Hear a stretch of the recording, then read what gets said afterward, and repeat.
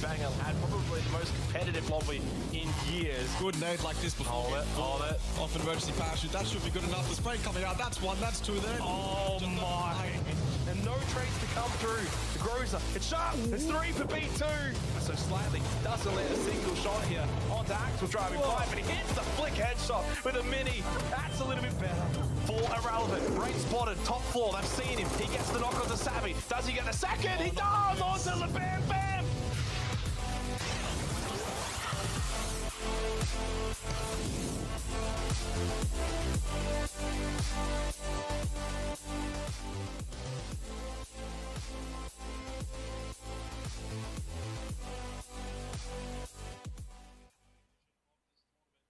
And my awesome introduction, of course, goes unheard, but it is 2 nights now remaining, halfway through the grand final here for the PUBG Asia Super Cup. So it's not quite do or die. That's probably tomorrow, Russell. And we've got a very tight-knit leaderboard as well. I mean, really, all of these teams, maybe outside of the bottom 3 or 4, I think are still in really good contention here as we continue on with the grand final. We'll go to the tournament explainer for those who obviously missed the earlier portions of the tournament. The group stage is where we began. We had 24 teams. Of course, the top 8 from the group stage moved on to the grand finals directly. The rest of them played in the LCQ.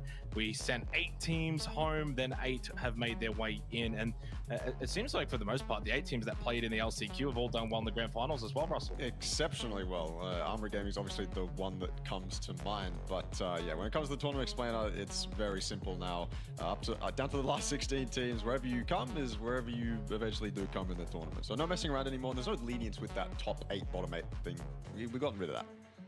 Yeah, money on the line as well for the grand final here. Of course, everyone that is in the grand final at minimum 2,000. So if you can at least get them top 11, that starts to increase it with every single position on the leaderboard from that point all the way to the #1 spot. Of course, $100,000, incredible amount considering, you know, there's no PGS slots, there's no PGC pathways, none of that. It is just pure cash. We'll go to the highlights from our previous night of action, which was, of course, night 2 of the grand final. And honestly, a kind of night that I felt like we didn't really see a whole lot of separation in terms of the top end of the leaderboard. We kind of had the same teams remain at the top, yes, but they didn't exactly like pull away from the competition. Yeah, I feel like last night we got to see kind of the peaks, I suppose, of a couple of the teams, Armory Gaming included. We got to see some good things from a lot of other teams as well. Yeah, I kind of agree. I feel like most of the narratives that we built up from the first couple nights remained the same, although I think some teams took it a little bit further. RXE, obviously they stayed the same. Kind of, I believe that's probably a little bit even now, the hot drop ratio and RXE's wins. But for Buram, yeah, still kind of average for them, although I think they did put themselves up into that top 8, which was fantastic. And then Cerberus kind of arrived, although we'll talk about Cerberus in a second here, because I'm certain they're to arrive in a much better fashion tonight. Some fantastic nades. That was the Armory Gaming win as well on Tego, or performance, sorry, on Tego. And then EXO finished it out on Vikendi. And we had a nice military circle. I believe the first one we've had in this tournament. That had some pretty decent highlights as well. Yeah, it certainly feels like at least the one that we've probably had a lot of action on as well, straight in towards mill base, let alone even on Sosnovka Island. So really, really good games last night. Lots of fun, as you can clearly see. Armory Gaming top of the leaderboard there. They did remain in that position. Q confirmed really solid final game. 14 kills first place after also getting second place and 6 kills the game prior to that. So for Q confirmed, Erangel turned their night around. I'm going to just list off some of their performances prior to that. 15, 16, 14, 16, 13 and 15 was their streak from games 5 to 10 prior to those last 2 games, which has now got QC into 8th place, 74 points, and you know, rightfully in the conversation. And this is kind of what I was talking about before as well, Russell. You kind of look at AG first and 107 points. You can go all the way down to Fury, they're still on 70. That's a 37-point difference with 12 games to go. That's not that bad. So a really nice spread, even leaderboard here. The race is on. Could be anyone's by the end of tomorrow night. We'll go to our highlighted 2 teams. Now, 2 teams I want to highlight to give maybe a bit of hope coming into the back half of the grand final. They're both from Vietnam. The first one, Newhouse Esports, Russell, for the deserved result, obviously, for being the team that's in the top 8.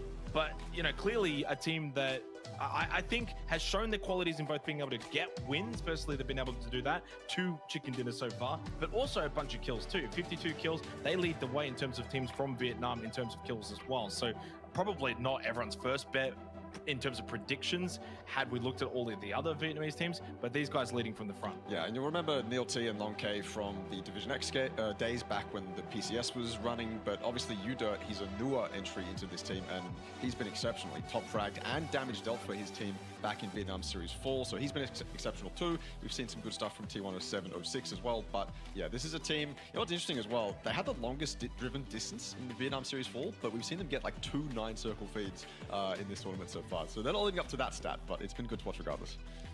Now, we had a little sneak preview of the second team. It's Cerberus Esports, and I think for 2 main reasons. One, High Mass is back tonight. I've been seeing everyone asking, where's High Mass? Where's High Mass? Well, he is back in tonight, and he replaces Hayasaki again. That's for the 2nd time this tournament now that Hayasaki has been dropped out of the roster, which is surprising to me, not from a statistical point of view, but because Hayasaki is the in-game leader for Cerberus, it does mean those responsibilities fall to someone else. Now, I can't imagine it would go to Hyung Long being the young, up-and-coming superstar out of the academy. So does it go to a Tycoon? Does it go to a Sololzi? If it's going to go to anyone, I think it has to probably go to Sololzi. 1, he doesn't die first on the team often statistically. 2, he's already the kind of preemptive support player on the roster. And 3, if he doesn't fill that IGL slot eventually, then there's probably a world which he could actually get replaced on the team, let's be honest, because Hyung Long is looking very good. So that's kind of my outsider's perspective on Cerberus. Russell, as we have the maps here. Yeah, another note on Cerberus as well. Without an IGL, they could totally pull it off with 4 players all calling for plays. That's it. This isn't like another, you know, tactical shooter esport where without the IGL you might crumble a little bit. This is a game where you can have all 4 players confidently calling, as long as you have that kind of dedicated voice to execute that final play or execute the important plays, then you're all good. So yeah, Hayasaki's or missing Hayasaki's going to be probably hard for Cerberus, but I think if they're capable enough players and if their voices are strong enough, then they can easily do some damage in this lobby, more than we've seen before. And I think as well, for Cerberus, without an IGL, some of the times you just let your fraggers loose. Like there's no restrictions anymore. There's no like set plays that you have to abide by. You could ignore some of the, you know, annoying strategies that your IGL forces upon you and just kind of go ham. And that's kind of the one thing I'm looking excited for, potentially.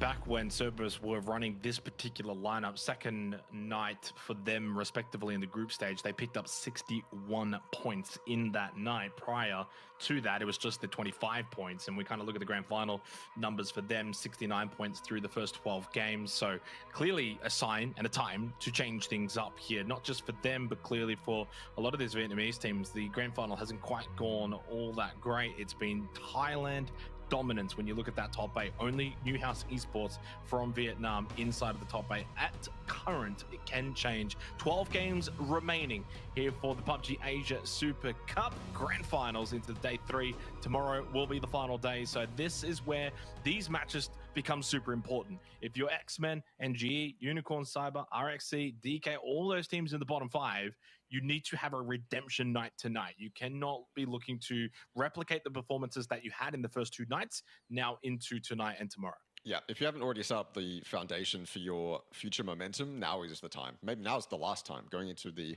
final night, it's probably going to be too late. We've got a couple purple teams up on the north. X-Men and Purple Mood are those 2. We saw the circle end around here last night, although I don't know if that's going to happen here. Oh God, it's RXC. I don't think I've seen them drop here before. James, please don't do it to them. They've been so dedicated to these hot drops. I kind of just want to see them succeed more often than not.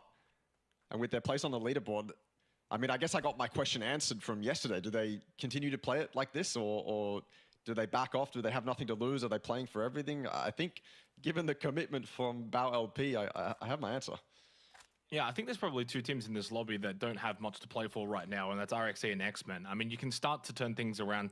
Your goal now is very much, can you get top 11? That's the next pay jump. So in terms of just monetary gain, you want to be getting out of the bottom 4 or 5 teams, get into the top 11, and then you will see a very slight increase in terms of how much you do take away from this tournament. Spray 3x, Bow LP, that was cleaner to shame. I mean, if he was spraying like that probably more often over the first 2 nights, they wouldn't be in this position, but that was clean. Mind you as well, Russell, this is one side of the tale. The other is that AG, the team in first, you don't really want to be getting into these scrappy early game fights. As we go over towards Chopsticks, and Nawandra sits down to destroy with an up-close Kar 98. Another one! As he peeked over the barrel and got a second one as well onto Hoodat. Double with the bolties. We wind it back to 2018. That's devastating for Unicorn Cyber. To a bolt as well, that's got to do some damage to your mental. They're fully automatic weapon, and Nawandra wins it with a semi-auto one-shot, and usually your dead weapon. That's unreal. And to get the guy driving out of the car as well, I think was with Iron Sights too. Buram might have some really good starting momentum here, and Unicorn Cyber are completely rocked. So Power's going to try to do something to recover this. At this point, again, talked about this multiple times, but when you only have 2 up, 1 now for Unicorn Cyber, in a spot like this, rotations and trying to play for placement, it's not guaranteed. What is guaranteed is your own ability in potentially getting 1 kill. And he's in a bowl. They may or may not know where he is, but they're going to play for it regardless. Those nades indicate to me that they do. Doesn't matter though. He can still get 1 when they run it in, but he's got to not expose himself too much. That wasn't clean from Khan, cleaner from Sapao, but the trade is there from Edie. Well done, Buram. Little dodgy on that last engagement there, but nevertheless, a nice 4 kills for Buram. And I mean, look, in 4th, you can see them up in that top 3 by the end of the night. Yeah, and dismal for Unicorn Cyber, unfortunately, still in the bottom 4. Go out early. They would have wanted to start the night in a good fashion. You think about as a player, you're coming into the night. You had a night off as well. That's the thing to remind everyone. Yesterday, there was no action. So everyone, and obviously every team is different in terms of their approach. Some would have scrimmed and wanted to play. Others would have maybe gone over VODs and had some time off. Others just wouldn't have even wanted to look at the game. But it really depends on your mindset. Coming into tonight, though, I think as soon as you're loading into the client, getting into the server, it's all about good vibes, start well, start strong, and then you're out inside 5 minutes. That's never good for the team mental and the team morale, especially when you're already having a struggle in the tournament. So for Unicorn Cyber, definitely not the kind of fight that they would have wanted to be losing. Great start, though, for Buram. They're right in contention. Big 4 kills, 4 players alive. They don't lose anyone. Looked clean as well in that fight. And obviously, it's around their area. Now, we haven't touched on the circle. We have had a little bit of action, considering it is Erangel, but Northwest is where we go. Over towards Georgia Paul. Always like a good Georgia Paul kind of circle. So for a lot of the fights that we've had so far, not really in terms of the circle. Yeah, keen to potentially see a circle that ends outside crates, something like that, because there's a lot of open field. You have the double whites, the ice cream, and then inside crates, and then maybe you'll have a couple teams scaling off the top of Everest to try and survive on the bottom of it. A circle like that would be exciting to see. I don't think we've seen one like that in this tournament, but everyone is fitting in nicely in the center of it, as you would imagine. Everyone wants access to the central points on a server like this. Playing off center on a circle like this might hinder you more than it would help you, just because, yeah, you might be uncontested playing the edge that you're playing, but you don't have any info or access to the northern or southern routes. Those were some nice shots. Yeah, half health. Banatol. Absolute superstar from Thailand. As good as he is, though, not the tournament, not the grand final more than, I guess, the tournament that he would have been hoping for. Just the 11 kills, Russell, through 12 matches. So not even 1 kill a game for a player that picked up 30 kills back in the group stage. So 30 over 12, now just 11 over 12 is a substantial drop-off for a team that's sitting in 3rd. Why are they sitting in 3rd, though? Well, Patton Pong is tied for 2nd in terms of overall kills. Hatsuwa has also picked up the pace too, 15 kills for him. So it's those kind of more supportive players on the T5 roster that has been able to help out, you know, have a tournament themselves. And that's what makes T5 so strong, is that they are just formidable across the board. I mean, even Rosita Jr. has 13 kills. So Thanatol, the superstar from Thailand, is actually bot fragging at the moment for T5 halfway through the tournament. So that's just something to keep in mind, though, from a positive standpoint, that there is a ceiling, and T5's not at that ceiling. Yeah, that's a really good way to put it. I'm hoping to see that that ceiling internationally as well. Yeah. So it's a fantastic way to put it. I mean, we discussed it last night, where if your star players, not necessarily designated, but if your star players just based off stats aren't performing, then you really hope that the ones below that can pick up the slack. And if you can pick up the slack and turn yourself into almost this entry fragger star player when needed, then that's a really deep back pocket full of talent that T5 seems to have. Right now, it's almost like, when we look at that, it's almost like, okay, well, they should dominate this tournament and win. But you look at Armory Gaming, they seem to also have that same talent. We've seen such dominant displays from every player on that team. Similarly with Brew, although we haven't seen super flashy plays from them yet. PLM has been kind of crazy all over the place, but they've landed themselves 100 points with that 70-point day. But T5 is kind of that outlier, right? Where you think of that floor and that ceiling being just so incredibly high. Yeah, and for AG, though, it's been mostly Riz and Dynasty in terms of that dynamic duo. Probably the more classical approach to PUBG, where you kind of have your two fraggers and then your two more supportive players. Not that James and Shanks have had bad tournaments. It's spray here for Duck Juice, and that's clean, but it leaves in the way too. That does not make it easy. And welcome back to the lobby for High Mass, or welcome to it, I should say. He hasn't played through the first 2 days of action, and the superstar for Cerberus Esports is down early from the superstar of TE. And I don't know if they're going to be able to save him here, although it depends. He has been picked up, and no response from Duck Juice. He's allowed Tycon to just grab him, run down the hill. Duck Juice doesn't push over. And I guess this is where it's like a matter of where he got down, right on that ridge. He gets knocked, but then as soon as he's knocked, he's already out of the sightline of Duck Juice. Duck Juice doesn't push it, doesn't get over aggressive. They'll get the revive.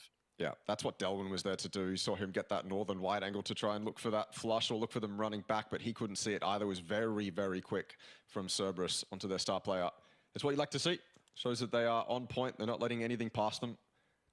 But to be fair, neither of the expendables. Duck Juice is incredibly confident on this roof. Looking towards one of the biggest threats in the lobby, although they are probably going to leave this area. They understand that it's taken. They understand that there's probably a split with Everest or, you know, terrain to the north, whatever it is that Cerberus is thinking. And they realize that this rotation path might not be as clean as they would like it to be. That said, though, for Cerberus, it might be one of their only rotation paths. They might have to just wait here until the next circle pops. Either hope it goes south. If it does go north, then TE has to leave before Cerberus can do much. So I wouldn't be surprised if Cerberus stick around and get a little bit aggressive and see if they can open this up. Yeah, and the expendables here, surprised again, they come in with the same 4-man roster when you've got Brownie and Ninja 2K that both played quite well in the earlier stages of this tournament. Unfortunately, you know, 777 has had a real poor tournament thus far. I don't really mean to put the spotlight on him, but out of everyone that's played 12 games, he's the only one, he's got the lowest amount of kills, which is 1. 1 kill, 12 matches, which at this kind of level is quite staggering. I mean, there's really not, you know, many excuses for that, and especially on a roster I think is as stacked as TE, when you've got players like Duck Juice and Tanvu who are absolutely popping off around you. The fact that you've only been able to secure 1, and even then coupled when you've got like a Ninja 2K sitting on the bench, it is quite surprising. We do go north, shooting range, no Rosshawk River, no Georgia Pole shenanigans. It is going to be on the northern side of the river, and TE going to go straight past loot delivery now. Over the bridge they go. T5 a little split there, but again, I don't know how aggressive they'll get out of this position early on. We'll see if TE can actually make it out. It seems like nothing in the kill feed, therefore safe as Armory Gaming. Remember, playing as 3, but their 2 biggest players are up. Dynasty, Riz, get good position over towards shooting range. If they think this is clear, they can hold this as 3, and they've got their 2 best up. We'll see what they can do. Of course, they're being hunted. 107 points, top of the leaderboard. PLM, T5, Buram, all chasing them here. 12 games remaining in this tournament. So every game from here really matters. LPL_play for the map stream. This is a good one to watch as well. Emergency parachute from Buram coming in from the south. You can imagine they land in and around the plane dips and try and control that. The expendables have gone right past planes, so it's free for Buram to take if they wanted it. There's a couple teams that have to do some wide rotates as well. This dip that TE has pulled up in, it's always a bit dodgy for me. I think you can make it work if your players are fantastic at just general survivability, knowing how to utilize their car for cover, knowing how to utilize smokes, and being incredibly aware of your angles and how they change. This is Armory. I thought the shooting range was going to be a fantastic spot, and it is. They need to put up a good defense, though. Yeah, Dynasty front man. He's usually the one on AG that will make the early contacts, and no surprise to see him doing that again. It's much of the star player that he is in terms of kills, the fact that he's also the one that seeks that early contact and lives to tell the tale of Riz. I mean, no surprise. Riz and Dynasty, big start here for AG. Spray on Banana 1, not bad, half health. He's just playing the fence line though, and Botfluke's initial entry has been denied and thwarted by the 3-man AG. Raze, Banana One down. It's only 6 stacks that remains for FW. Banana One did get a knock onto Riz with that frag grenade, but 6 stacks is not even remotely close. And this is where Shanks, the supportive player, stands up. He gets 2 in that exchange, and the 3 versus 4 goes the way of the 3 for Armory Gaming. 111 points. That's the perfect start to the night. Composure. Absolute composure from Armory. I think the best thing that I saw then from Armory was the fact that all players, or not all players, but most of them were fighting kind of individual fights, and it didn't look like they were doing that at all. Everyone was allowed to do their own thing, get their own little 1v1 wins off, and then, you know, eventually that just equals you winning the fight, even in a 3v4. Again, more composure from Armory Gaming. Yep. 12.5 minutes in, phase 2 almost ending, 40 seconds to go till phase 3. NGE, we saw them before having a little peek down in towards shooting range, but they were getting shot at, I believe, by RXE, so they've actually just double backed compound south of the range, and a very safe position to hold. Yeah, eastern side of the circle, but still a position inside of it. Nevertheless, Spiram occupying the plane, and that's the most central position of this circle, which can do just about anything at this point. It can go center up, north, south, east, west. There's no restrictions, obviously phase 3 anyway, but even then from here onwards, it's not going to be a matter of, as it goes south, does the river become a factor? T5 actually holding at loot delivery, and we've got Cerberus now over towards Everest still. Of course, they've gone a bit slower after that initial knock onto High Mass, so they've not really gone fast. We saw a couple of parachute pickup systems as the circle for phase 3 has made its way over towards shooting range. So this is the perfect start for AG, considering they lost Jame early to that little hot chop shenanigans with RXE. The fact that they've been able to recover, get a 4-man squad wipe, get good position, get a little circle luck, phase 3. So far, they are leading the power rankings of this game. This kind of circle, you're going to see a lot of teams playing on edge. That central spot is just a massive open hill that the entirety of Armory Gaming can see. There's a shack and a couple of ridges there that teams can play if they're desperate for survival, but you're going to see a lot of edge fights fighting around the forest and terrain. A couple of teams have already wrapped north as well. They're going to be fighting on the coast. I feel bad for a team like Cerberus on a circle like this. They're going to be constantly on the back foot, waiting for teams in front of them to leave before they can make their move. Probably a couple other teams that are going to end up doing that as well. That's one of these shacks/ridges that you can make it to if you're not put to 1 HP inside of the emergency parachute while you're doing it. Koami's going to hold the position down, but he's got nothing to defend himself with. And RXE want to get involved as well. The rest of DK want to make it to their teammates, but it's unlikely at this point. Couple knocked, RXE decent defense. Good shots from Bao LP again. This guy seems to be on fire this game.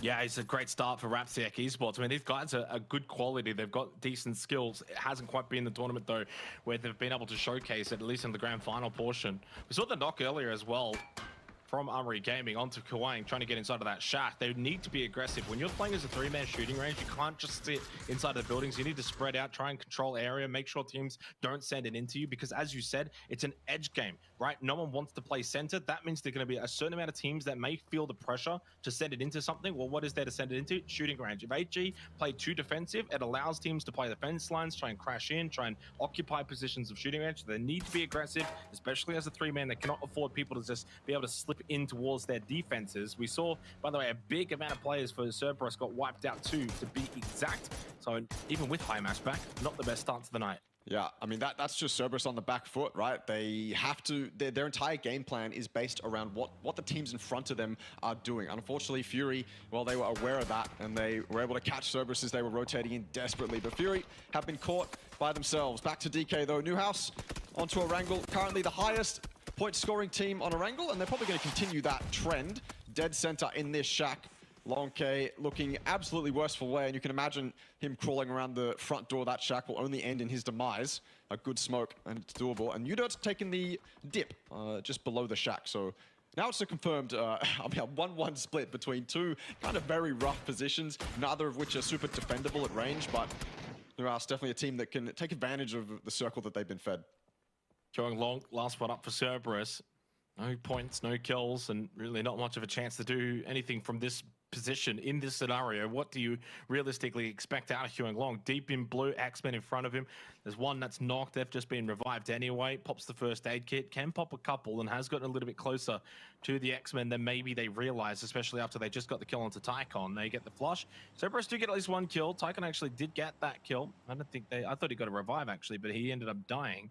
So X-Men down to 3, and Huangling has spotted them off into the distance, leaving the vicinity. And that means that's information. He knows that they've pretty much given up on this backside position. Blue has stopped as well. And while it's not X-Men that does spot him, it is Duck Juice from the Expendables, and Cerberus meet their demise. Yes, they get the 70 points, but not the starts of the night they were hoping for with Highmats back into the team. Honestly, thankful to X-Men. I mean, like, if X-Men were to die to 2 solos behind them while they were also getting pincered by TE, it would sum up their tournament pretty well. Nil T will defend as well as UDirk. Q-Confirm tried to push. They tried to make it a desperate play into the center of zone, but this defense is too good. Played perfectly by the duo of Newhouse Esports. Excellent to see as well. You can easily get run over in a spot like this, but you can hear the flaming cars just outside the shack. Nil T and UDirk, the combination's just too good. So 11 teams remain. Blue moving once again. It has sent it up in the previous circle. I can't imagine it's going to do too much shaking and moving from phase 5 onwards anyway. It's an open game, and it really is going to be quite dependent on how much of shooting range does remain in from this scenario. NGE, I like the bold there. It can be a bit tricky as other teams start to get aggressive, and especially even more so when teams start to push out of shooting range. But right now, you know, it's a 3-man AG. They're not going to be rushing to get out of there. They'll be trying to just hold that position as long as it's in. X-Men down to 2 at the moment on the bottom of the leaderboard. Upchen and Leo, and Darwin has been spotted at the rock, and Leo, well, you probably have to start taking these shots sooner rather than later. Blue is starting to push in, and this location is not in a safe position. 777, well, that's much needed for the inner belief, for the self-confidence to get that knock onto Upchen. Darwin knocked down Flucky. Here comes Purple Mood. They've been a little bit quiet this game. Up on the north side of the circle, they get involved with a nice kill onto Darwin. Long shot indeed, 200 meters. Whoa, more help for X-Men. Although I don't know how much longer that help's going to really last. Yeah, Leo goes down. Caught in the open completely. That ditch is not good, especially in a late game scenario like this. But TE, they're also kind of feeling the ramifications of that. They were the first team in and around that area. And this is what happens if you don't control the space around you. You just get run over by the teams coming in. Buram and Fury and PLM on the north too. Fury's making their desperate push towards the playing bowls, though. The emergency parachute for Buram happened much longer ago in this game. And now we can see if they actually are able to defend the spot that they chose. It's a long angle down this little alleyway through this plane. So Fury's going to have some deep angles to work with, as well as Duck Juice and PLM on the north as well. It's not going to be easy for Fury. Nades too. You can see PLM getting involved. This is desperate from Fury, but necessary as well.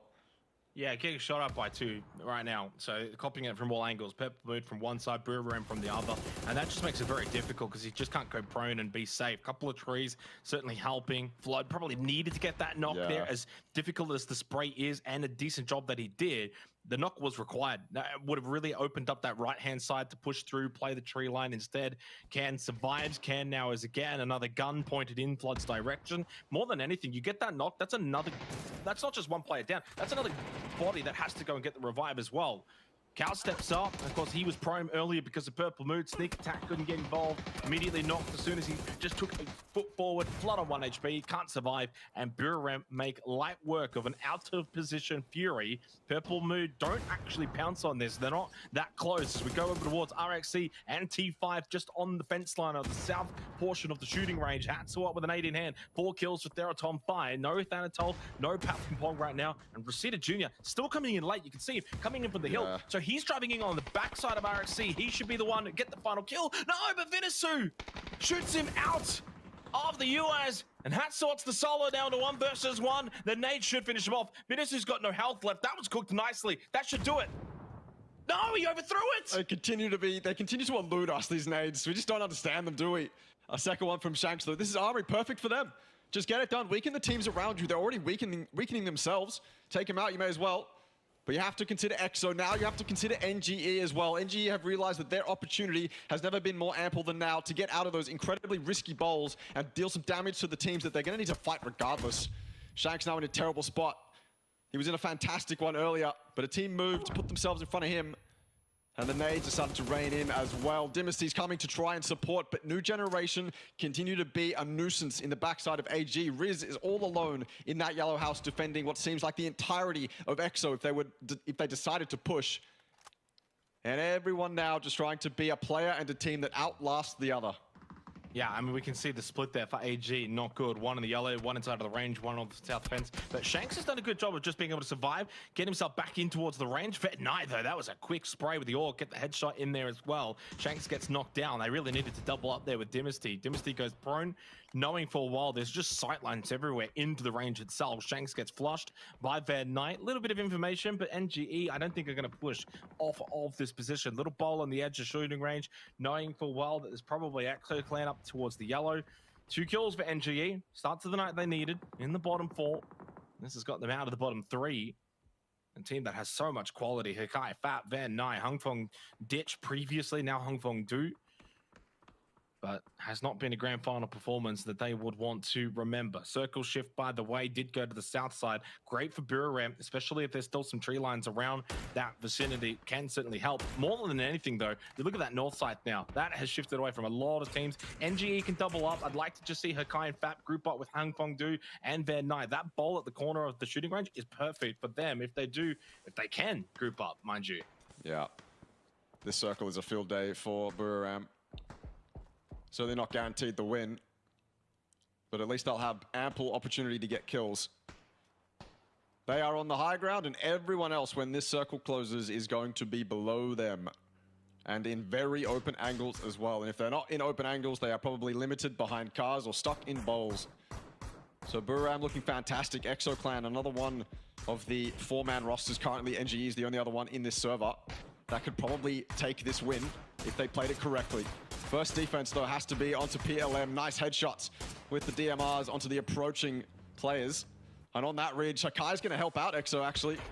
Knock Escalusia. Purple Mood, they needed that entrance to be clean, but now they've lost their foothold in the zone. They only sent one. The other 2 fell back. The other 2, you saw them do that U-turn. They completely fell back, and because of that, Exo's been able to take that foothold that they so desperately wanted. Oh, nice knock from Can onto Thanawat. Needed that. Purple Mood obviously need to get moving. Their position really not all that great. Actually furthest away from the circle. Need to run in the open, over hills, pushing down. Meaning if you don't have the vehicles, if you can't move quickly, it's not going to be good. And even with the vehicles, not that great. Thunder's trying to peek and sweet swap. He gets punished for it. Flocky knocked out of it. And that's going to probably be the life of Thunders as well. Gone. NGE capitalizing, and more importantly, they were able to get the other duo from the north side of the circle to get a little bit closer to that duo near shooting range. And the UAZ, well blown up, moves away from Thunders. Purple Mood out in 7th. 6 points behind AG. Solid game, though. Quiet game. 7 kills. Didn't see much of them, but they were able to just rack it up, and that's what has made them just so formidable in the grand finals. Just a very solid and consistent team. E5 just hanging on as well in this game. That's what the solo. And now dead. I've completely put the mods on him. As you have with a lot of players this tournament, you need to... It happens. You need to stop talking.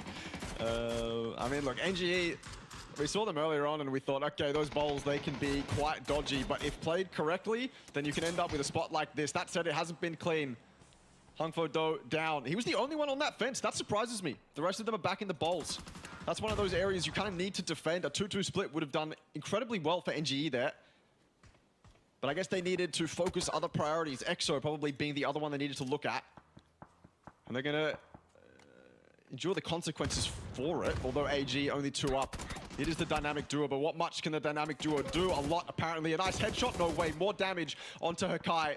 They are disadvantaged here, Armory. If they get out of here alive and take NGE's spot, I'm going to be incredibly surprised.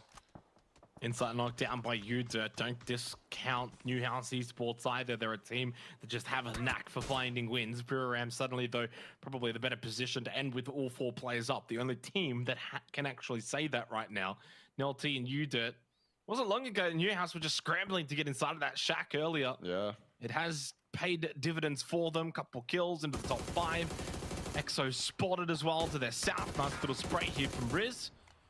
Armory Gaming have done a decent job of scraping points. You have to recall, they lost James very beginning of this game. It's been 3-man performance for AG from the get-go. 6 kills, top 5.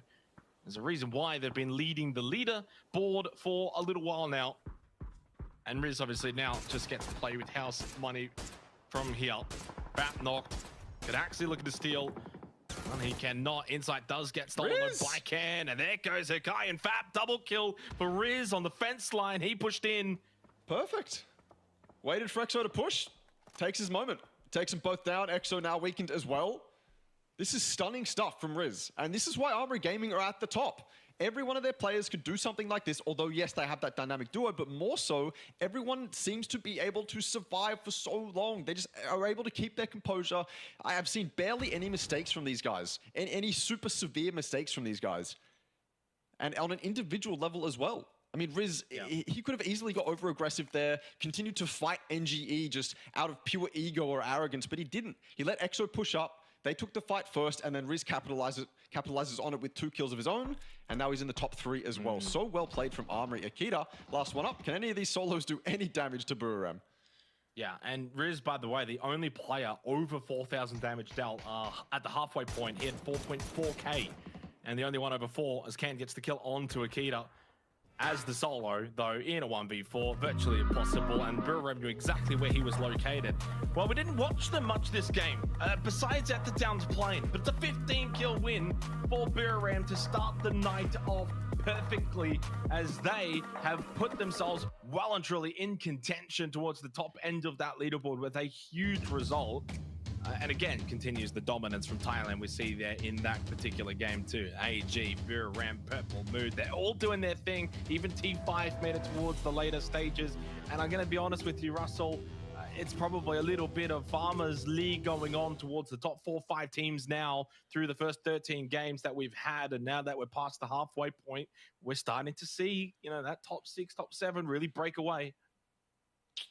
I don't like to see it, but it seems like they understand the lobby, right? It seems like there's a few distinct teams that go, okay, yeah, we know what to do this game. We know how this entire lobby is going to play. We know how to put ourselves in spots that aren't risky and that aren't going to cost us lives for no reason. They seem to understand the lobby. Buram, though, well fought. I mean, look, if they hadn't won those fights at the plane that quickly, or that cleanly, sorry, they probably wouldn't have had 4 alive, and it would have been maybe a different story. But they won those fights, and for their efforts, they get the win.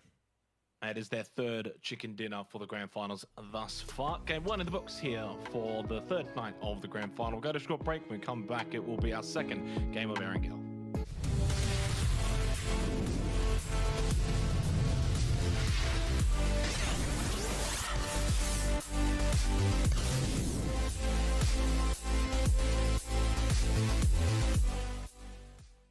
Introducing the new and improved Let's Play.live. New look, new feel, new tournaments. Play and compete in dozens of esports tournaments from Open Division to Pro. Check out our new platform at Let's Play.live. Hey everyone, I'm Extreme, and I'm going to quickly go over the Armory Gaming last-ditch effort in the last round qualifiers to qualify for the grand finals. So we start this fight off essentially after a lot of the action has transpired, and Riz is running into that shack, cleaning it out. Just fantastic from him, taking out NGE. That's one of the teams that Armory Gaming had to deal with. This is for their qualification into the grand finals as well. This gets a little bit dodgy though. Naan decides to push, and Shanks isn't watching from this back angle. When Naan makes that push, Riz has to get it done, and he does. He takes him out. It could have been dodgy from that moment, but then of course, Shanks has this long angle, and this entire fight is basically on Shanks. If he loses that 1v1, then that player in the shack is most likely dead. There's too much pressure on his shoulders. Riz would have to win that 1v1, and obviously you don't want to end up in a 1v1 when your qualification is on the line. So well handled, well composed by Armory. If you want to see more PUBG action, then check out the PUBG Asia Super Cup Winter on January 31st.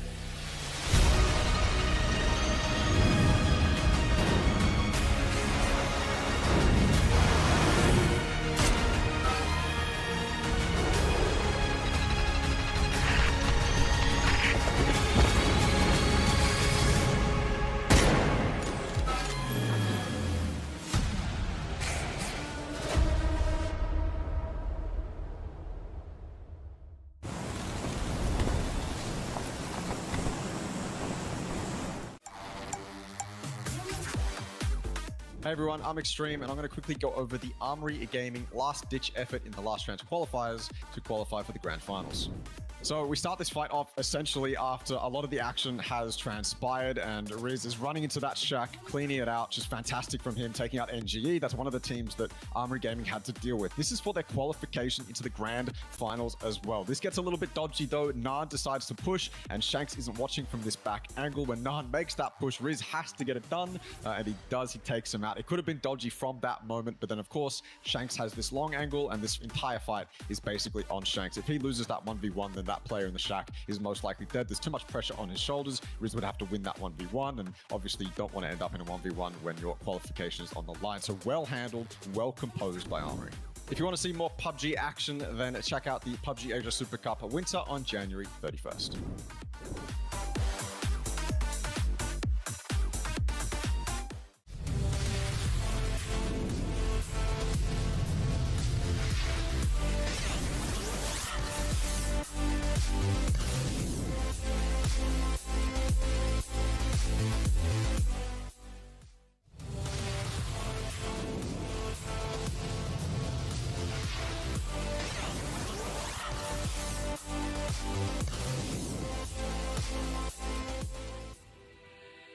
Sensational start for Buriram United. 25 points here for the first game of the night with that chicken dinner 15 kill performance. Not too much of a surprise to see Buriram picking up the wins though, Russell. They are renowned for that. It's their third one of the grand final already, so 3 from 13 is a great strike rate. They had the most chicken dinners over in the PUBG Thailand Series 2 as well, where they had 8 wins altogether. They are a team that just know how to get to that end game. Yeah, they absolutely are. I mean, look, when you look at the players, when you look at the history behind some of these guys, you can imagine it. I mean, look, that game was one that it was almost a PUBG player's dream. It wasn't an easy game, but it was one where the middle part of it was hard fought. Buriram got their well-earned kills, and then for their efforts, they were just able to sit on top of the hill like gods and rain down fire. I mean, look, those are some good stats. You know, more kills than placement points is fantastic, but that's also a really good amount of placement points owing to their 3 wins. So I mean, it's consistency, but I feel like if they have these 3 wins, maybe we should be seeing them on the top of the leaderboard. Although that said, they are very, very, very close at this point. By the end of this tournament, Nordra, Edie, Canaxi, they're all going to have over 1,300 official matches with Buriram alone. For wow, 2 of them, it's coming into their 5th year. I mean, that's just staggering in itself when you think about 5 years of playing this competitively, but more or less on the same team with the same players. That's just commitment. I actually really love that because as we've been looking at APAC, it's like, okay, these rosters change up so often. I mean, look, every region does it for the most part. They just change up so often. And you'd love to see rosters, core 3s that stick together and go throughout, go through the trials and tribulations, figure out what works, what doesn't work. And it just leads to this unparalleled consistency when you have all these players that are just in sync with each other. It's beautiful to see. Just that the loyalty alone is good to see, but I think it's going to translate into game as well. It does mean, of course, there has to be good reason for that to be kind of broken up. You know, obviously there used to be the likes of Jowman, God Meow, for example, part of this roster that they've kept with Canaxi. But can the pickup, he's been top fragging until at least this game, or at least coming into it. So at the halfway point, the top fragger in the grand finals for Buriram has been Can, which, we kind of look at him as a particular player, debuted back in PUBG Thailand Series 2. So as a pro professional, he hasn't been around all that long, so fresh. Essentially just his 2nd official tournament, which is, quite a stark difference to his 3 teammates, which I just mentioned coming into their 5th year, basically all playing together. And not only has he come in 2nd tournament, 1st tournament as well, he also played really well. But now in the 2nd tournament, grand final and top fragging in a lobby like this, I think it speaks volumes to the kind of player that they've got on their hands. And, certainly a name that needs to be looked out for in the coming years in terms of PUBG APAC top players up and coming. Can is one of them. Huang Long is another. I think one thing that we've seen from this grand final and really from this tournament is just, again, the breadth of talent coming through from PUBG APAC. I fully agree. I really hope that this year we get to see the majority of that talent translate internationally. But for Khan, I mean, look, he's got some great teachers. All of Buriram have PGC and international attendances where they've gained infinite amounts of experience. And then to have all of that dumped on you, hopefully in an efficient manner onto Khan, then I mean, look, you pair talent with that experience that Khan can't now get for himself, right? He's got to learn all of that experience somehow, all of that knowledge. So you have these fantastic 3 teachers that are just going to chuck it all into him and then hope that the talent shines through. And so far, it absolutely is. So it's fantastic to see. Yeah, and of course, heading into Erangel for what will be our second game. And also to remind everyone that we've been kind of flipping the maps for this particular tournament. So it does mean Erangel is where we will finish tomorrow night, which means that at the conclusion of this game, we won't see it until the final 2 games tomorrow night. So it'll be a long time between drinks for Erangel. I can't remember if you had the stats or not for it, but you were mentioning, the likes in Newhouse Esports have been very good on Erangel thus far, and as good as they've been on it, they won't get to see it for quite some time after this one. Well, look, Newhouse were the ones who had the most points gained on Erangel owing to their win and other performances on it. But when you look at the stats, the narrative of a comfort pick for Erangel actually kind of translate. There's a really even distribution of points between these teams on Erangel. So for example, Newhouse before that previous game had 43 points on Erangel, but the 2 teams below them in Armory and QC both had 41. And so you can argue, and then as you go down the leaderboard, everyone is mostly in the double digits. It's just this consistent pick that these guys have been playing for years, that they know how to utilize in macro or micro ways to get the points and the placements that they need. But yeah, right now, I mean, currently, well, I mean, before that it was Newhouse. I don't know if that would have changed after that previous game. I think actually it would have. Buran might overtake them now. So hopefully not too far away from getting into this game.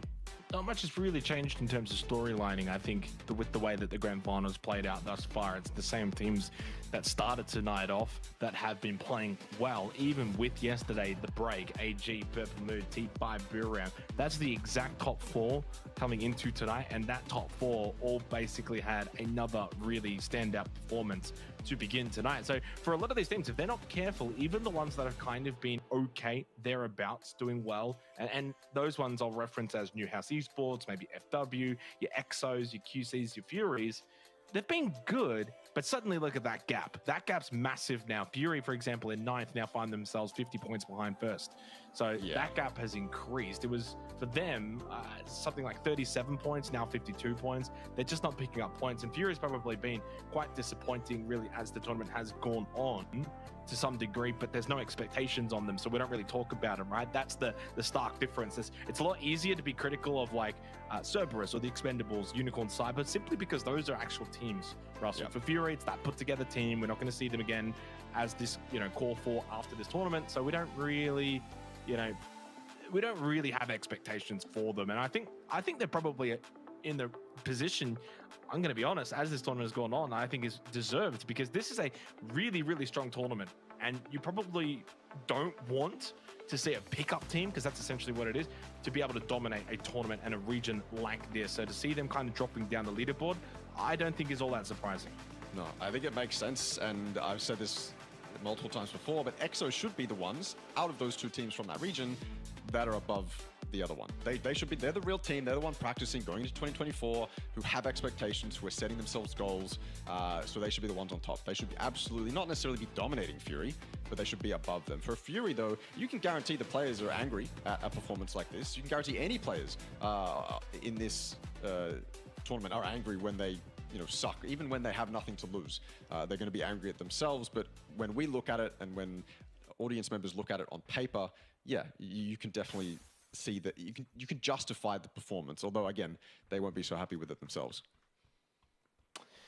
So into our second game of Erangel. Now, last time out, AG lost Jame very early on at the hands of Rapsec Esports. Now they find themselves in this weird little standoff against NGE of all teams. NGE, a team that has struggled immensely in this grand final period, and they've got the quality. This is the kind of fight where you got to be careful if you're Armory Gaming, but I mean, they did quite well in that last game as 3. Hongfodo doesn't have a gun. This is how rough it is for NGE right now. 2 guns, one's a mini, 1 vest, no helmet. Armory Gaming could roll over NGE inside that triple if they wanted to, but they don't have the info we do, and so smartly they back off. But I think NGE are going to be thanking their lucky stars, man. They were not equipped for that fight. Yeah, I think it was just Fat with the mini. which wouldn't have even really been all that great up against the Ace-32. So NGE, quite fortunate. It's smart play as well from Armory Gaming, right? That's the calculated play. I think if they were a little bit more brazen, they could have definitely gone to try and force their way in there, especially if they felt they had the better weaponry. But anytime you have to kind of breach a building like that, I mean, who's to say someone from NG is not just sitting there with a shotgun, holding stairs, holding entries and doorways, and then suddenly it's not the best decision. Not only that, you're not really fighting over a key location where you can maybe acquire some good loot afterwards. And secondly, the circle's not that far away because it's an eastern-based circle over Lepovka, and AG know that they can go towards Mansion. By the way, AG, there's a team here. Well, Insight's here. Insight's wondering, what the hell? Why am I getting breached in Mansion, of all places? Insight's very confused right now. Honestly, I don't think he's confused at all. I think he knows exactly this was going to happen. Probably just not this early. That's why he's stuck in this position. He's dead center right now. Mansion is a fantastic spot to take in the center, especially if you can 2-2 it with the garage up top, or maybe you want to, angle out back towards the forest. But oh no, worse for EXO as well. Insight caught off guard. Not much loot for him to gather, and Monty drive-byed by Purple Mood. I mean, this is what happens when the circle pops on your loot spot, and for the Mansion Prison split, it's even worse because you're looting separate places as solos. So as soon as that circle hits, every 4-man that's in a reasonable distance of you is going to go, okay, we know that the team that loots this split, they're going to have one here, maybe 2 here, or something like that. And they're such an easy breach. That's why AG is here so early, not only because that hot drop probably kicked them into gear, but because they know on this circle pop, they're not going to have to deal with many players, probably no more than one, at the dead center position in zone.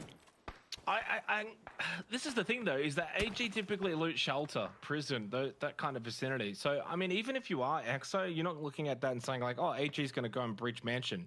Like, with a circle like Someone this... will, though. Well, yeah, someone will at some point in time, but the first 4 minutes, I don't know. Like, I think it's reasonable. Like, what's Insight meant to do there? Just leave, or are they meant to just give up the Lepovka split and just kind of try and double loot Mansion or something? It's tricky because this is the issue, and you think, oh, as a team, oh, we've got Circle Phase 1, this is great. Well, this is actually the harsh reality of it.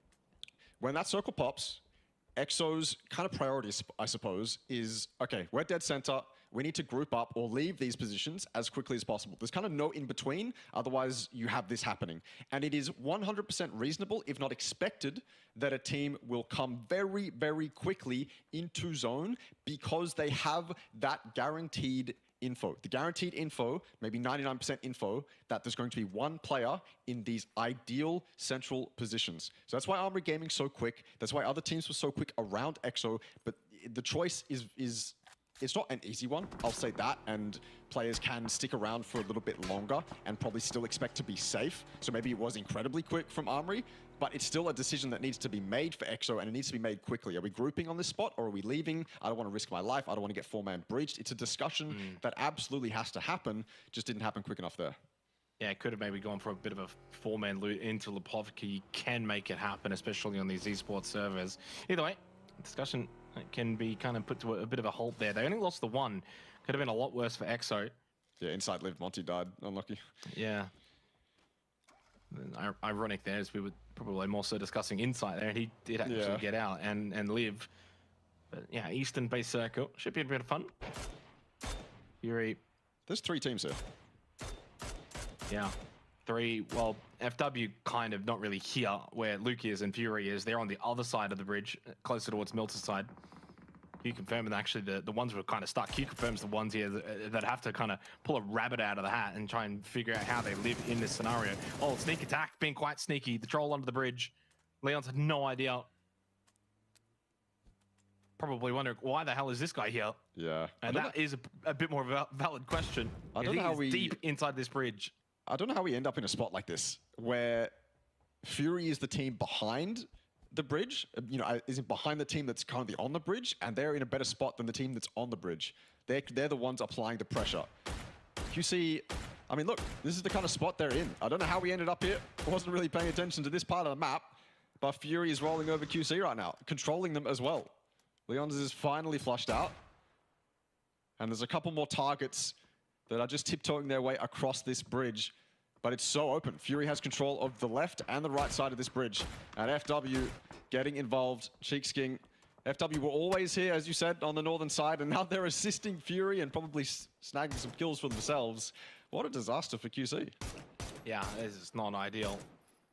It's interesting you pointed out though, Ray, because yeah, I mean, systematically you would typically think that the team on the bridge is going to be the gatekeeping team, the ones going to deny Fury, for example. But firstly, it's only phase 1. There's still a lot of time, 2 minutes till P2, and Fury, if they're okay with the positions that they're holding, as you can see, they've got the whole thing surrounded. They've got one under bridge, one on either side of the bridge, and one looking down the side. So they're well positioned to keep pressure, and there's just nowhere to hide. And then on top of that, the added fact is FW on the other side of the bridge means that QC just can't leave. They can't just be like, all right, let's just leave this then. I think it's like perfect storm scenario. Like in another world, if FW is not there, right, just to take a bit of a holistic look at this, the QC could have probably left that a lot easier than it made it out to be. But because they can't leave at all and they can't play the side of the bridges, like the little side lane on the bridge, because of FW, like that's why they get slaughtered there. Really unlucky for QC. I don't know how they ended up in that scenario, but they did, and they're out. Yeah, I'll have a look at the Twire for that one. See how it all shaked up. For the rest of the circle, they're all fitting in nicely. The war of attrition begins. All the DMR bullets will now be fired in succession, as usually is the case. Akita copping a headshot and a body shot. Not good for his supply, I suppose. There's only so many helmets that will exist in that compound, and copping one before the 10-minute mark, not ideal. You need those to win fights in the end game. Pathampong down in the kill feed as well to DK. Where the hell is even that on the western side near Volcano? T5 tried to approach, I suppose, and DK were there, set up and ready.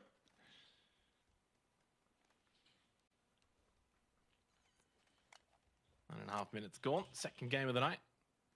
T5, a bit of a blemish. Not really been many games where they've had a blemish really throughout the tournament, let alone the grand final.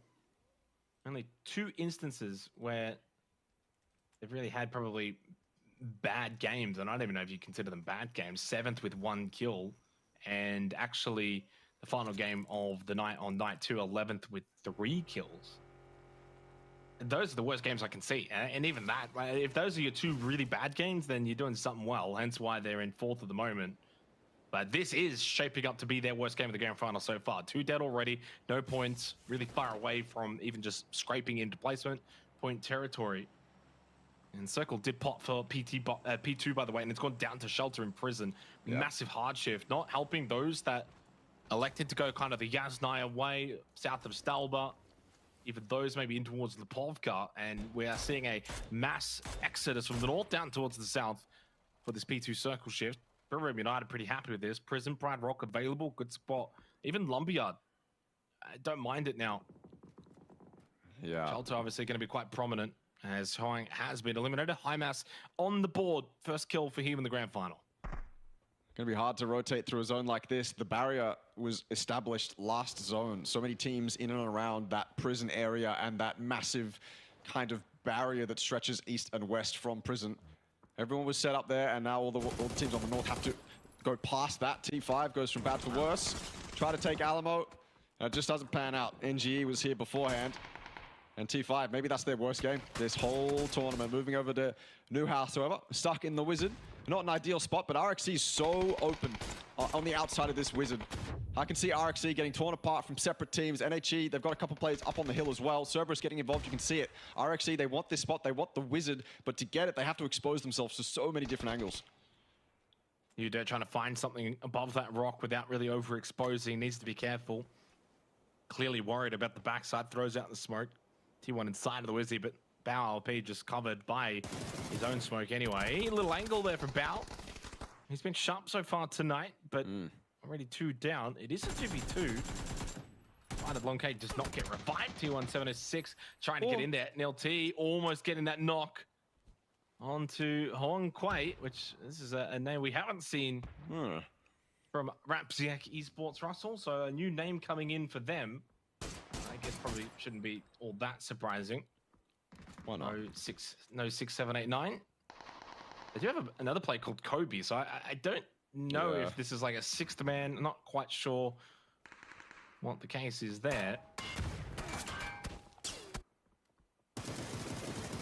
Looks like he's pretty dead to me. Certainly. I couldn't see that lasting much longer. Exposed to the north. Yeah, it is 6-man. They got a 6-man roster apparently as well. Oh, yeah. Well, I guess we're finally getting to see it. Although 6, 7, 8, 9 is so easy to say. It just rolls off the tongue. You've done that since you were a kid. But I can't say it anymore, so now I'm kind of sad. Although Bao LP, he's been very sharp, and he's the last one up. Granted, it is only game 2, but he's got momentum going his way. And now he's just got to survive. Rank tank, there's a little, as far as I'm aware, unless it's been patched, there's a little gap in the rocks somewhere over here you can sit in. Little cave. That'd be 100% okay. But I don't think he's going to opt for that. No point. Not in this current PUBG meta. We don't get that many points for placement anymore. Not 2018. X-Men approach Lipovka on the edge. And Unicorn Cyber is entirely silent. Yeah, and probably as they should be. Again, no demon for UNC. Who down with a good knockdown onto Upchen. Harnish can't get the reversal. Who dat peeks then out again, gets a little bit of damage. The pound just sits pretty. Who dat good angle, but can he sustain it? Obviously, the Blues got to be moving soon. So Power has 4 frag grenades. Where's that inside of the warehouse? Is Chew and Destroy both combined. The Savage Men Esports has been a rough grand final, and that roughness continues for the Compounders. They've been beaten to a pulp by Unicorn Cyber. Only Upchen that remains, and he knows he is surrounded, and his time is running out. Good for 1, can't get the second. Numbers prevail. Even despite getting Sapout down to half health, X-Men out and remain in dead last as that circle has done a 180. That's back up to the north. So south shift, looks good, then north shift, and Mansion's good again. Yeah. That early aggression paying off.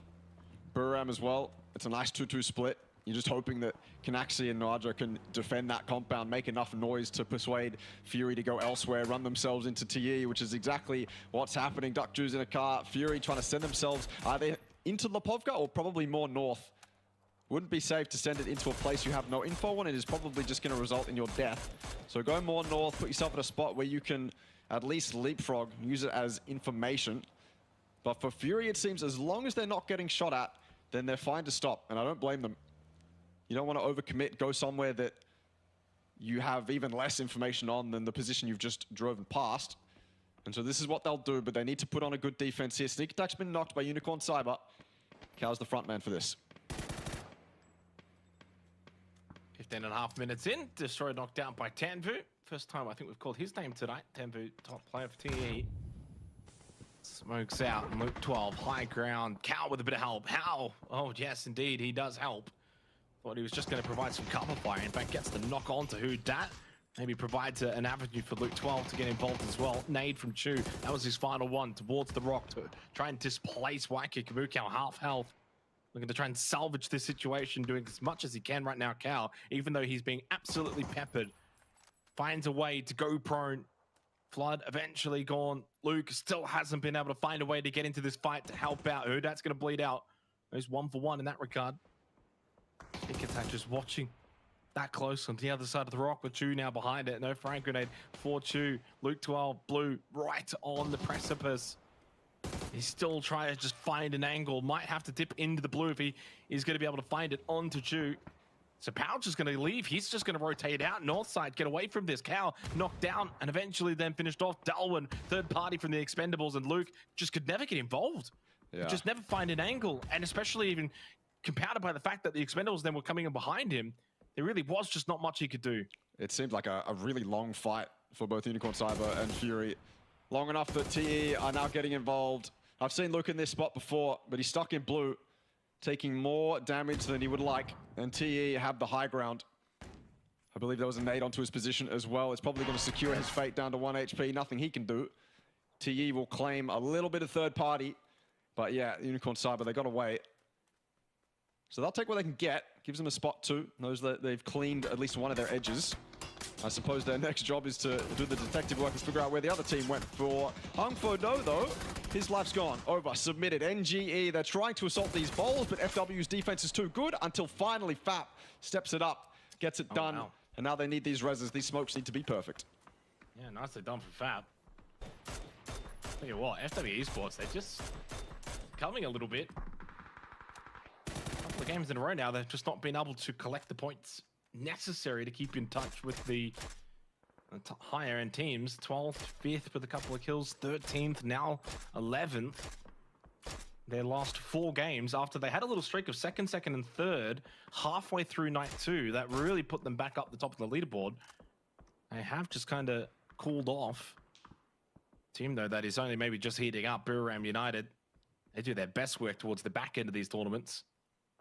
Ultra low, trying to just play exterior of the shelter. That one does bleed out. Buriram on the board, and they spot Cerberus. Those are good shots from Edie. Huang Long taken down.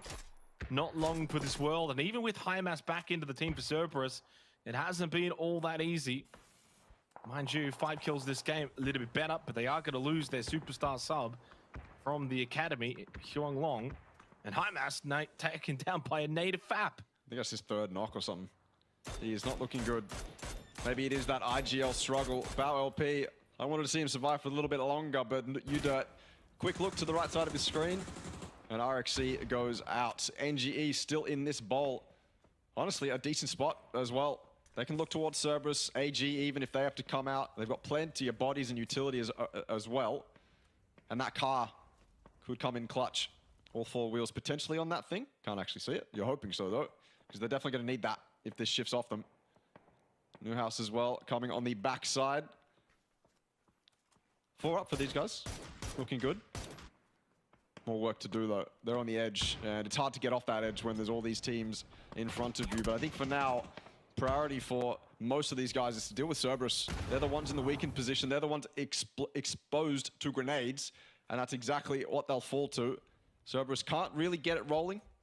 I'm not going to blame it on the lack of IGL yet, but first 2 games haven't been that stellar for them. Yeah, a little bit disappointing. I mean, as you kind of said, and we've spoken about it, no IGL, technically the core IGL for Cerberus not in the roster. I mean, clearly trying something with this core 4. Maybe there's... the thing is, one of them probably is filling in the role and giving it a go. We just don't know which one it is. We just don't have that information.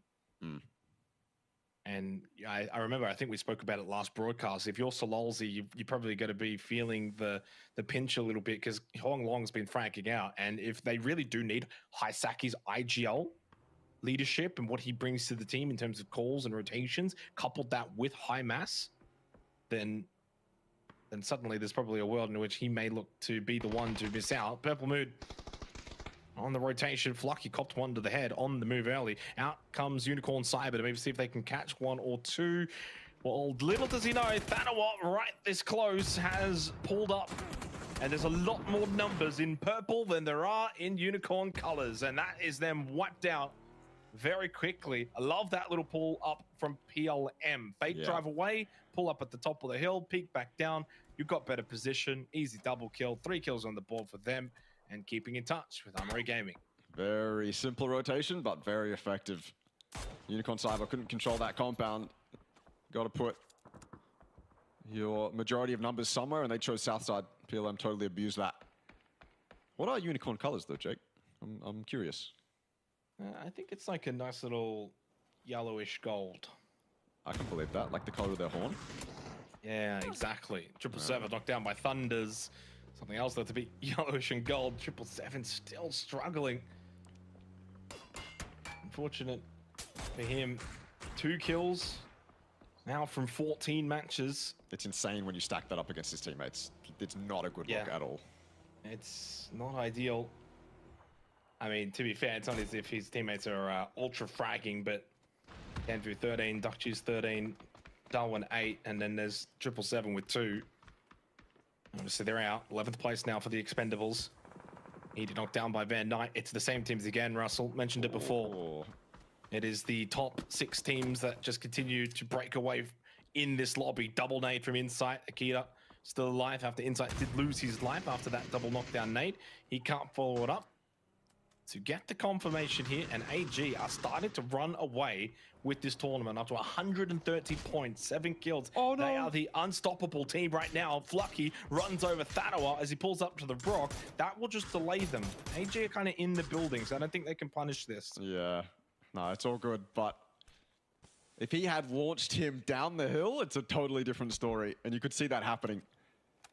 Good defense, though. I mean, good way to start it from EXO. Insight getting that double nade allows Akita to potentially wipe Armory Gaming there. But he can't actually leave his house. He can't get a nade in the correct spot. And so Insight's good work with the initial grenade doesn't necessarily go to waste, but it doesn't result in any kills for EXO, which is what they would have wanted. I think they were silent here for the majority of the time. AG would have been able to guess that there's a team in here. But EXO just lacking the numbers. Being beaten and battered this game. Akita's in a separate house, though. Completely separate. And AG, you're going to have to push towards him. It's a fight they can take without dealing with PLM, I'm certain. That's a prone player. Lucky. You may as well take it. Nice heady. Little control on the shots. And Van Nye's going to get away, which is devastating to see, actually. That one was a sitter.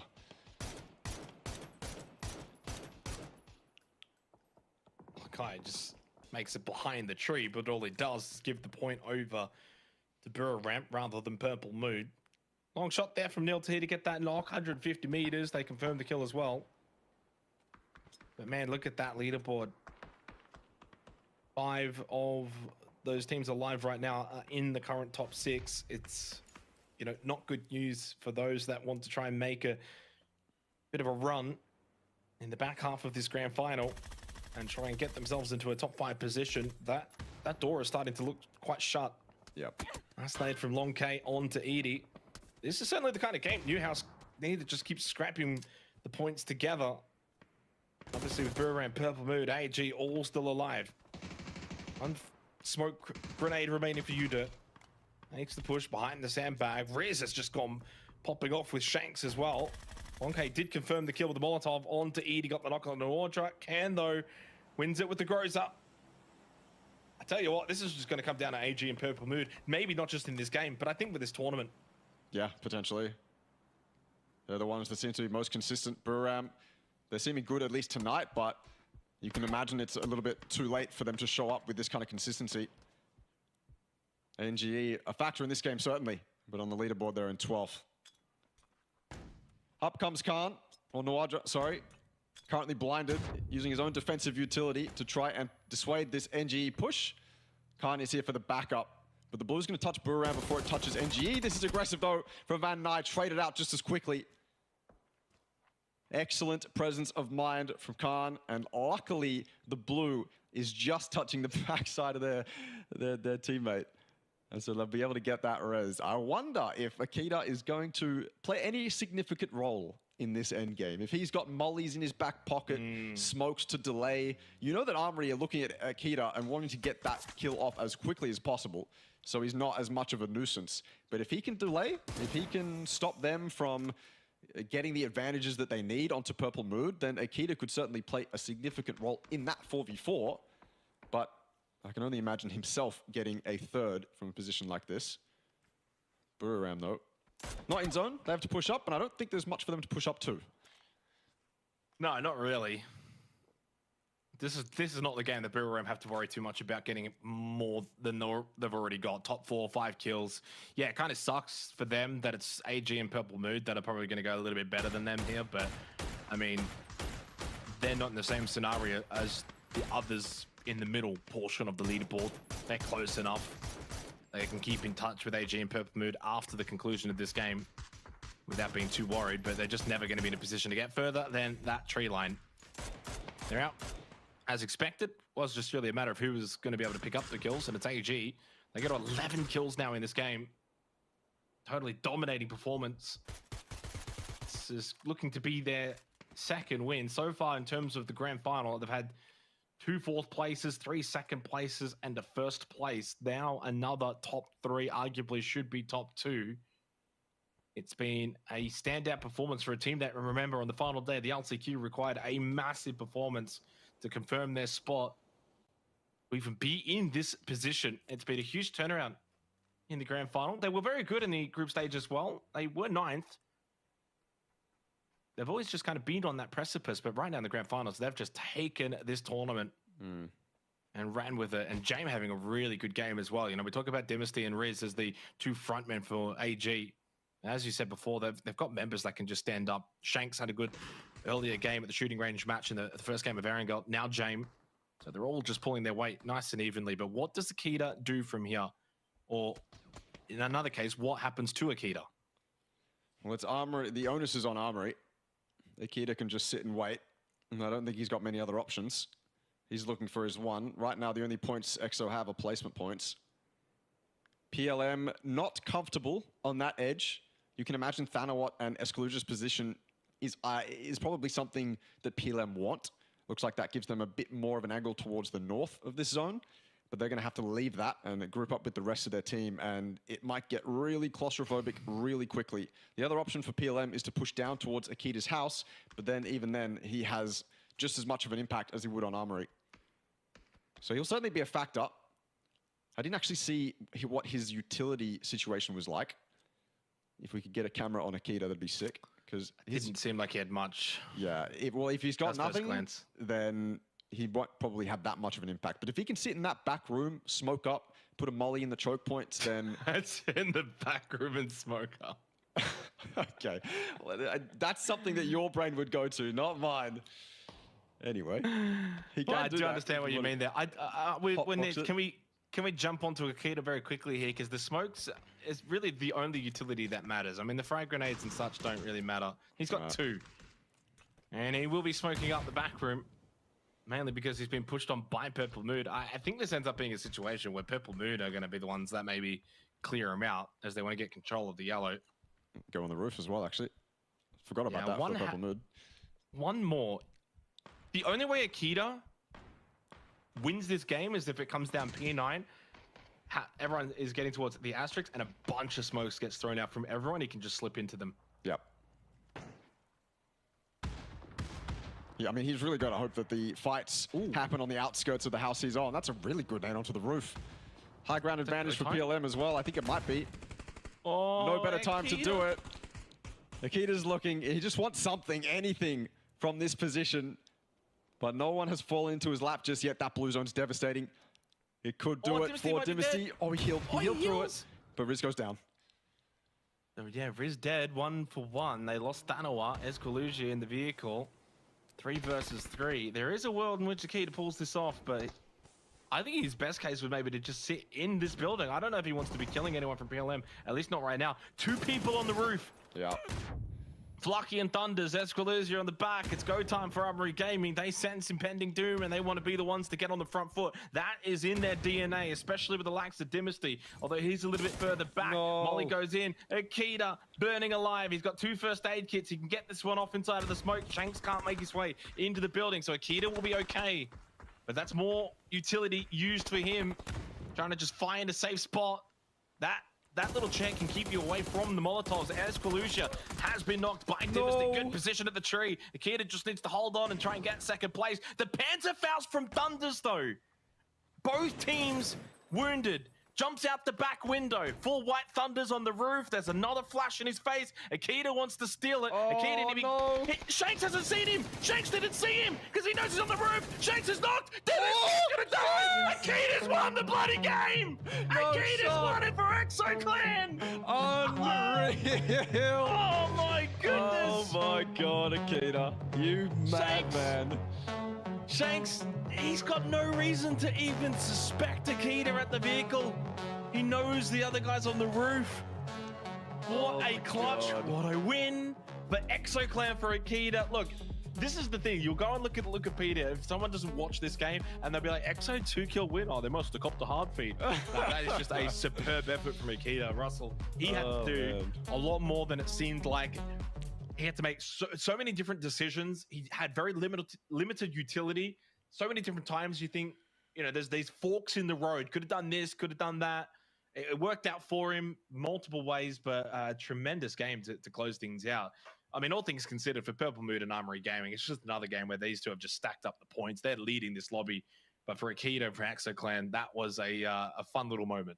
It's a highlight for him for sure. I mean, look, it's one of those moments where the player in the middle of all the action ends up kind of in control. Everyone around them has other priorities they have to worry about and other things that they have to deal with. And the kid is just all on his own. He's just chilling, just vibing, buying his time. And as soon as he picks his opportunity, I suppose, to come out, yeah, I mean, Shanks misses him behind the car. Don't know whether there was a spectator smoke or maybe a slight flash or something. I have no idea, but he misses it. Shanks just looked like he was focused looking up on at the the roof. roof. Yeah, He exactly, was just focused on the roof. So. Mega focused. Wow, what a tremendous performance for ExoClan. That's Erangel done for the night. We'll go to a break. When we come back, it's Takeover.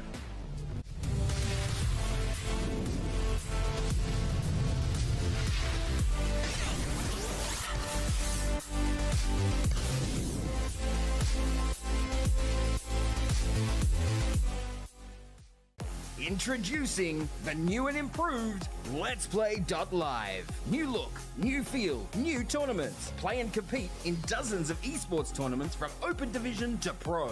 Check out our new platform at Let's Play Live. Hey everyone, I'm Extreme, and I'm going to quickly go over the Armory Gaming last-ditch effort in the last round qualifiers to qualify for the grand finals.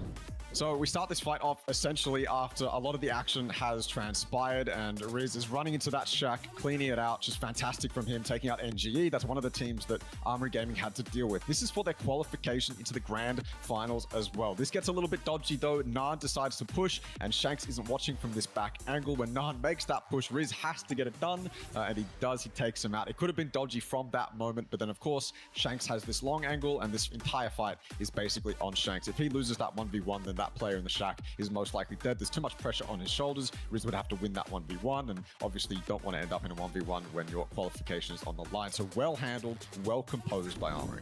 If you want to see more PUBG action, then check out the PUBG Asia Super Cup Winter on January 31st.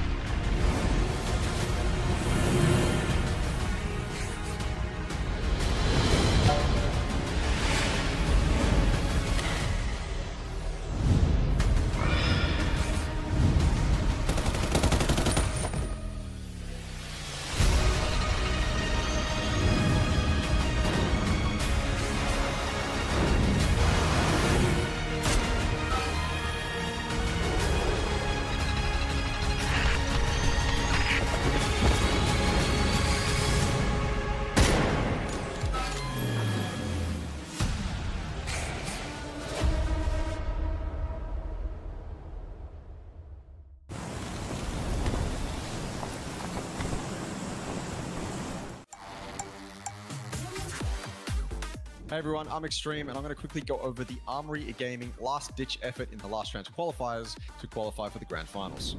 So we start this fight off essentially after a lot of the action has transpired, and Riz is running into that shack, cleaning it out. Just fantastic from him, taking out NGE. That's one of the teams that Armory Gaming had to deal with. This is for their qualification into the grand finals as well. This gets a little bit dodgy though. Naan decides to push, and Shanks isn't watching from this back angle. When Naan makes that push, Riz has to get it done, and he does. He takes him out. It could have been dodgy from that moment, but then of course, Shanks has this long angle, and this entire fight is basically on Shanks. If he loses that 1v1, then that player in the shack is most likely dead. There's too much pressure on his shoulders. Riz would have to win that 1v1, and obviously you don't want to end up in a 1v1 when your qualification is on the line. So well handled, well composed by Armory. If you want to see more PUBG action, then check out the PUBG Asia Super Cup Winter on January 31st.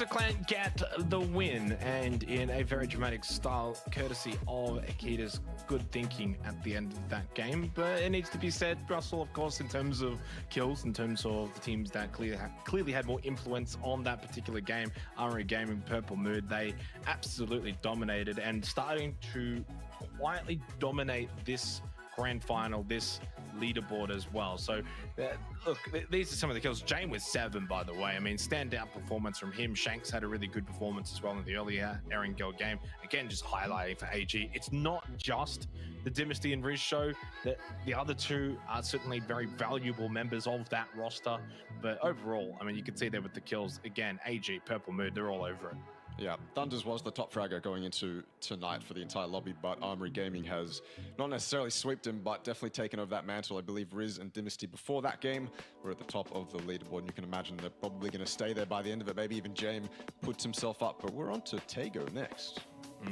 We are indeed on to Tego, and then Vikendi after that. So here it is, high time now that for those teams not really in the top 4, top 5, got to start to turn it around. If you want to be winning this tournament, if you want to be truly a contender by the end of at least tomorrow night, these are the kind of games you really do need to, change the run of this show, because right now the show is just being ran by Purple Mood, by Armory Gaming. They're starting to extend themselves a pretty decent lead at the top end of this leaderboard, and I think it's always the case of when is it too little, too late.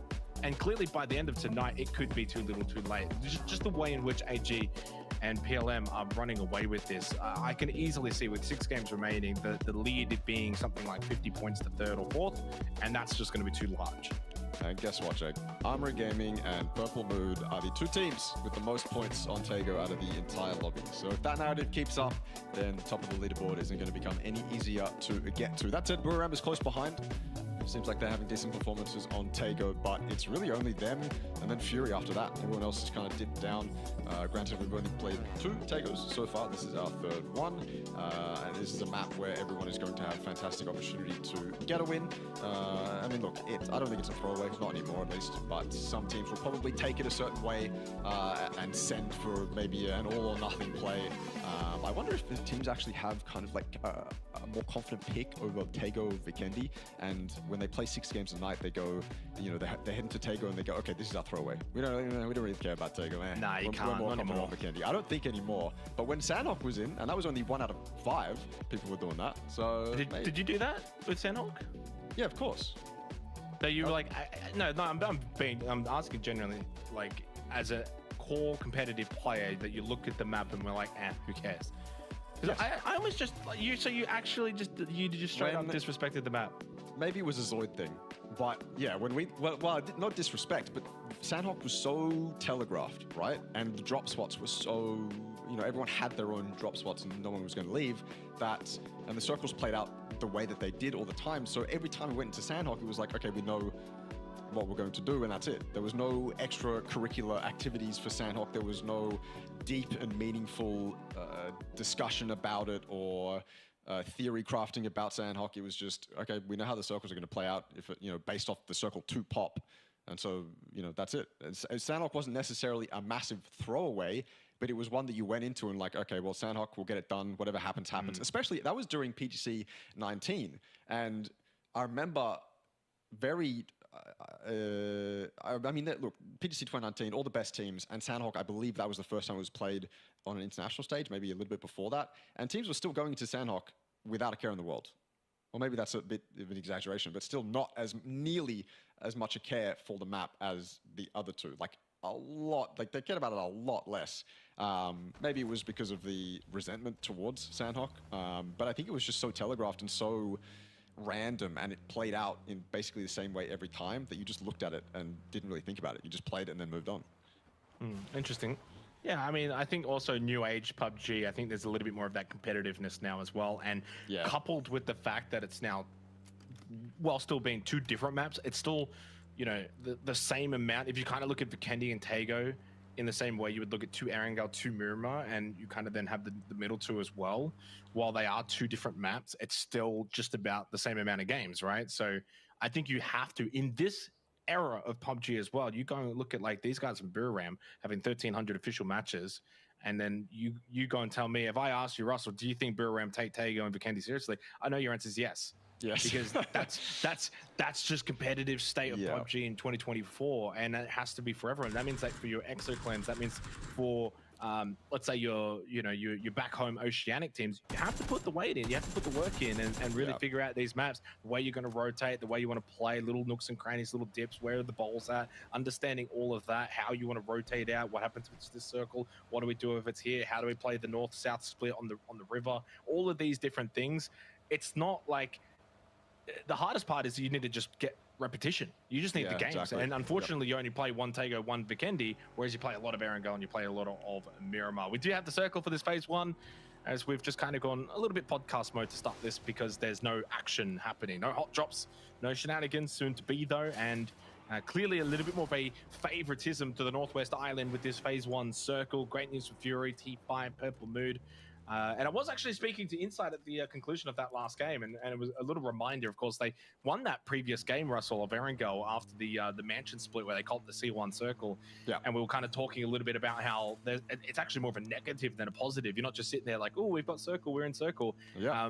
The negatives that come with knowing, especially with mansion the Povka, it's typically always been a 4-single split.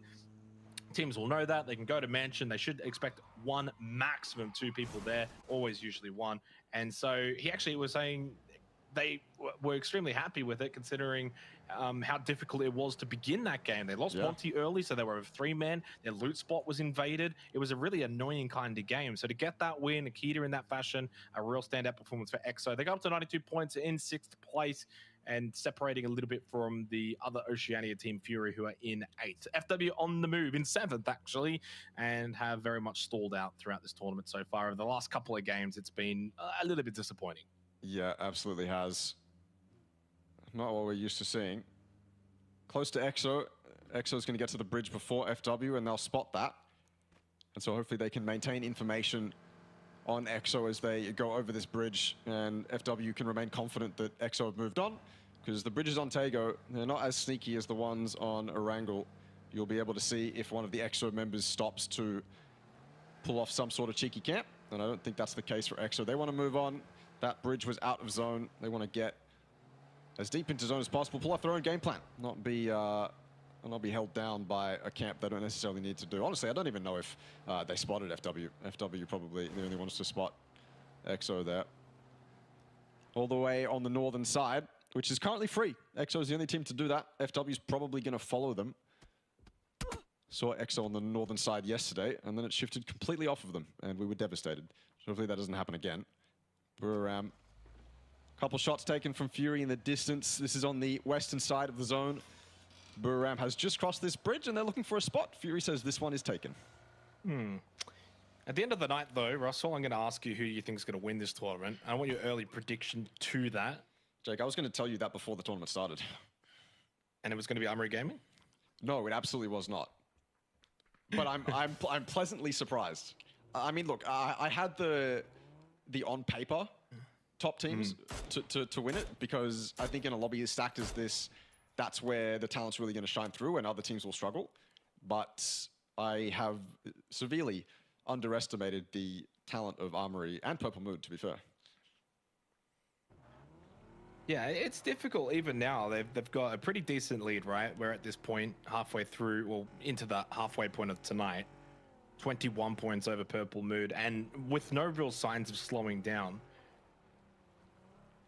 Two teams that, you know, aren't really ranked the highest out of Thailand. Armory Gaming finished 5th in the last series, Purple Mood 7th.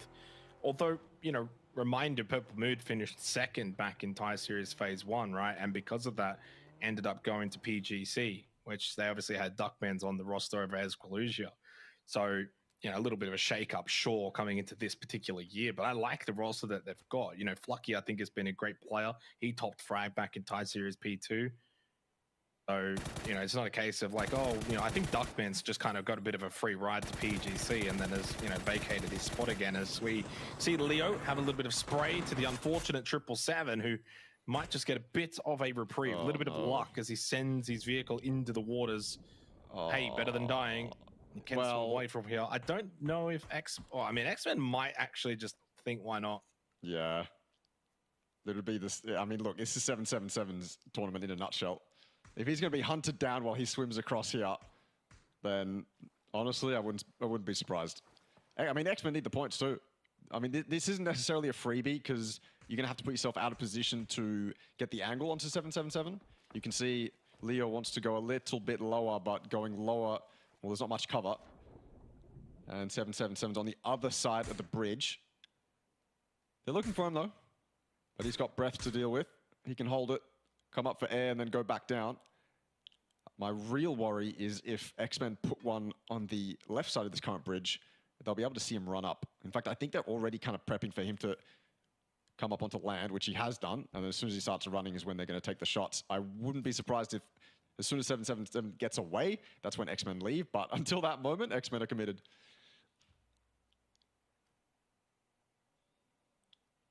He's wary too. Yeah, I mean, he obviously knows. He just copped one to the head before sending it into the water. He's not stupid. I mean, you'd imagine TE would have good angles for cover here, but I'm not hearing any shots exchanged. Okay, there also, we go. when you're having the tournament that 777s has kind of been having, right? Like, you really overthink these little scenarios. He's got 4 smokes. He could pop these. He could get a bit of cover fire. He could get out of here rather comfortably. Don't let me die, guys, please. Armory Gaming, though, what a tournament. 21-point lead. Now it's just all about, can they sustain this? Can they finish off the good work that they've really put in? Just a solid all-round roster. Makes a name for themselves coming into 2024. Some really good highs leading into the official tournaments to come. Excited for them. There's just consistency, man. I don't I think that's the biggest thing is, yeah, they haven't really put a foot wrong. At least in grand final. Well, keeping it to the grand final, right? Because I think in group stage and LCQ you can make some arguments, but I mean, second, fourth, second, first, second, you know, and a whole bunch of other top 8s as well that weren't named there. That's so consistent. It's scary. It really is scary because even Buriram at their absolute peak, you can imagine them having bad games. Armory Gaming, I don't even know if a bad game is in their vocabulary. They seem to be so solid, even in the most competitive APAC lobby you can currently put together. Long K dominated by NGE on these far angles. The smoke should be enough to at least put him in the car, although it won't be comfortable. I think NGE realized exactly what T1706 is trying to do, and they are approaching very rapidly. The knocked player in the back of the car, but Van Nye is hot on your heels. A headshot to the driver, or maybe, nope, that was the passenger, who's already wounded. And that puts more pressure on T1706 to stop the car and finalize this res. Look at that, how close Long K almost bleeds out.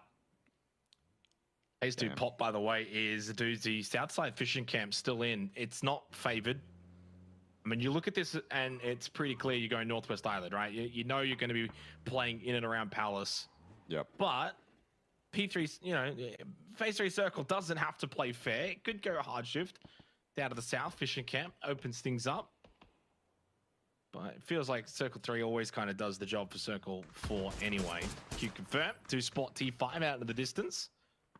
And Pathapong has been knocked just quietly, almost a 40-point deficit to AG, and they cannot be affording now to be losing players early, especially Pathapong, who's been their best player so far in the grand finals, and he does get finished off. I mean, what can you do? It's a rotate loss. You can't just stop, pull out, drop smokes. You kind of want to get moving. They're on the north side of the circle, but where they turn back around, hello, it's Exoclan.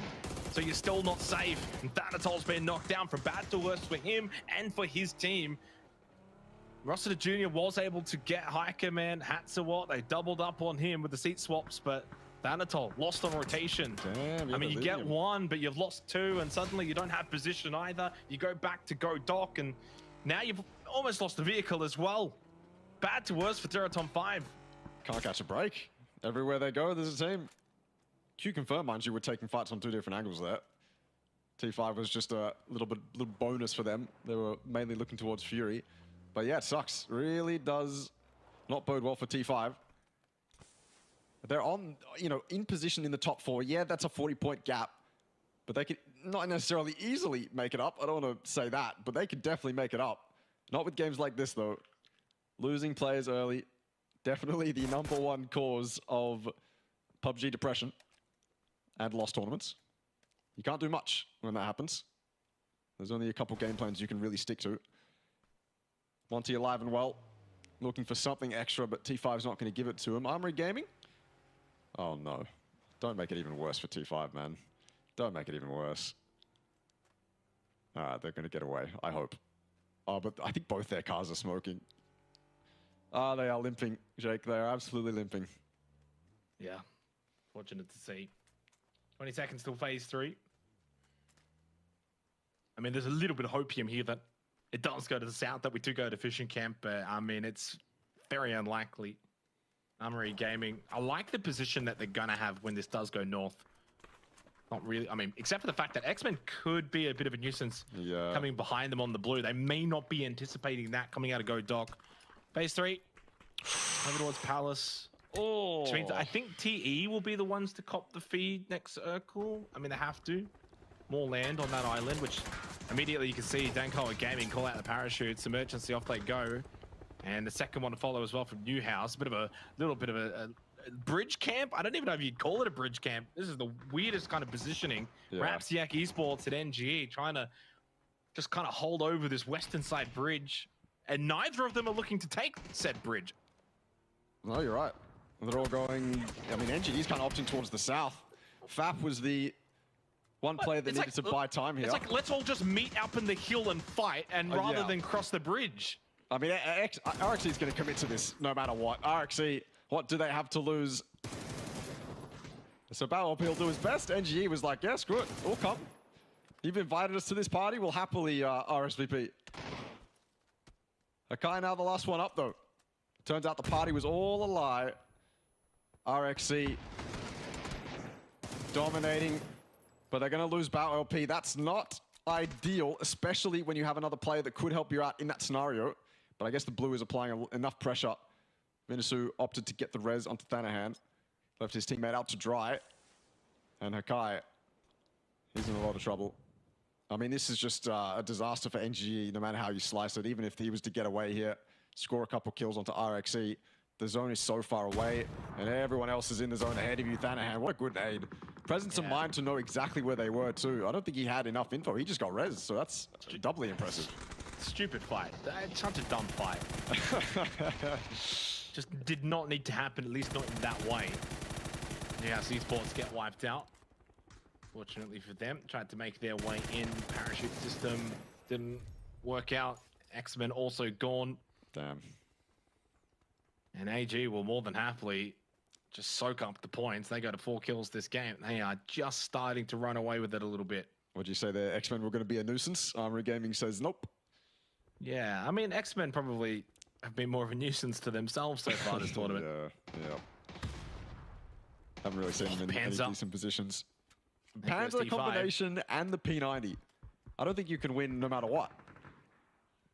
And question marks over Theraton 5 as well, Russell. Rightfully so. Another game, another round where they haven't really been able to capitalize and get a whole lot out of it. It's been, honestly, a rough night. They haven't really done anything tonight. Yeah. Started tonight on 97 points or on 105, so that 8 points from 3 games is clearly not a rate that we expect from a top team, and certainly not a rate that's going to keep them in touch with Purple Mood, AG, Buriram. Others are going to look to maybe overtake them very soon. Phase 4 circle, northwest, just straight north. Okay, right on top of Palace. Tambu with the M249 up close. That thing is deadly. No heroics from a key to this game. This is not Aaron Gull, this is Tago. He gets eliminated. The Expendables just trying to defend this area. Exo will have to go a different direction. Insight rotating away. He's the last one alive for them. So from a standout performance to close out Erangel, despite some iffy circumstances, it's not quite working for them. Now here on Tago, Dankoa Gaming have also been eliminated. Demisty wins that battle. No one is surprised. The solo for AG. Oh, the quick headshot onto Flood as well. 2 for good measure, but eventually Luke 12, the numbers do prevail. 3 versus 1, he got 2, no more than that. Great news for Purple Mood though, who can start to just bridge that gap ever so slightly. Same with Buriram United as well. Yeah, but as you pointed out, Same can't be said for T5. QC is very interested in what just happened to Fury. Opon's up on top of this hill. The blue zone grenade will open it up, although, to be honest with you, Fury were already opened up. They were looking very bruised. And Opons and the rest of QC are just here to clean it up. That was a very quick and very random bridge fight. RXE, I suppose they were victorious previously, and they'll certainly deal some damage to Cerberus and make it annoying for these reses to actually come out. Tycon from PLM in the distance. But I mean, Cerberus, I don't know. Look, I'm trying to analyze what's happening here, and we're just like quick cutting, and it's just chaos everywhere. I'm just trying to figure out how there's just no other teams inside of Palace. There's like one, maybe QC's just pulled in. You can see on the minimap. They're just slowly making their way in. Yeah. Cheeksing and Opons, yeah, holding kind of just outside of it. I mean, Palace is kind of small. It's not that massive, but there's certainly a lot of room if teams want to just send it in, get a couple of buildings, get themselves a position locked out. It is also phase 4 at this point. You know, a bit of a hard feed on Palace, so you can send it in without the fear of, you know, the circle kind of pulling away from the POI. But so far, Purple Mood, the only ones really, you know, in control of it. They've just taken a corner. I guess you could argue QC's also got the kind of northwest corner headshot from Hymas onto Edie.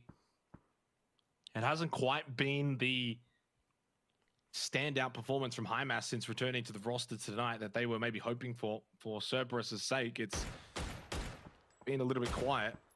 But this is also the issue with, you know, everyone else is kind of, you know, up to, what, game 15. He's really only up to game 3. He's got to kind of get warmed up. 777. Another kill for him. And we head to phase 5. Fury got away with all 4. Q-Confirm got none of their kills, which surprises the hell out of me, because Fury had 3 knocked when Q-Confirm were pushing up that hill to third party that. So Fury are allowed to live. And they're fighting towards Insight just below them at the moment. I'm going to assume that Fury's push down this hill is not going to be easy. First, they have to deal with Insight, then TE will get involved from one side, and Q-Confirm will get involved from the other. And Fury will have to take multiple fights at once. Maybe even if there's not many trees on the low hillside there, then PLM or any other team off in the distance to the south can get involved as well. The Fury are certainly a target right now, at least on this zone. Cerberus, however, they did not skate away with 4. They only got away with 2. RXE causing an absolute nuisance for them. Playable area in front of them, though. That road, that rock looks pretty decent, at least as a position to bounce themselves off of. And Insight's taken care of cleanly. So Fury have a little bit more time to work with, a little less pressure on them, and they are turning the attention towards TE. 20-minute mark, but only 8 teams remaining. Yeah. So no wonder it's probably just slowed down a little bit. Certainly a lot more room to move. You can breathe. You can kind of branch yourselves out as a team a little bit, try and take some space. Unicorn Cyber, though, as they get kind of shot at by Hymas, they're in the worst spot on the cliffs. Not easy to push out of. FW closest to them, and you're also then getting peppered from a distance. It feels really bad for them. Great shots from Hymas. I mean, just kind of highlighting what he can do individually, especially with that Dragunov. He does have an 8x on it, but still ridiculously difficult shots to hit repeatedly with the DMR, and that is a smoke onto White Kick Mookout. We got knocked. North side hold for Fury. Got Crate coming their way as well. Mortar Strike 2 from Thunders onto Huang Long. So Hymas needs to either go for the confidence. Oh, he got him! Oh my god! Double knock! You said stop peeking because if he had have just got tagged again, he would have died. He also needs to go for the revival to Huang Long, but you know what? Maybe just leave him. Reload, try and get these kills. Oh my, I mean, I guess the blue's closing in. You may as well go for it. No way! Oh my god, no way! This guy's unreal. He's got absolutely all 3 unreal. of them! If he gets this 4K, I'm gone. I'm done. I'm out of my chair. Well, they're gonna die to the blue. So Power up close, pulls out the P90. Hymas for the 1 versus 4. He gets it. Oh my god! All 4 wiped out by Hymas of Cerberus Esports. There's a reason why everyone keeps asking where this guy's been in the grand final. That is what he is capable of. He did kind of allow his teammate to die, but I mean, hey, he got all 4 kills. He can do it. You can't be complaining if Huang Long says anything. I'd say, well, I got all 4 kills. What do you want from me? Exactly. Welcome to the lobby, Hymas. Good to have you here. On to the Fury Q-Confirm fight, though. Destined to happen. Flood down off the back of that cow knock. It's been hard to recover, at least the timings here for Fury. It allowed Q-Confirm to push up a little bit, get up close and personal, but Cow is making up for it. Said that knock was my bad and is moving on. Opening it up, really, versus Q-Confirm. This is desperate for Fury. Out of the zone right now, but honestly, Q-Confirm have kind of thrown themselves into a rough spot. Couple knocks here hasn't made it easy for them. They're the ones with the position in the first place. They could have just held backwards angles, allowed Fury to push down the hill, and taken their liberties when they came to them, but instead they pushed up. They went aggressive, and you can't blame them for that. It's an excellent strat to really take the fight towards Fury and not give them any space to work with. It could result in Fury's death a lot quicker, but it hasn't worked out. They've allowed Fury players to get close, very up close and personal. Cow with the AUG gets one, and I don't know who got the other knock, but Fury have been allowed to survive. And what's better for them is it's allowed them to now grab their cars and rotate deeper into circle. They can now look towards Palace. They can now look towards the other spots in the zone they want to take. And Q-Confirm is no longer really that priority threat for them. Oh, can't make it behind the tree. Luke Swift with the mini. Nordra at the rock. Edie coming in to try and play savior. Early tag there from Luke. A second to follow. Is there a third for the knock confirmation? No. But a bit of vintage Luke 12 there with the mini 14. And just makes the path forward for Fury far more manageable. Yep. You know, Edie has to prop, he has to heal. They couldn't get the revive. They can't get to the tree that's smoked out. HiMass continues to just do HiMass things. 6 sacks. Watch. Oh my God! What is this man doing? On a mission. The random P90 spray into the smoke is the equivalent of a basketball heat check. This guy's unreal. Oh, don't get another one. He only got one of those kills though, unfortunately for him. Well, they're into the top 5 now because of him as well, and this is turning into a high point game because of HiMass single-handedly. Yep. 6 of their 8 kills into the top 5 because of what he's been able to do. Eventually goes down. Now, mind you, that's a run he had to make. There was no other option. Death run, couple smokes out. Obviously, he's putting pressure. Did everything perfect there, but, you know, clearly it's still a death run, right? That's the definition as to why it's called a death run. Try and get to Palace, try and get to a little bit of safety, but he was out in the open. A wonderful effort, though, from HiMass. Sometimes you just got to sit back and appreciate some significantly good PUBG. Nordra eliminated for Bureau Ramp. Bit of a quiet game for them, 4-2 kills. And Purple Mood, Russell, look at that leaderboard. They've just quietly gone and had a massive game. 4 players alive. They'd have the highest percentage chance to win this game. I think there's a chance they actually maybe overtake AG by the conclusion. Potentially. Also a really good game for Fury too. I think they've racked up 11 kills off the back of them holding the North, just defending it incredibly well. Pushing down when they need to, clearing out the threats. And they've only lost 1 so far. It becomes a lot harder. Yeah, 11 kills. Yeah, decent game from them. I mean, a couple teams in this lobby hogging all the kills right now.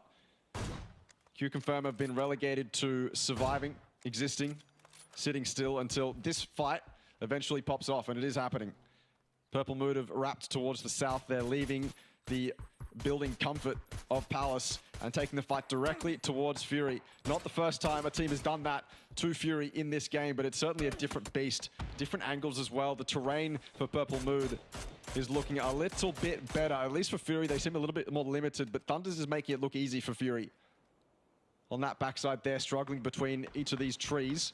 If these smokes were dissipated, Cal might be knocked here. Escaluja has got a pretty good angle. But while the smokes are up, it allows Fury to live just that little bit longer.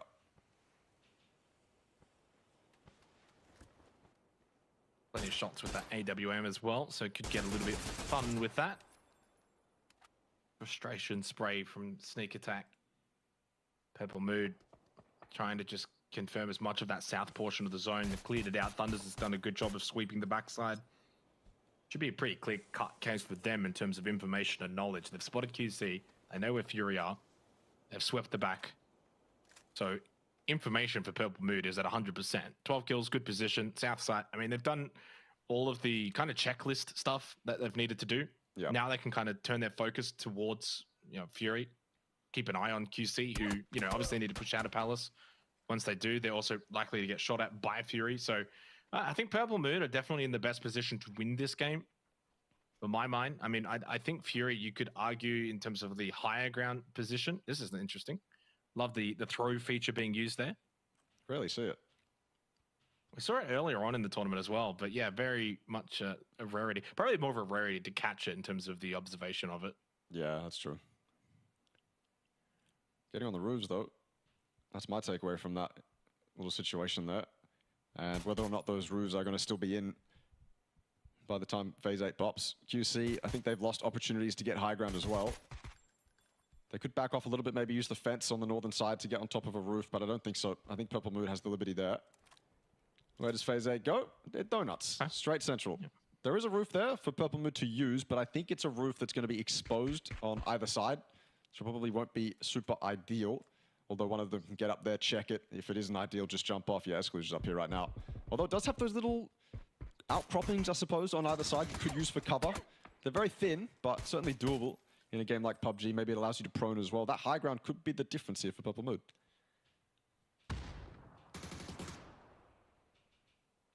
I think Purple Mood are really just playing this smart, not wanting to throw this, playing ultra defensive, keep good positions, try and get high ground position as much as you possibly can and fabricate it if you can. So hence the roof play. Fury also can't really do much else right now from this position because if you just push over the hill, you're going to die. Yeah. You need to obviously just bide your time. So it's a waiting game for them. They also don't have the numbers. See Purple Mood up on those hills, sorry, on those roofs. From the hill. One thing that concerns me, Luke has no smokes. Red armor as well, red helmet. So utility doesn't look good for Fury. They've been through At least it. from Luke's perspective. Yeah, mainly because they've been through it. Didn't quite get to see count sneak attack. It doesn't look that good, actually, for Fury. If they were to leave that top of the hill, I thought maybe they'd have a little bit of cover to work with, but I think it's probably just fully exposed, apart from trees, maybe a rock or two. Purple Mood have to deal with QC first, though. They are the least threat, I suppose, in this game. I guess their biggest threat is the amount of time it's going to take up for Purple Mood to deal with them. The amount of time and resources, and it has to be clean, has to be quick. Thanawat's exposing himself to Fury, but I think they have enough info and enough confidence to get away with it. Yeah, this is Fury peeking, though. So lucky that Thanawat gets away with that. Thanawat's got to be kicking himself there, though, because he thought he got the flush. Yeah. I think he just got him down to like 1 HP, and then just the last little DMR shot. He will get rid of Leon's. Thunder's going to have more than enough time to heal back up to full. So it's kind of down to the 4v3 we were expecting, though. QC dealt with, gone out in third. You know, not the worst of games from them. This high ground means nothing. Becomes a very interesting fight. If PLM win this, they go to top spot. High ground means nothing. Fury are the ones now with the higher ground. But the utility onslaught from Purple Mood is working wonders for Fury. Don't even have to really worry about it. Thanawat's pushing up. So many flashes being exchanged from either side. Thanawat was so blind. Just had to hit the prone. But info was gathered on him before he hit that prone. He goes down just that easily. Look at all that Fury have to work with. They have to work with just this ridge, just that little bowl and that foldable shield, and yet they're making it work. They'll suffer one knockback, but this is still excellent for Fury. Yeah, mainly because PLM are the ones just forcing it, right? So they've kind of picked up the pace, a little bit different to what we saw from them earlier in Palace. Still, it's a 2v1. Down to Luke. He wind the clock back for a vintage Luke 12 performance. 1v2 clutch, seen it so many times. And he starts it off with a headshot onto Escalusion. It comes down to the 1 versus 1, playing the smoke well, but that said smoke is dissipating. Gone, it will be soon. And on the other side of it, though, is Flucky, and he's not lucky. Luke 12 once again shows us his prowess in the clutch. It's a 16 kill win for Fury. Much needed win, 99 points up into 6th place, keeping in solid touch with ExoClan. For Purple Mood, 2nd place will have to suffice for now. Of course, still a long way to go in this tournament, and they are right on the heels of Armory Gaming. But a solid win for Fury. They had nothing, Russell. They had barely any smokes. They were getting pushed on. They had a deployable shield, and they made it work. Luke made it work in the end. I mean, look, that entire game for Fury was obviously well fought for. yeah, I don't think we saw them that much, but the fight we did see from them was the one they took with the Expendables, the fight they took towards Insight, and then the fight they took towards Q-Confirm, both of which were excellent. They were all excellent fights. Fury survived through all of that, and then you see them in that spot in that endgame. It's just this little bowl behind a foldable shield, and I think there was maybe a car there as well, and you go, okay, this is lost. Purple Mood have it. But you're right, Purple Mood threw themselves at it, and then Luke, 12 in a clutch. I genuinely don't think, I think he's more comfortable in a clutch than he would be on a roof with a DMR shooting at 5 targets. That guy knows his game very, very, very well, and yeah, you do back him in those situations. Well said, Russell. Well said. We are done with Tager. We'll go to a break on the other side. It's Vikendi.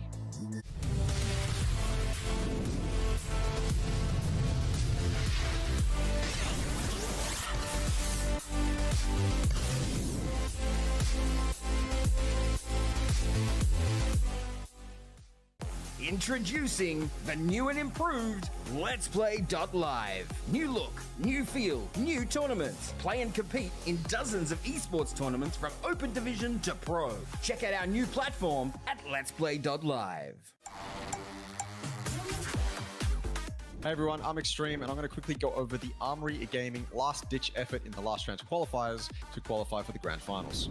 So we start this fight off essentially after a lot of the action has transpired, and Riz is running into that shack, cleaning it out. Just fantastic from him, taking out NGE. That's one of the teams that Armory Gaming had to deal with. This is for their qualification into the Grand Finals as well. This gets a little bit dodgy though. Naan decides to push, and Shanks isn't watching from this back angle. When Naan makes that push, Riz has to get it done, and he does. He takes him out. It could have been dodgy from that moment, but then of course, Shanks has this long angle, and this entire fight is basically on Shanks. If he loses that 1v1, then that player in the shack is most likely dead. There's too much pressure on his shoulders. Riz would have to win that 1v1, and obviously you don't want to end up in a 1v1 when your qualification is on the line. So well handled, well composed by Armory. If you want to see more PUBG action, then check out the PUBG Asia Super Cup Winter on January 31st.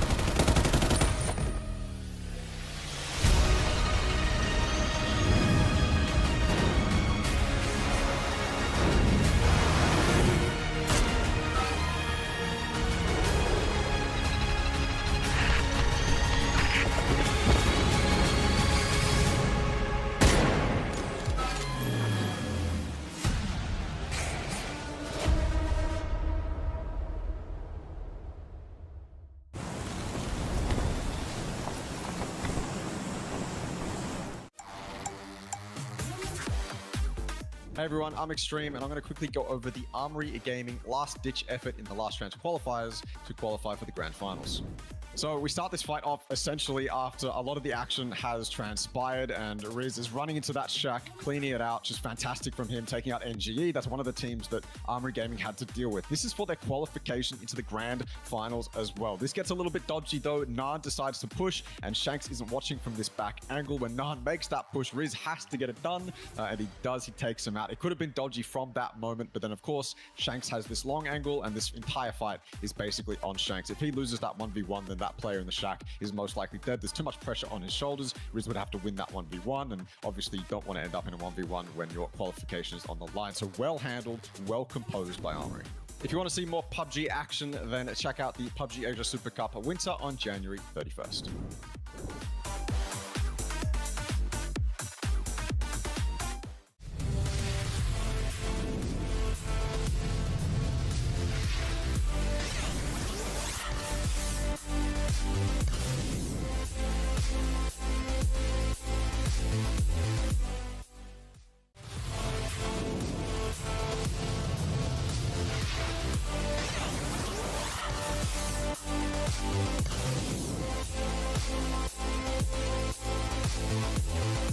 So halfway through the night here and getting towards the final stages of this tournament for the PUBG Asia Super Cup. Of course, tomorrow will be the final night. So 3 very important games coming up here to try and set the tone heading into said final night. And it's been honestly a pretty fun night tonight because we've finally started to see the teams that I think are going to start to really put a stranglehold on this tournament. Purple Mood, Armory Gaming, to name probably the main 2, Russell.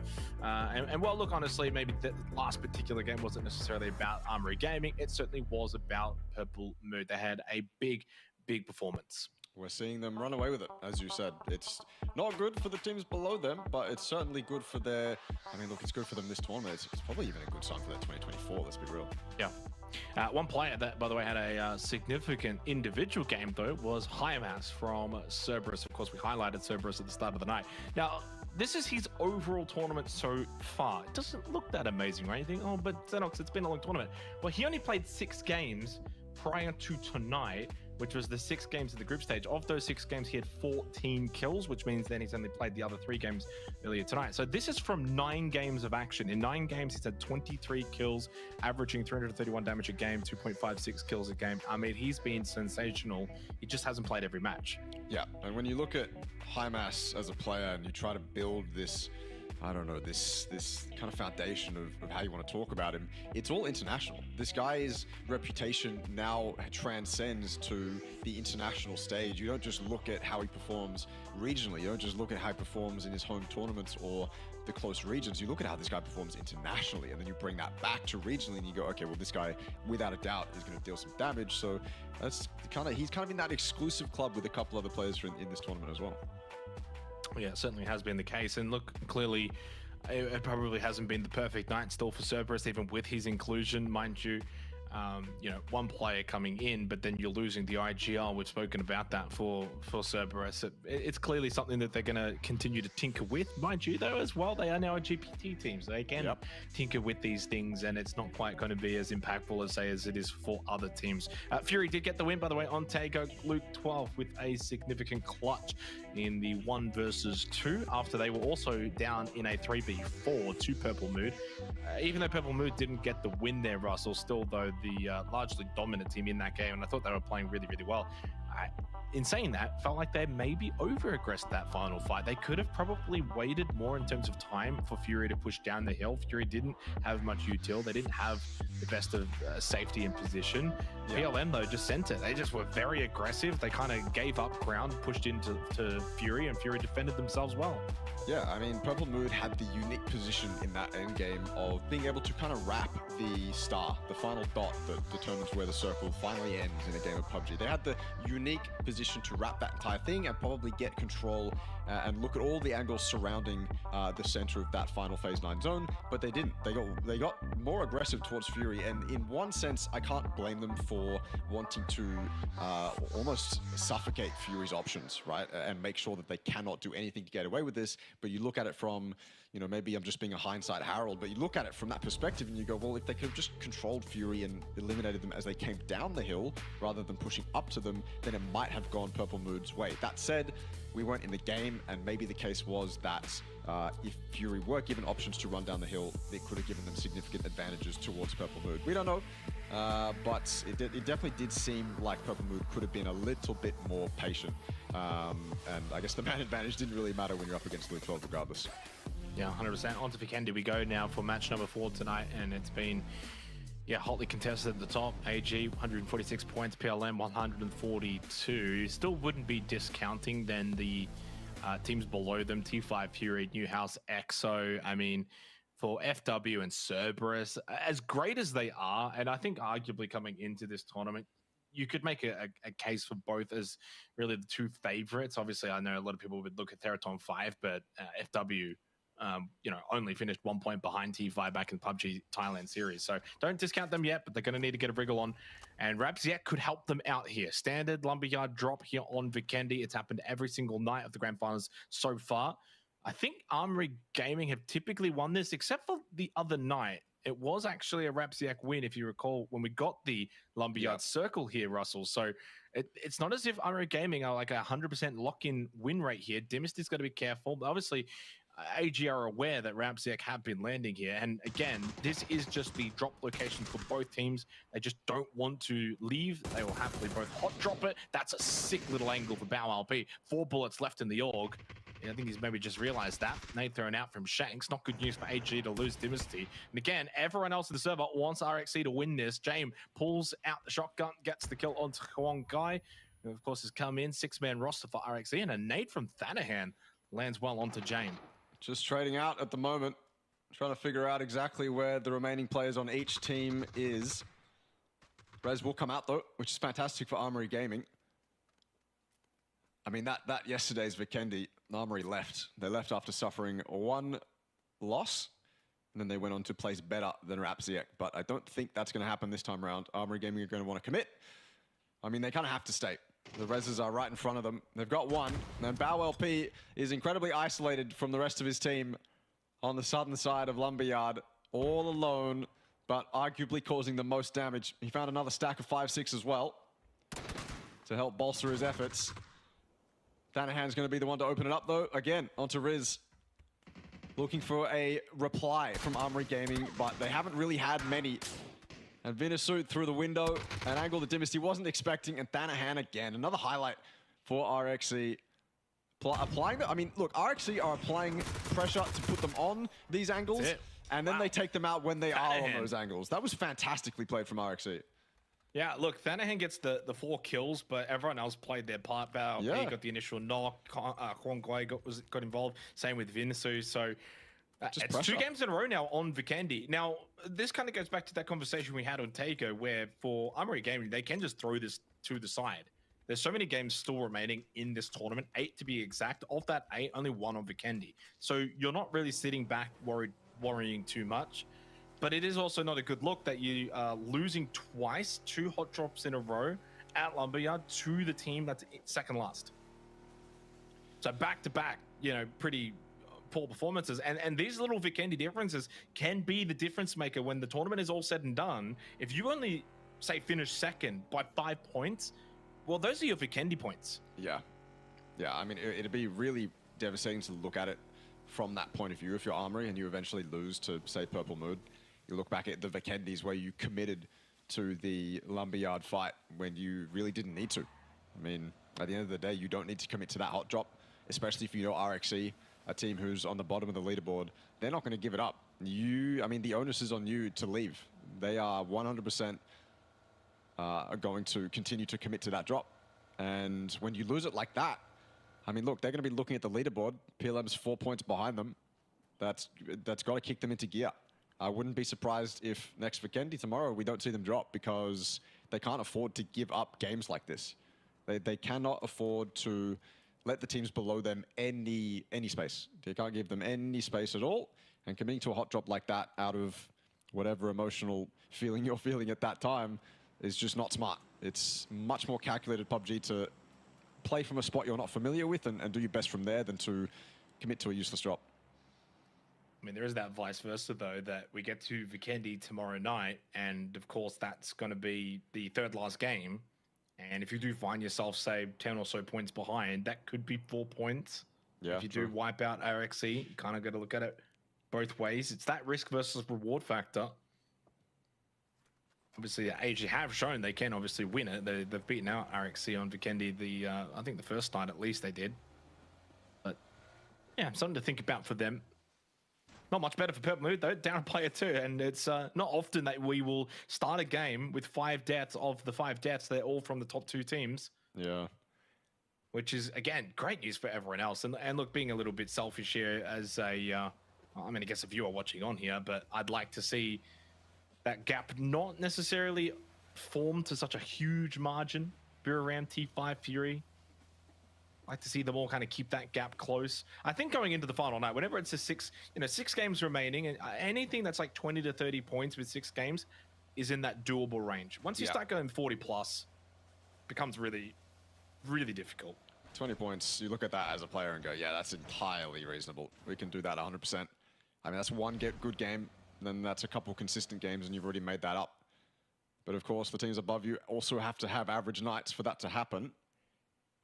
Currently, the two best performing teams on Vikendi are Buriram and EXO off the back of their wins, one respectively, as we haven't played more than two Vikendis, so that makes sense mathematically.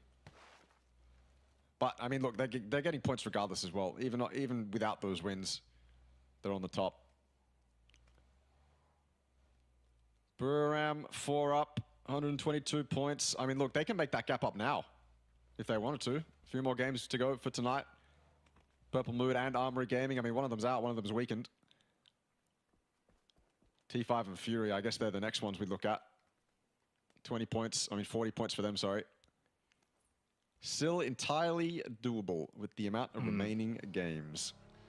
I think you could make a case even all the way down to Cerberus right now that AG's out. I mean, irrespective of what Purple Mood do this game, in terms of just closing the gap to Armory Gaming, like if at least one of those teams you would think statistically should be able to go and get, say, a 20-point game here. So then there should be at least one of those teams that looks to close the gap here right now on Vikendi going into our two Miramar games following this. See how it does transpire. It could be a couple, could be a handful, especially Purple Mood don't really do a whole lot this game. Down to 3 players there, just south of Dino Land out towards the west. As you can see here on the map, everyone else actually well situated within this phase 1 circle. Not a huge amount of emphasis, obviously dead center, open terrain, which if it does then donut up, could end up being a bit of an edge game. As Thanahan, the hero for RXC, gets caught trying to get back to his vehicle, and Raze will take a free knock.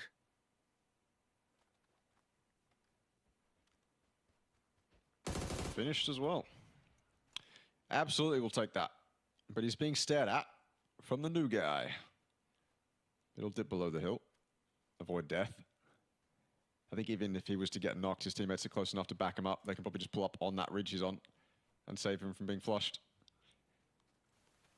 I mean, look, on a circle like this, I would have expected probably a lot more action. There's so many teams when you look at the map. LPL_play for the stream. So many teams when you look at it and go, okay, they are so close to each other. Anything could pop off at any moment. NG, Buriram close together. X-Men, Unicorn, Cyber, incredibly close. Fury can get involved with fights on either side of them. Lumberyard is where it's really popping off. Not good for RXC. Just came off the back of that win. They want to get out of there. They want to go play their own game, use that momentum, but right now it's a bit hard because there's a couple other teams occupying the spots around them. Now, we don't always have the utmost amount of every piece of information, but from what I can, in terms of gathering information for Huang Gai, for Rapsec Esports, it seems like this is his debut tournament. First 3 matches of his career at an official level, at an official tournament. Yeah. All right. Welcome. Good to have you. Still not much action, to be honest. I mean, look, by this time on Vikendi, I feel like we've had, barring any hot drops, I feel like we've had some sort of meaningful 4v4 somewhere that's either ended in teams being weakened or one team winning it. Everyone's just chilling, utilizing all of the terrain on Vikendi to their absolute advantage. That one's gone pretty central. Train station will be the location NHE decide to go towards. QC above them. EXO also on probably the premier high ground in this zone. Cerberus moving into a central spot. TE's already in a central spot. It doesn't look like the rotations for anyone else is going to be super clean. Looks like the center of this zone is mostly open. So I wouldn't be surprised if there's a lot of edge fights about to transpire in the next 10 minutes. Yeah, probably a bit of an easy guesstimation to make there as well, considering it's been quite slow to begin with, especially on a map like Vikendi. And yeah, I think typically when you do get these kind of slow starts, does mean the rotational fights can happen, especially on a map like Vikendi, but the centered up circle makes it a little bit less chaotic, probably more streamlined. Would be far closer to that classical kind of PUBG rotational fighting, pushing into an edge position, trying to take a ball, trying to take a hill, trying to take a ridge. Around, by the way, have taken a parachute system, or at least Canaxi has. His name up in the air, and Wardra still in a vehicle. Can't really see the others. LPL_play for the map stream. And FAP now the solo for New Generation Esport, and he's just out in the open. Still down there. Still in 12th. There was actually 3 members of Buriram that did take that pickup system. Yeah. now floating to the west of train station. Nordra in a vehicle following behind, and Canaxi's just straight dead. Opons will take that. Not good news here for Buriram. These are your opportunities, Russell. With AG out, Purple moved down a player, bad position over towards Lumberyard. And they've just not capitalized. The ED knock, Tycon will take that and a flush. The rotate for Buriram has not worked. I mean, it's an emergency parachute. I think intrinsically that is, a lot of the time it can be a 50-50 play. You are parachuting into an area that you have no information on. You're only guessing based off your experience in that area. And the entire place that Buriram went towards was mostly occupied. RXE though, they're going to be a little bit luckier. Cerberus was too late to the compound, but it looks like Valor P is going to go and give it up anyway. Traded by Vinisu. Not clean for either team, but Cerberus still maintains the man advantage. They've got the vehicles, they've got the quick pull-up, but the nades are good. Flush onto Tycon as well. This is devastating for Cerberus, but Wang Long's here to turn it around.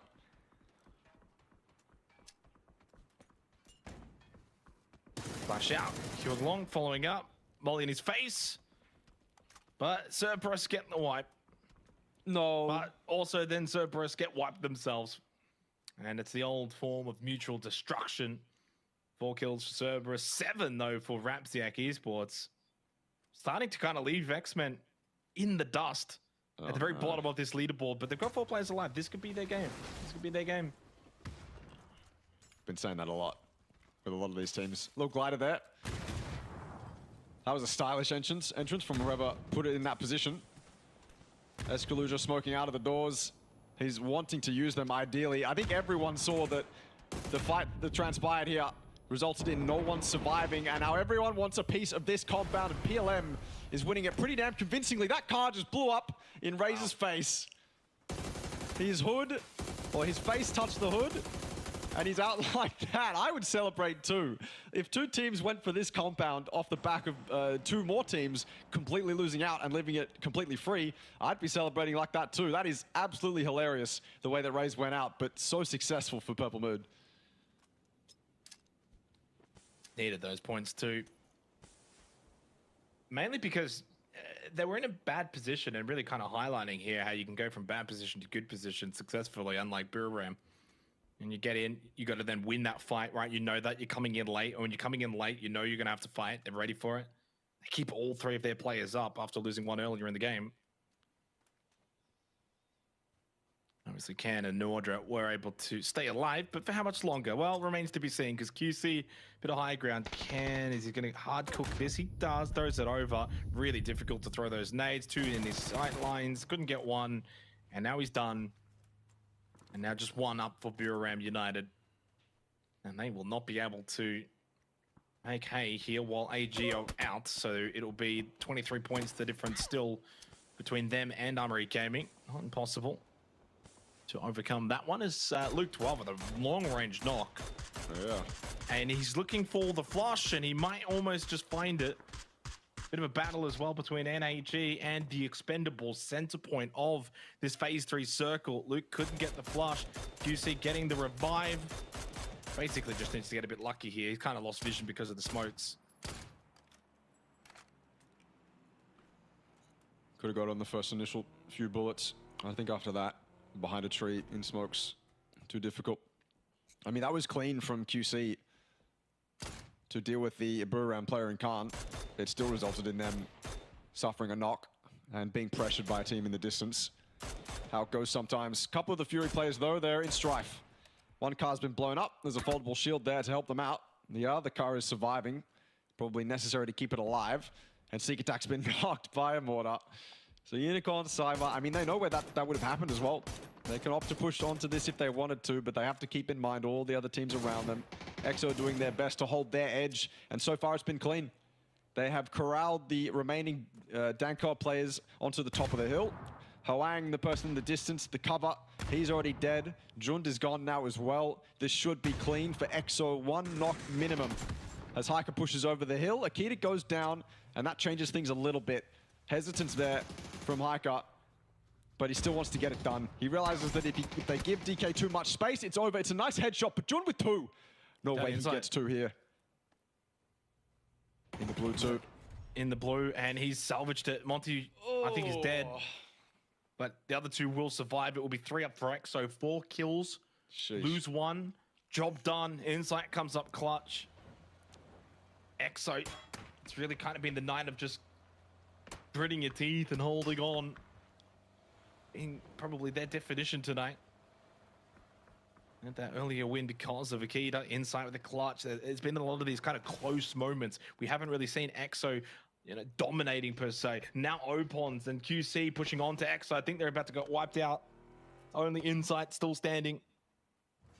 He's going to be corralled by Q confirmed. Micah gets flashed. Akita gets flashed. Those kills get stolen. EXO clan down to just Insight. He gets one onto Cheeksing, the second now onto Opons. Show us Wonderful the effort from Insight. Now in a 1 versus 2. Can't make it happen. Loses to Petra. And in the end, Insight does his best. Playing the rock, playing the positions, but clearly outnumbered. QC aggressed upon. They couldn't really ever get those revives and get back up, and all 3 standing. And EXO go out. I'm sure those were excellent kills from Insight. Good effort, definitely very good effort. He's had some pretty good moments in this tournament, I think. He's the IGL, but doesn't mean he can't frag. Incredibly experienced, and sometimes that's all that really matters. T5 group up, northwestern spot in the zone. Pretty good. Not much room around this compound for teams to, take a slow approach towards it. It looks like this is a compound where if teams want it, they're going to have to breach it, take it by force. And so T5 will probably be okay with it just off the back of that. Maybe the North could provide some pressure for T5, but for the moment they are chilling. Q confirm would be their next threat, most likely. Fury have survived as well. It looked like they were in dire straits after that mortar knock, but they've survived, they've rezzed their players, and they're just sitting in bowls. It's not like Fury have much control over this game, let alone their position. And you can't blame them. Split up, man down, just trying to survive, just living. They put themselves in the center. I think they really opted for that. So it's their own fault that they can't do much. Look at Flood. I mean, look at these positions from Fury. This is what I thought would happen. This zone didn't look entirely... Oh, yeah. This zone didn't look entirely playable, at least centrally. It looked like you were going to be playing around trees and rocks and dips on either side of this specific road that Destroy's looking at. And that's what we see. Flood is playing a rock with his car, and Sneak Attack is sending it for that res. Unicorn, making their way out of the blue. Right on this edge, circle shift out towards the west onto X-Men. This could be their game to finally collect a decent amount of points. Luke 12 knocked down. No resurgence, renaissance from him, as he was able to do on Dago, not to be here on Vikendi. And while the last 2 games have been won by the Aussies, their time here in Vikendi is not going to be good. Aussies don't do well in the snow because we don't know anything about it. Goddamn right. Tube will take that kill onto Luke 12 from a whopping 300 meters away. Thanawa collecting them, and Purple Mood, they've slipped up into that first place now. They are past Armory Gaming, and they are building that lead. Look at the lead now to PLM to Fury, 40 points the gap. It just hinders the amount of teams that can realistically keep themselves in a good position going into tomorrow night. Right now, it's probably, Burev, AG, both still in that contention, but T5, Newhouse, Fury, they're kind of just holding on. Same with EXO. Well, that's surely a kill here for Flucky. SLR, Aik to X from here. Has a good sightline of Destroy. And a nice little seat swap from Escaluzia on the drive-by. Had all of the information called out by Flucky. Escaluzia low, he can go down now, first aid kit. This is a good game from PLM, just cleaning up Unicorn Cyber. They made quick work of that. Bit of help from NHE. Yeah. Where do PLM go from here, though? They've got to find, those crates that are inside the zone or some sort of ridge in front of them. It looks like Newhouse is going to take the position they probably want, opting to go for that hill. Screw the compound. The compound's out. Compound's occupied. And so this honestly might be an advantage for PLM. They know exactly where Newhouse is. They know, what it's going to take to get within nade range and make it uncomfortable for Newhouse. Oftentimes being on the backside, being on the back foot, being the ones that come in late is actually more of an advantage than setting yourself up in the position in front of you. I think Newhouse is probably going to learn that the hard way here. PLM definitely have all the info they need to make this work. One can pull up a car on the right side of that hill, while two people cover. Even two can go and one can cover. And it should be pretty telegraphed from Purple Mood. But the plan, there's the plan and then there's the execution. Escalusia is the cover with the SLR, and the execution has been mixed so far. Flocky's going to go all the way to the top and fully commit, going for the double run over. And now Escalusia has to back off. No more cover. Flocky's now in a 1v1 situation, but he'll get it done. Now he's officially in a 1v1 situation, and he'll get all three. Or all two, sorry. Thanawat got the first run over, but well handled there from Flocky. Yeah, really good composure. Low on health as well. Not a lot of room. Escalusia wasn't close, or at least not even in a really good position to be able to help with those kills. Sensational. And with this kind of game that Flocky's having now, he's also joining Thanawat and Thunders as being just top fraggers for the overall lobby. Between those three, they all occupy top 5 for kills. Damn. Or at least close to it. Flocky probably might need 1 or 2 more to enter that category, but it's the conversation that they're in as Escalusia with an 8 onto Tanvu. He's no slouch either. Having a very good tournament. Does get knocked by Thanatol, someone that probably needs to arrive. Because I think in this grand final, Thanatol has just not shown up. Top player from the PUBG Thailand series, and Thanatol has not quite been able to, match those highs. X-Men 4 up. Maybe this is it. Maybe this is the one game we've been looking for forever, really. One of those T5 players was on top of that tower there, but opted to get off. Probably a smart move. Didn't look like there was much cover up there.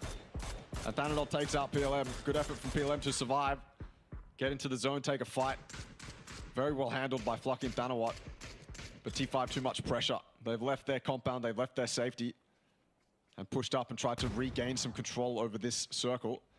X-Men 0 kills still.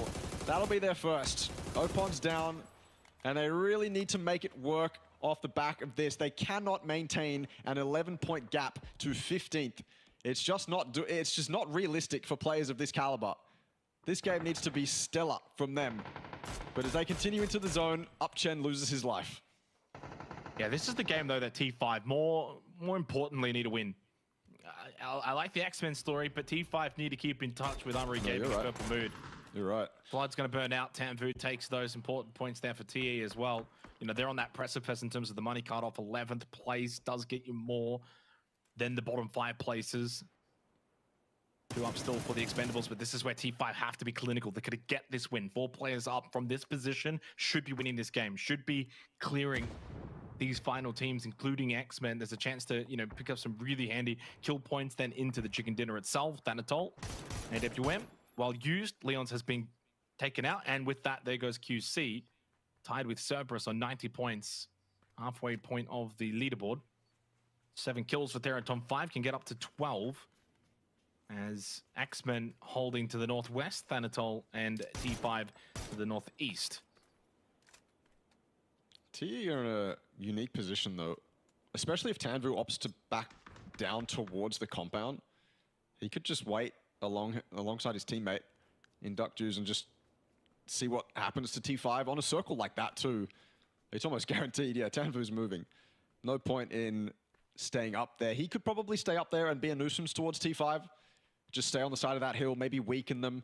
There is definitely a strong argument to be made about weakening T5 and X-Men in this zone. Just taking them down in whatever way you can, whether it's, damaging their vests or doing the more important thing and getting a knock and flush. But it has to be justifiable. It has to be reasonable, because not only do X-Men still have a chance at 3 players, but TE also still have a chance to win this game. And so the risks you take have to be justified. Looks like T5 is in very close proximity to X-Men. And Rossiter Jr. is stacking up on the utility. Unfortunately for him, more smokes than utility that will deal damage. X-Men, this is the push they need to make. The final push. A game where they could probably do well. They're incredibly exposed and they're going to opt for the compound. This is looking better and better for T5. Yeah, got to win from this position. No ifs and buts. I mean, you can make a case they might miss a kill here or there because of the fight between X-Men and TE, but that's okay. Win is more important. And you got the 7 kills as well. As of right now, the gap to Purple Mood, 36 points. Payne gets spotted straight through the window, and Duck Juice is sharp. Yeah, and the Expendables wanting to get the points here. Some very valuable ones to try and keep themselves in that top 11 and closer to the other money positions. Tamvu with the initial knock on to Tarnished. I think this is where T5 probably went over-aggress and push into these buildings and then force the close quarter fight. They got zone control. Like, they know they're going to win this 99%, like 99.999, and repeating. But it does mean you have to kind of give up on some of these kills. And managed to steal one, though. The MG3 there from Path and Pong. And it's the Expendables that will at least get second. Unfortunately for X-Men, they do succumb rather easily in the end. Good resistance met by the duo for the Expendables and for the Teraton 5 points now. I mean, if we give them the win and the kills, 6 points, 125, yeah, right back in it. Basically one above Buriram, and, you know, with 2 games to go tonight alone, still all of tomorrow night. Yep. Good position to be in.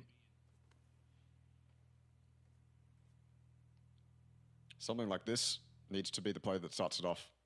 The problem is for Duck Juice is if he gets the knock, say onto Hatsawat, that's great to start it, but he's got to quickly find cover because he's got to survive. His role, unfortunately, with the numbers that the Expendables have, he has to do more than just get one. He's got to prone all the way up here, which is treacherous to begin with, and he's got to get one and then survive to get another. And then we can talk about TE winning. But from this position, the Hatsawat is in. It doesn't look realistic. He's going to drop his bag. Get rid of as much as he can. He knows the play. I mean, this is the only play he can make. He's committed to it now as well. Hatsawat's not looking over the ridge, to be fair. So he could sneak up without much sound. Get that quick peek off. But then, of course, off the back of Duck Juice, Tamvu has to do stellar work as well.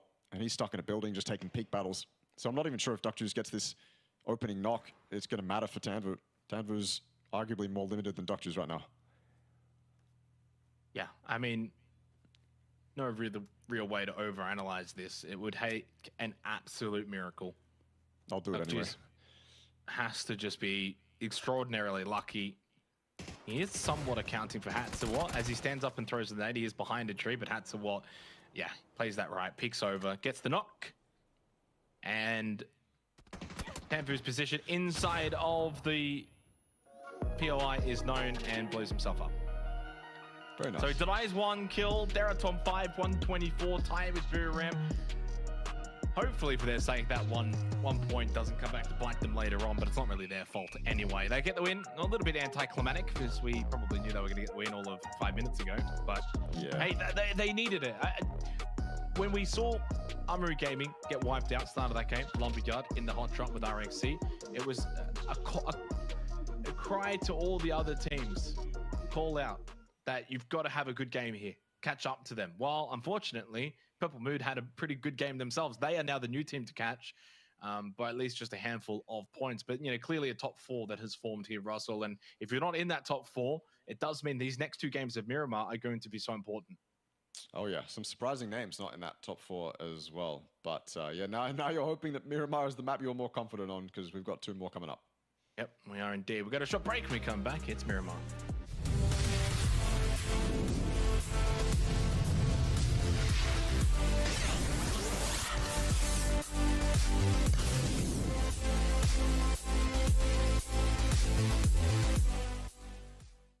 Introducing the new and improved Let's Play Live. New look, new feel, new tournaments. Play and compete in dozens of esports tournaments from Open Division to Pro. Check out our new platform at Let's Play Live. Hey everyone, I'm Extreme, and I'm going to quickly go over the Armory Gaming last-ditch effort in the last round qualifiers to qualify for the Grand Finals. So we start this fight off essentially after a lot of the action has transpired, and Riz is running into that shack, cleaning it out. Just fantastic from him, taking out NGE. That's one of the teams that Armory Gaming had to deal with. This is for their qualification into the grand finals as well. This gets a little bit dodgy though. Naan decides to push, and Shanks isn't watching from this back angle. When Naan makes that push, Riz has to get it done, and he does. He takes him out. It could have been dodgy from that moment, but then of course Shanks has this long angle, and this entire fight is basically on Shanks. If he loses that 1v1, then that player in the shack is most likely dead. There's too much pressure on his shoulders. Riz would have to win that 1v1, and obviously you don't want to end up in a 1v1 when your qualification is on the line. So well handled, well composed by Armory. If you want to see more PUBG action, then check out the PUBG Asia Super Cup Winter on January 31st.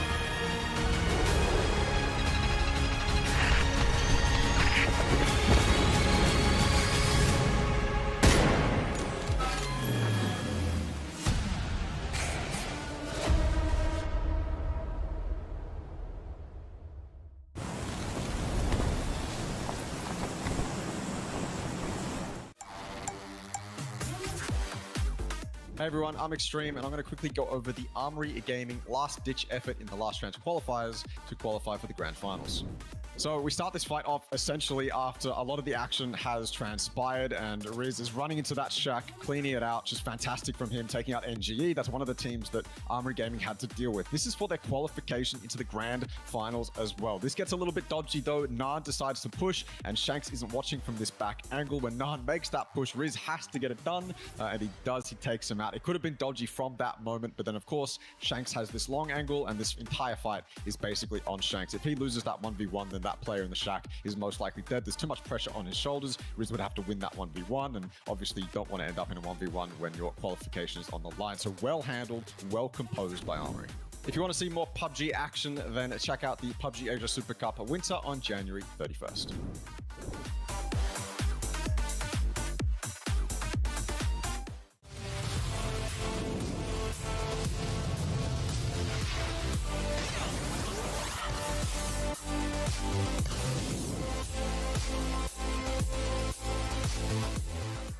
It's been another fantastic night here for the PUBG Asia Super Cup. Hope everyone has been enjoying. Miramar to come now for the final two games of this evening's action. Of course, tomorrow will be the final night. So 6 games still tomorrow, which means 8 games in total. Still a decent amount of PUBG to get through, Russell. Yeah, absolutely a decent amount to get. There's still time for the guys at the bottom of the leaderboard to make it up if they really want to get it done.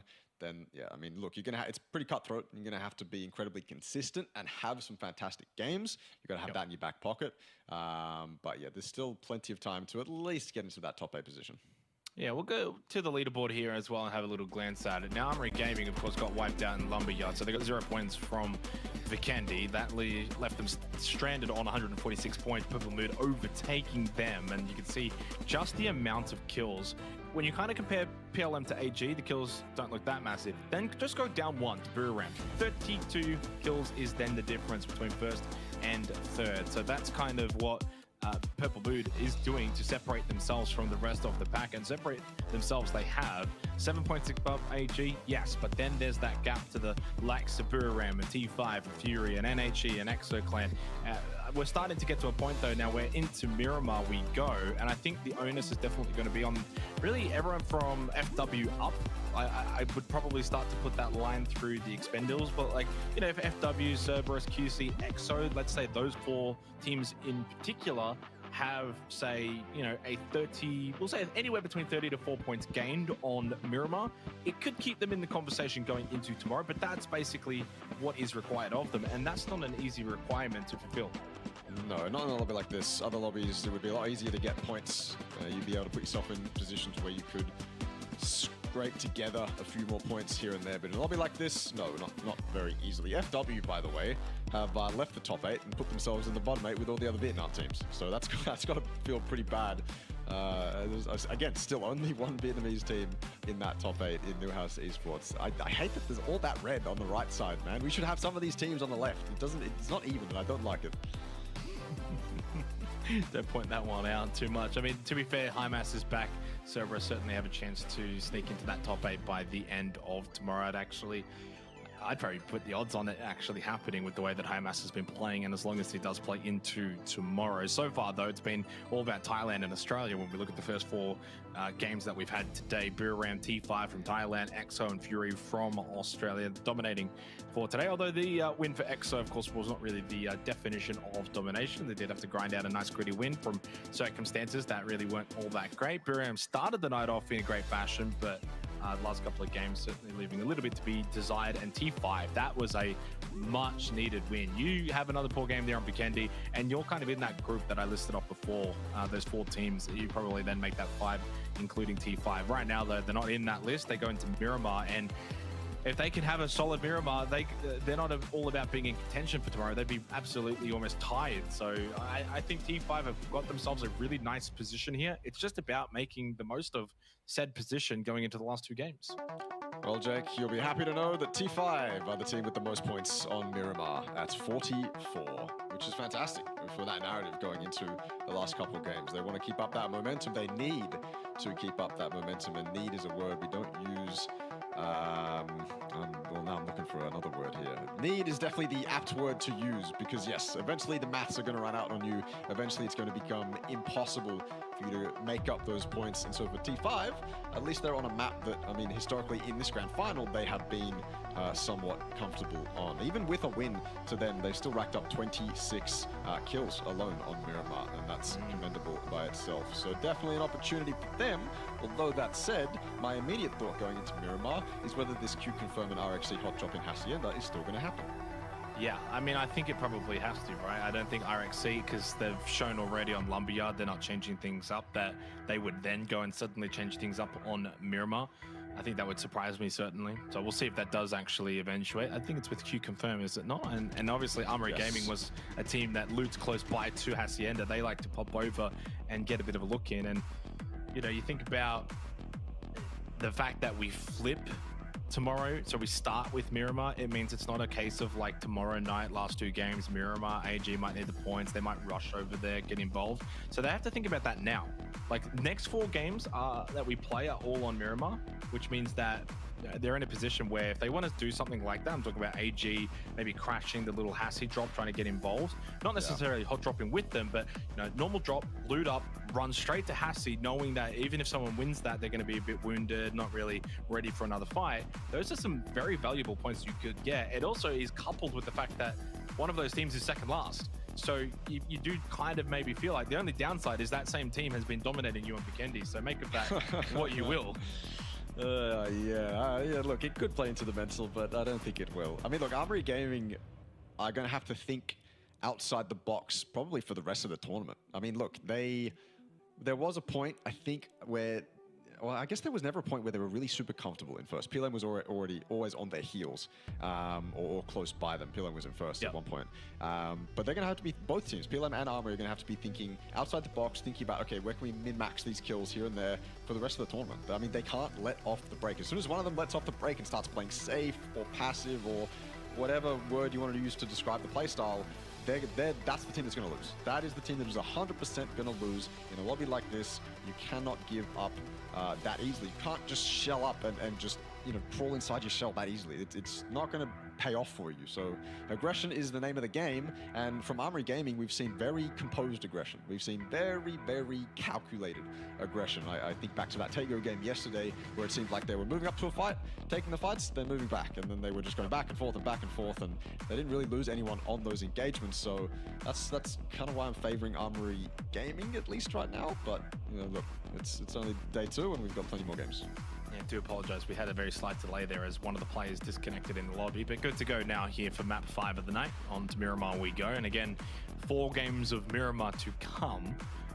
But of course, 2 of those will be to begin tomorrow night, so we'll be flipping the schedule up, which means we do close with Erangel tomorrow, which means if you are a Miramar team, for instance, you mentioned obviously they're a top 5 for us, then these are the next couple of games that are super important to the point that T5 might need to actually be leading by the time we're done with Miramar, or at least close to it, and putting themselves in that position that it's at least close enough, down to each game at a time kind of thing.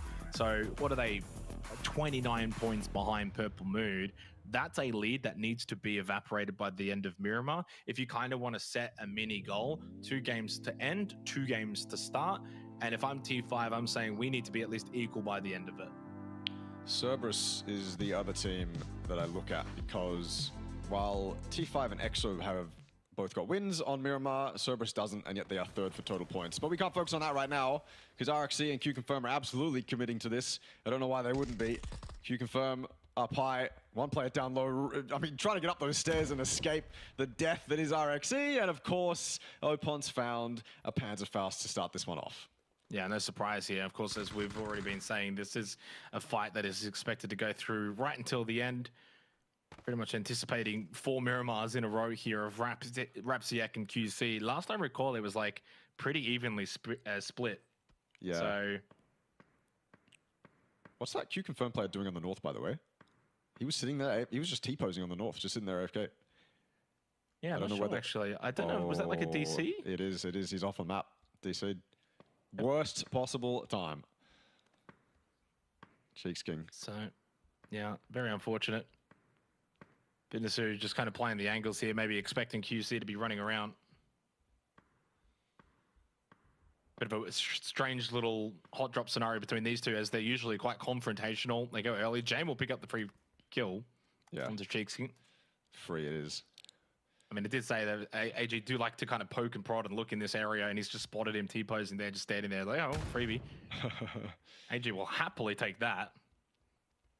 Pays to be proactive, pays to, you know, understand the environment around you. This is not the first time either. They've basically done it every game.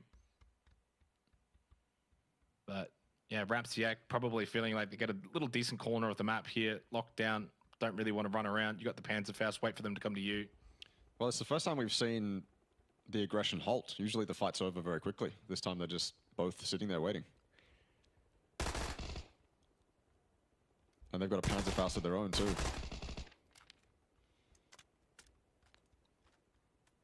I think they've both got the same idea right now. I think it's just a literal classic case of 2 teams with the same identity and same game plan. Sit in the corner, wait for the other to run around, catch them off guard.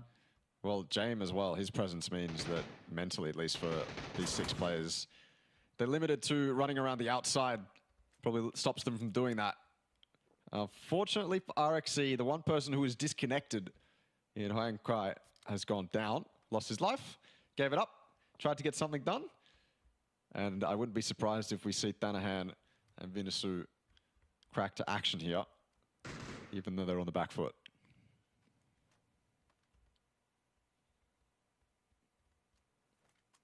Yeah, I think RXC's issue here is they probably played this too slow.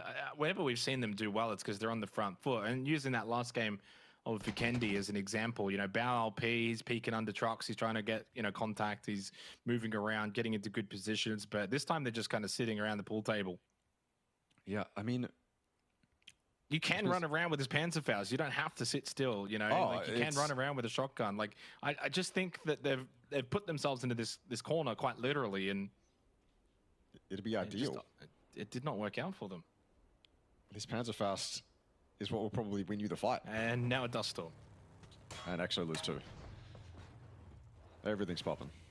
I don't know, are we getting to silly season? in the later stages of this tournament? Is it getting a little bit silly? Are we starting to see early fights we wouldn't see in the first 12 games? Maybe, maybe not. A bit too early to tell, potentially. I think it's been silly this whole time, to be honest with you. I've seen some stuff I've never seen in my life happen in this tournament. But bad for EXO, especially because they were one of the teams. I mean, we're looking at DK now. This is a central spot. Circles pops just south of Los Leones. And so for EXO to lose 2, most likely in a 2-2 split, their game plan is fully gone. They had an idea, they wanted to split. They were thinking about, hey guys, if the circle goes here, we're going to do this, we're going to regroup, this is our rotate path here and there, and then that has all been completely shut down after losing 2. Discord has gone a lot quieter, for sure. Still manageable though. With Monty having a foothold in the center of zone, it means his teammate can regroup and they can just create as much presence as possible and hopefully survive towards potentially a top 8 position in this game. X-Men are also moving in up on that north towards those shanties, those shacks, whatever you want to call them. And tarnished, that is a nice headshot onto Hoang. Body shot as well, I believe, or an arm shot or something. Definitely 2 bullets landed.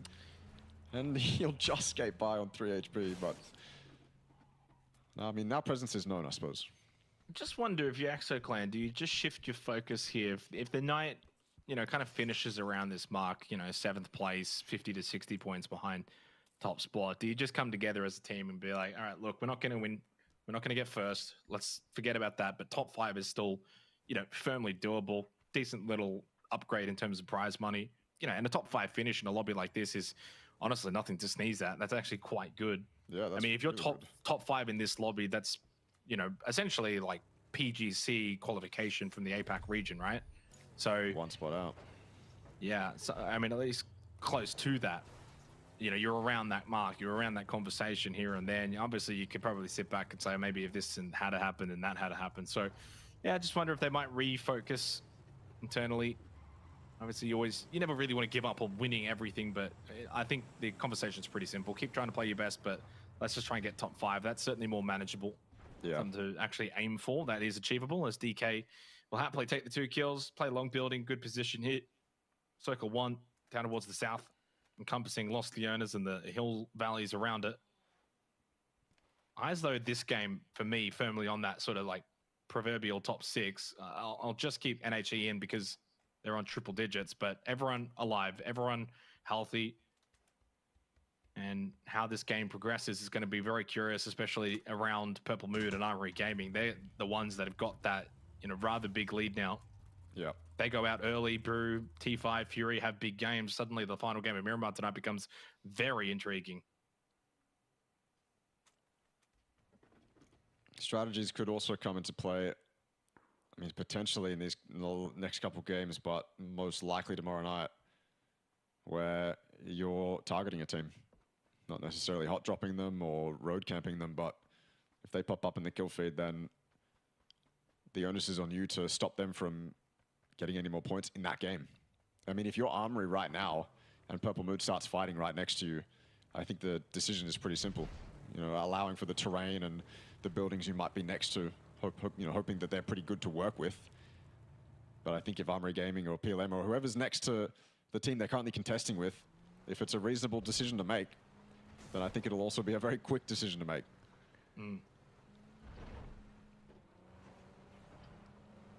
Curious to see what the circle's going to do here. This can be just about going anywhere. Yeah. And obviously lost the owners the other night, which was fun. A little bit dull in terms of the mid game because there's just far too many buildings to play out of, and you can fit just about all 16 teams. Canaxi losing his life, not ideal. Well, Rim down on the coast. I assume he just kind of wandered in towards DK's territory, lost his life on the rotate, and they've got not really the best of position. Rim down to play early, not ideal for the team in 3rd, wanting to catch up to AG in Purple Mood. But obviously, Ram do like to play the edge. They can typically come in quite late. I think back in the last PUBG Thailand series, they had the most blue damage taken out of every team. Well, obviously the kind of team that wants to go dead center, but yeah, they're also right on the edge. Cannot really go any further out. The water is there blocking them. T5 rotating on an isolated side, actually. All the way to the east. Fully alone for the moment. Good copper feed too. Yeah, I mean, that would be incredible for them. I mean, that would mean everyone else around them is fighting kind of to their north, to their west. Not really. That's not bad though. I like that spot for that kind of circle. It's good for them, don't get me wrong. Don't get me wrong. They've got options too. The main thing is what you said is it's isolated, right? So in terms of, especially on Miramar, when there's a lot of sightlines on this map, not having to worry about it. I mean, to be fair, I do see kind of Fury, QC further north of Los Leones. They'll backfill in. Probably a very similar kind of rotation to T5. So those teams and those threats will eventually arrive. But for now, it is isolated. Probably would do best with getting a phase 3 circle shift up towards that northeast if they're going to get a lot from it. Worst case scenario, you could always just send it in towards Los Leones. So they are getting shot at by TE as Hymas with the DBS up close. This thing can wreck. Do it to him. There's a dust storm though, just on the edge of it, but looking right when he needed to look left was who dat. Org out for Hymas, expecting a bit more of a long answer on the other end of the building. DBS needs the full reload. Oh, he's playing this so well. Yeah. Cooked, perfectly thrown. There's the elimination. So Ozzy's got the cover as well, and he's got the left side of the building, so if he wants, he can go back in. Gets into the vehicle. Well, that was maybe the only misplay. Hadn't cleared the building, hadn't cleared close, so Ozzy couldn't really cover all angles. Gets into the vehicle without popping smokes, or could have honestly just ran back as well, as much as he didn't want to give up the vehicle. Yeah, Hymas got a little bit too greedy. Danatol knocked and flushed as well by Tanvu. Two very good players gone in the blink of an eye. Arguably, coming into this tournament, the two highest rated players, Danatol and Hymas. And how quick even the best of the best can get eliminated in PUBG. Down to just Reseda Jr. and Hatsua. And spoke about all eyes on that top 6. The T5 Bureau Ramp wounded. Not going to have large games here on Miramar, and a good opportunity for Armory Gaming and Purple Mood. Speaking of at least one of those two, now on the parachute rotate, dead center of the circle, and may look to kind of drop on Brew, or at least around that area. Yeah, I don't know. They've got options. So many little shacks and divots in the terrain here that they can opt for. DK is who they choose. They'll spot that car for certain, but they see it leaving. So it's a different question. Shanks is knocked out of the air, but inside the compound. Definitely resable. And just the pure presence of 4 armed men coming at you from the sky is enough to get Jun out of there and regroup. I mean, look, it's smart. You don't want to give up the spot that DK has. It's a fantastic spot in a zone like this. And to lose a couple players would be not a smart choice. So Armory Gaming get away with the emergency parachute. As I said, can be a 50-50 sometimes, but they approached the split. They approached the team that was definitely going to regroup out of all the other teams. For T5 though, man, that was, when I saw them in that spot, yes, it was isolated, and I thought it was fantastic. X-Men was probably the team I thought T5 would push from that position and try to get at least a building, some hard cover to hold down, or they were either just going to stay in those dips that we saw them in when they first arrived. Either way, I think that spot's kind of hard to manage, because you get there and you have all this choice, and you want to take at least one of them, that I think you just kind of end up doing too much. You end up spreading yourself too thin or trying something that wasn't really super smart. And for T5, I think that's what they did. They just lost 2. They went up to try claim something that might not have been theirs in the first place. And that isolation turns into the opposite very quickly, and they run themselves into TE, which sucks because I really do think they had a decent chance to deal some damage this game. But not to be. They're on recovery too as well, along with the likes of EXO. And, well, that's it. EXO's the only other 2-man in the server. So those 2 on recovery right now. Yeah, a couple of 3-man teams, I guess, but you can manage with that. As we get the next circle pop, south of Los Leones is seemingly where we go. Opons is getting shot at. That's a long-range knock from Flood. Clean with the Mark 12. This is Flood at his best. Those are not easy shots. The initial shots, moving vehicle 200 meters away, moving away from you, so you're getting the backside of the vehicle. Here's a DMR wizard. He landed. Yeah, I think he landed ahead in that chain of shots. And yeah, we spoke a little bit about Fury to start the night as well, Russ, where obviously no expectations on this roster at all. But up into 5th really does kind of highlight the individual prowess of these players, what they can do. I mean, obviously Luke and Cow have played together, you know, for a little while now. Fat I'll take a freebie on to Raze, who has just not been able to get going this tournament. I mean, to be fair, you could make the argument for his entire team. Yeah. Down to 10th. I mean, look, for this game as well, they're in one of those spots where you're playing for placement. They are setting themselves up in that massive mine, and that's not a spot you play if you want kills. It's not a spot if you play that you will play for control. Oh, what a risky rotate from Q-Confirm. Maybe it was necessary. Through Buriram towards Fury. X-Men luckily no longer occupying this warehouse. They've moved on, so it is free. But Petret's driving right past it. He wants a ridge, a dip, a little shack, something to survive for placement as well. There's a lot of teams currently just off the first few phases that are now in total survival mode. Fully just playing for placement, trying to live. Doable in a zone like this too, because there's so much you can play that it's an easy choice to make, especially when you lose a couple players. But a zone like this can also be pretty fickle. A hard shift will throw a lot of plans into disarray. And, well, I guess we're about to see that circle pop. Yeah, 30 seconds until. It does eventuate. Then Koa with a nice little central location. X-Men as well, just to the north. I like this spot for Purple Mood. I mean, Newhouse close by, but other than that, rather isolated on the south side of this circle, just to the east of Resort.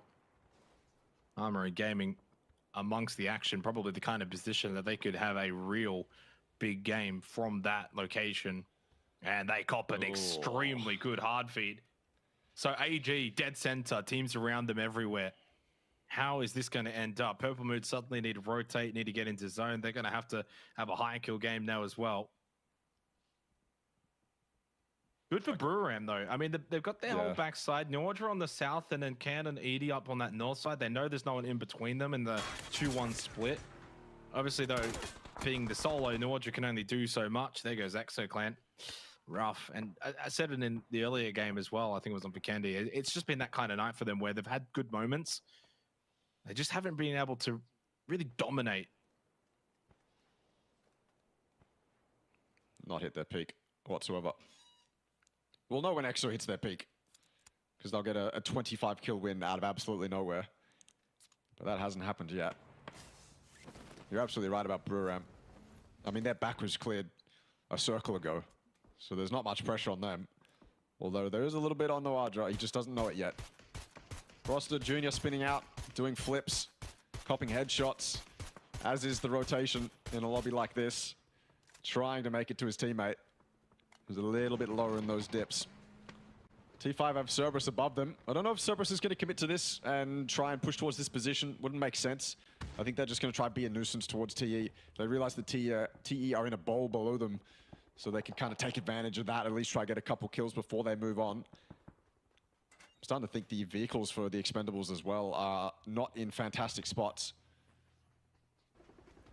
Picking up first aids. A little bit dire, but luckily for them, Cerberus is moving on because the blue has told them to. X-Men up on high. I don't want to say it's their game, but it absolutely could be. Armory are getting delivered a couple of free points. FW from the sky.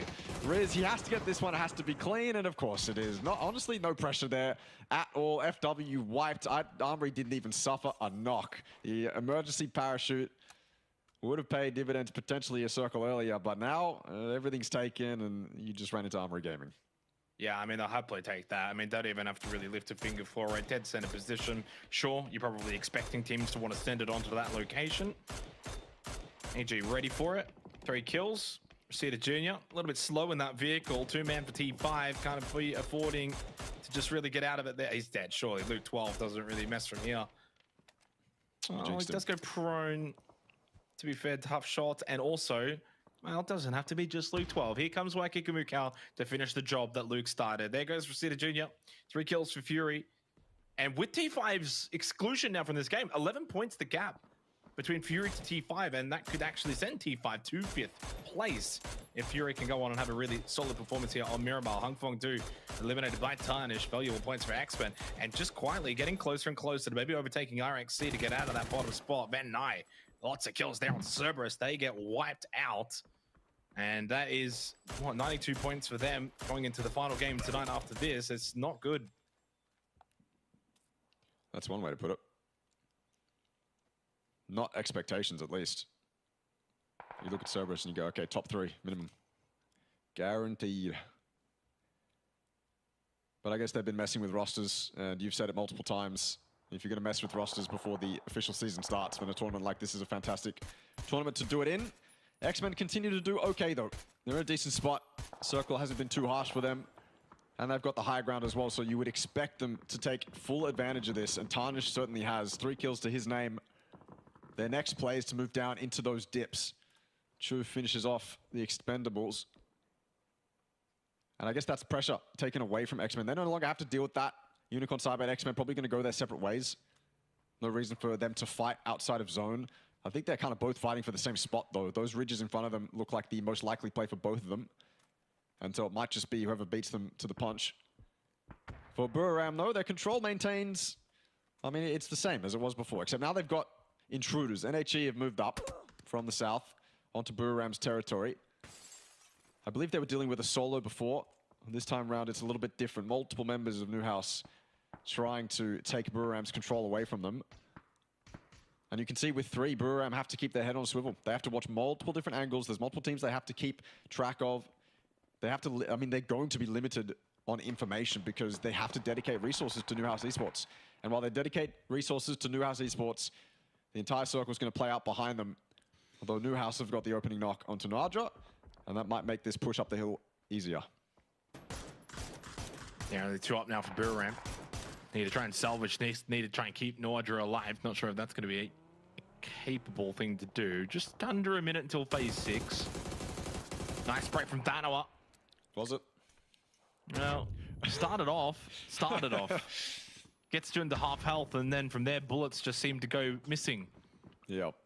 I'd say shots 1 to 3 certainly landed. I don't know about 4s to 8. After that, I think they all just went astray. Neil T and Newhouse. Clean. Yeah, dealt with Buriram. Really does open up 3rd and 4th, and that's a really, really good sign as well for Purple Mood and AG. For those teams in particular, you know, we kind of spoke about, Ross, like, at least I mentioned at the start of this game, if Purple Mood and AG would have had bad games, yada, yada, yada, opens things up for everyone else. Well, the opposite has now happened. Buriram, T5, gone. The competitors looking to challenge out of this game does now mean that gap extends once again. You're absolutely right. And Armor Gaming in prime position to take this game. They are playing these ridges like, okay, that's one way to take out a team, I suppose. I mean, look, they're taking out teams without even looking at them, Jake. I don't know what to tell you. Flood was about to get that kill. He was all excited, jittery. Guys about to get a kill. And then from the sky, a rocket comes down and ruins his fun. So, I mean, that's something just that you never had to deal with. You never had to deal with that one, Russell. No, I never did. Thank God. PUBG Esports in 2024 is a different beast. It is. 7 kills for Fury, 4 players up. Certainly the kind of game that can, you know, by the end of it, get them into the top 3, keep them in contention and going up against Purple Mood and AG. There's a big game for them. North side of the circle as well. And good vision, as you can see from this POV. Can they capitalize? Can they have themselves another big game? Obviously got a win earlier today. Back on Tago. Big thanks to Luke 12. He had a good one, and this is a good circle. 2-2 split, a lot of zone control. AG in the middle still have not moved. Haven't moved for 3 phases. Maybe 4. Purple Mood eventually going to be pushing in, but they've already been kind of thwarted back. Watching the map, LPL_play on Twitch if you want to watch it. Danko Gaming have made life very difficult for PLM. Every time Flocky tries to push forward, DK are just shooting at them. And if they get too far forward, then they're pushing into Armory Gaming anyway. So certainly not a lot of threat here up onto the north for Fury, at least for right now, while they're still in the circle. Mind you, that changes in a minute and a half if it does go south. And there is Jun getting a nice kill onto Sapal. That's the end of Unicorn Cyber. 6 teams remain. There is the solo of Petret that Fury could step on, but I don't think so. I think he's too far away. More likely to engage with Armory before Fury. But yeah, you're absolutely right. These guys don't have any threat to worry about now. I don't think they're going to step on Petret now. They'd have to expose themselves to Armory to do it. They'll regroup towards the north. And just, I mean, look, from here, they just spread out. They just spread out. They get as many angles as they can. If they're in the same mindset as us, obviously we have all the info. But if they know for sure that their northern side is clean, then I can see them spreading around the entire top of this circle. and dominating all these teams as they engage in their own fights. Purple Mood, luckily for them, I don't think Armory's going to be able to push them when they're fighting DK. I think if Armory was to push out, teams like Fury and Newhouse would look at them. So I think Purple Mood can get away with taking this fight with DK. It just has to be a little bit clean. It can't be delayed. Jund can't, get across the road and live for too long. It's got to be really well handled from Purple Mood. And if they are going to let DK live, then they have to hope that Armory Gaming push DK before they push Purple Mood. But I think the angles are much more favorable for Armory Gaming to push towards Purple Mood. That said, Armory Gaming have Newhouse to deal with first. Yuta knocked down by Shanks. Armory Gaming wanting to get involved. Double from Shanks. He eventually confirms nil T. Dimisty's been knocked by Flood. Fury have eyes on that location from the north, looking down. Jun, long range, again, just keeping Purple Mood at bay. Trust me, they've been trying to push in for the last 5 minutes now, but Dankoa Gaming are making it very difficult for them to do. Nice shots onto Jun, keeps him behind the building. Shanks eventually gets that kill. Dimisty getting revived. Still going to be 4 up for Armory Gaming with the 6 kills in a good position. Nice nade from Jun D. He's back into the roster. Didn't touch on that. He was out for the first night, or at least the first 2 nights. He's pushing right up, very aggressive. Could play underneath the vehicle if he wants in terms of the angles. And he does get the initial one onto Thanoa. Can he get any more? No. Smell got one though into Escalusia, only Flucky, and he's gone. Nicely done from Dankoa Gaming. Well, for the last 5 to 6 minutes, while PLM are top of the standings, DK though, in control of that particular team. Kept them right out of the circle, right out of good position. Got the kills, 12 points for them, and edge a bit closer to number 11 on the leaderboard. In terms of the importance of that, it's obviously the pay jump. To get out of the bottom 5, you do get a little bit extra money, so close behind the Expendables, but a big opportunity now for Armory Gaming to retake the lead here in this leaderboard. Didn't expect that out from DK. 12 kills so far in this game. They've had that central spot the entire time as Newhouse get dealt with, but I didn't expect them to come running out of there with that much confidence and just take Purple Mood on like it was nothing. 12 kills. Most out of anyone right now. They've definitely fought for it, and here's Fury moving into position. Moving closer to Dankoa. They definitely want to deal some damage. This is Fury trying to, A, stop DK from getting any space that would give them an advantage over Fury, but B, wanting to weaken them. Pushing up now as well, committing to it. They value this fight towards DK so much that they're happy to commit members going up close. Sneak attack is the front man, but hiding in the smoke is Jun. He's low HP, but playing around smokes, that cannot matter. The blue zone grenades will be fantastic though. They limit space, and they might even knock Jun if he's not careful. He's either got that backpack on, or he's just in between the 2 that were thrown. Petrod's dealt with as well. That was the solo that they could have stepped on, but Flood was too aware. So it's still clean for Fury. Not many mistakes to be had. I suppose their next mistake would be Jun, but they're still wary of him too.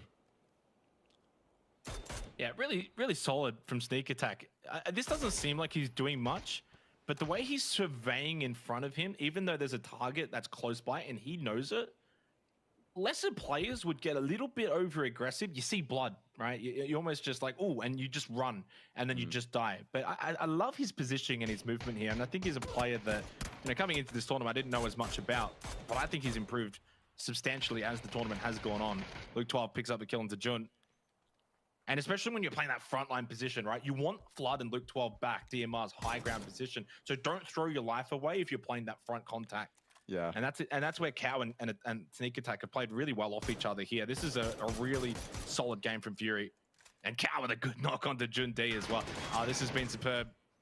Blue Zone nade as well. Smell is just absolutely inundated with pressure.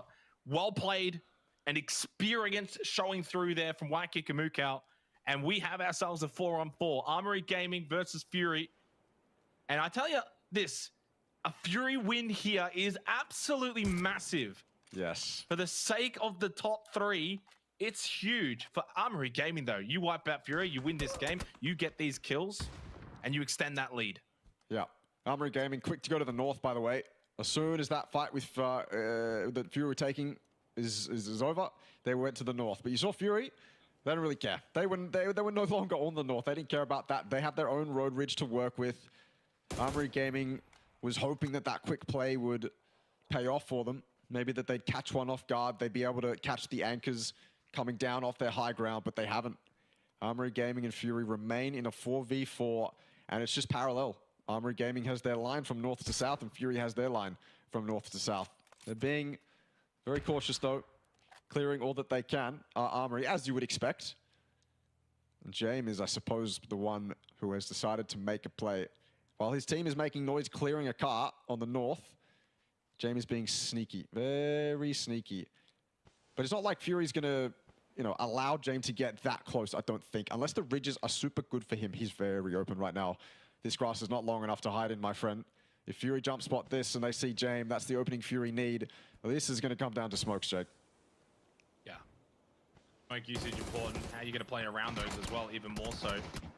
Nice initial off though, sneak attack. Oh, pumped his tires up and he's been able to come through with the goods. Gets the kill onto James. It's not his time. Fury, go to 12 kills. Up into third for a team that's a band of misfits that's come together for one final time before going their separate ways. A chance to really have influence on this region. Sneak attack caught at the back, but he goes prone. Really nicely done. Knock on a Dynasty. That's from said man as well. Is this his time to really make his mark as a professional player? Playing in arguably the toughest lobby APAC has seen for years. Two massive knocks to give Fury the advantage. DP at the end. Cow taken low by Shanks. Those are good shots from him. Blue zone nade as well, forcing Riz back. He hasn't got a good position now. Back towards the ridge, not an aggressive spot at all. Fury have got zone control. They've got position. They've got numbers. They've got util. They're playing the smokes well. They should be winning it from here. The onus is on them in the 4 versus 2. Yeah, absolutely. They can't give this one up. It would be a devastating loss. Riz, we know that he can do a lot, but I think this is too much to ask for unless Fury push towards him. A 1v3 now, but I think even he realizes it's over. Completely done. Fury with a very well controlled and very well played game. Had control of that from 20 minutes ago, it looked like. And of course, when you have control like that, confidence like that, it's going to translate into a 15-kill win. Damn. Jeez. Yeah, damn, indeed. That's their second win of the night as well, mind you. They've had a big night for Fury. They were 9th coming into tonight, Russell. They were 9th. Now up into 3rd. That is a huge jump. They've been absolutely magnificent. I'm not sure what's changed. I haven't really spoken to them. I know obviously that maybe you have, but probably not prior to tonight, or at least not about tonight. But we're going to have to, because something has changed. It's been night and day from the first 2 nights into tonight. And look, they're also the kind of team that's not going to be going and watching the VODs and scrimming and practicing and being too worried. They would have just rocked up on the night, and it's obviously all just clicked. That obviously in these deep moments, they've been very influential, and they've been so perseverance as well has been strong. I don't know, running out of good things to say for Fury. They've been great. Up into 3rd from 9th. Incredible. We'll go to a break when we come back. Of course, though, one final game for tonight, and we'll see what Fury can do once again.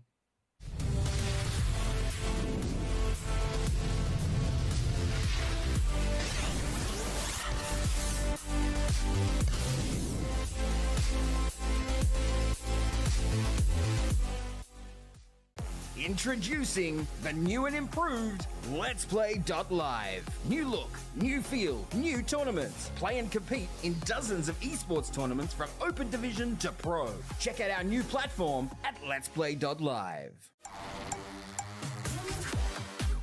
Hey everyone, I'm Extreme, and I'm going to quickly go over the Armory Gaming last-ditch effort in the last round of qualifiers to qualify for the grand finals.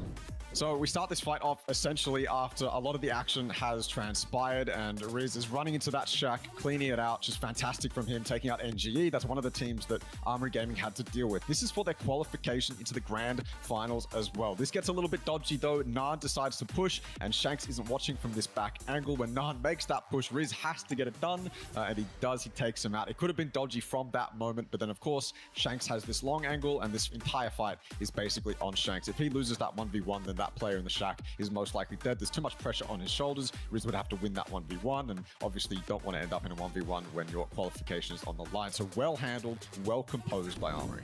If you want to see more PUBG action, then check out the PUBG Asia Super Cup Winter on January 31st.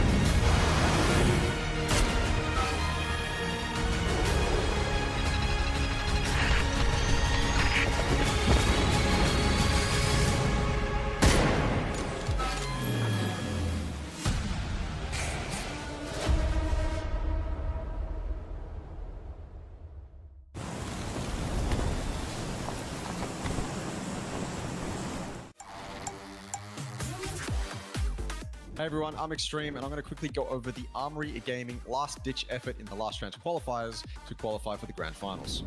So we start this fight off essentially after a lot of the action has transpired, and Riz is running into that shack, cleaning it out. Just fantastic from him, taking out NGE. That's one of the teams that Armory Gaming had to deal with. This is for their qualification into the grand finals as well. This gets a little bit dodgy though. Naan decides to push, and Shanks isn't watching from this back angle. When Naan makes that push, Riz has to get it done, and he does. He takes him out. It could have been dodgy from that moment, but then of course, Shanks has this long angle, and this entire fight is basically on Shanks. If he loses that 1v1, then that player in the shack is most likely dead. There's too much pressure on his shoulders. Riz would have to win that 1v1, and obviously you don't want to end up in a 1v1 when your qualification is on the line. So well handled, well composed by Armory.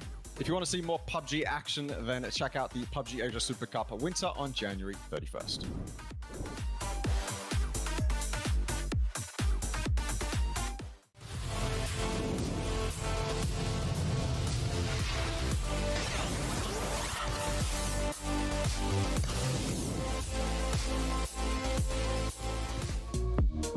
Massive game from Fury, 15 kill win to kickstart this Miramar bonanza that we've got closing out tonight and starting tomorrow, of course, and puts them rightfully back into a position where they can look at that top spot and think, hey, we can actually win the whole thing.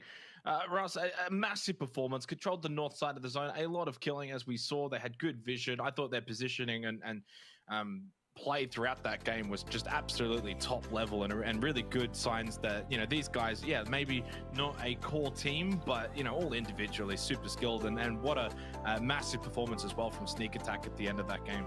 Yeah, the North American sub coming in and actually dealing damage. I think before the tournament started, he was meant to be the IGL. I don't know whether that plan has changed over the coming games. But I mean, look, all these guys, yeah, they've got the synergy, and they're players that know how to reel themselves into. And we saw that in that game. They were incredibly good at not overextending. And I guess the prime example of that is that Sneak Attack play when he was right next to Jun, but he had cover from behind him, so he didn't really have to do anything. And I mean, look, that's a sign of good communication too. I think these guys' communication is probably pretty decent right now. I mean, look, if someone's micromanaging or someone's calling the shots, it doesn't really matter. As long as everyone knows what's going on, then they can all reel themselves in, and especially Luke and Flood. I mean, those two guys are going to 100% be some of the most disciplined players you've ever met. Yeah, 100%. You see there, the 88 kills, 135 points, and a second win tonight. No surprise to see us sort of highlighting them coming into the final game of the night. So it's been a terrific response as well from the, I guess, the Australian teams. In saying that, EXO probably the last 3 games after their win haven't quite been able to kind of kick on, if you will, after that massive clutch from Akita to kickstart things back on Erangel. But yeah, Fury have just been amazing. And we said at the start of the night, I mean, coming into it, again, they were 9th, right? Like they were 9th, 70 points. You know, I think after like the first game or two as well, they were probably like 40-something points adrift. And it just didn't seem like it was really clicking for them. And rightfully so, because they're not really like a proper team per se. And we said it would be a little bit embarrassing if like these guys were to kind of, you know, come in and dominate this kind of lobby and what is such a skilled lobby. But, you know, at the end of the day, they're also just so individually skilled that it kind of makes sense as well. And they've been able to turn things around clearly and now get themselves into the top 3. And 1 game to go tonight, 6 games tomorrow. Certainly a massive chance to be able to capitalize and maybe win the whole thing. I think as well for Fury, it's got to feel good to be above EXO, but obviously for EXO, it's got to feel bad to be below Fury. One's a real team, one's not a real team. So, I mean, my expectations for EXO was that they were going to come into here and overtake Fury and be above Fury. I honestly didn't expect Fury to have this level of performance. I thought that the peaks and the flaws of the SEA teams around them would keep them in check, keep them in that 7th to 8th position. I thought top 8 was realistic, but I didn't think they'd be fighting for 1st or 2nd at all. So I'm not stunned, but I'm certainly surprised. And I'm more sad that EXO hasn't been able to keep up. You know, their expectations going into 2024 are kind of de facto set here at this tournament. And so if they can't keep it up, if they can't, you know, match a team that isn't even real, then what do they need to go back to the drawing board and fix? Yeah. So obviously one game to go today. It's all about that top 3 right now. There's a couple just below the top 3 that are still very much in the conversation. 6 games tomorrow. This one here, but for a lot of those teams that are anywhere from 10th to basically 4th at this rate, it is kind of now do or die. You got to start collecting these points because the way that Purple Mood, AG, and Fury are playing, they are doing so at a pretty rapid and consistent rate too, mind you. I mean, all 3 of those have been really consistent throughout the tournament. So maybe Fury has been a little bit more pop-up heavy tonight, but still popping up at such a high level that this is kind of what other teams need to do. This is what we talk about when we say teams need to collect these points sooner rather than later. You kind of need to emulate what Fury's gone and done. You know, 2 wins in 3 games. You know, those wins being high kill performances as well, from a 40-point deficit to something like 15 or 20 now. It really does kind of highlight as well that as good as and great as Fury have been tonight, they're actually still a pretty handful of points behind that top spot, and even really the second spot. Like, they're still 20-something points behind. So, and they've had such a massive night tonight. They basically doubled their points from the first 2 nights just tonight, and they're still that far behind. So you think about a Cerberus or an EXO or a QC, well, it kind of looks like, oh, hey, if they, you know, finish strong, it's a 50-point gap, yada, yada, yada. It's virtually impossible when AG and Purple Mood are just collecting the amount of points that they're getting.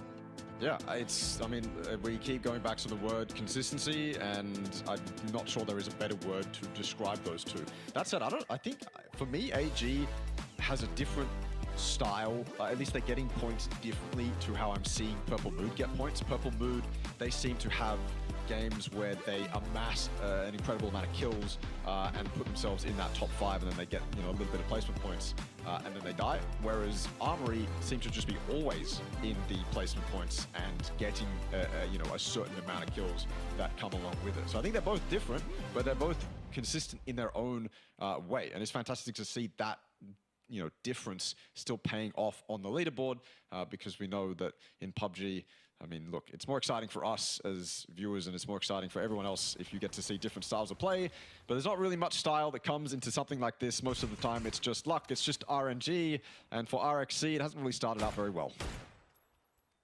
I mean, as expected at this point for RXC, in this kind of hot drop shenanigan as we go to Hacienda once again.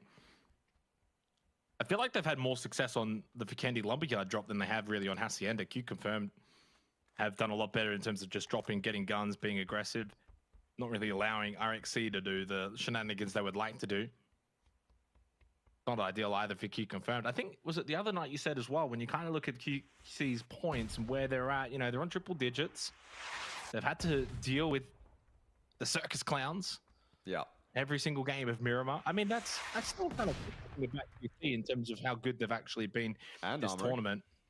Yeah, Armory as well. Obviously, I mean, Armory, it's like one map, but still. Yeah, fair. I just want to go back to the days where we're fighting over compounds and we're sitting in the blue for 10 minutes. Those were my favorite times. That was where I thought silly season was really starting. Panzerfaust, though. Both these teams have Panzerfausts. So, look, if these guys run... Okay, and Armory Gaming's with the mortars. All the way from... Oh, it's either them or Brew. But as soon as Leons runs up these stairs, I'm pretty sure he's going to be greeted with a Panzerfaust rocket, which is why he might be a bit hesitant. I mean, look, I'd be hesitant running up there regardless. M4's pointed at the stairs. M16's Vector as well. Not fun. And this is stark contrast to how this hot drop has gone before.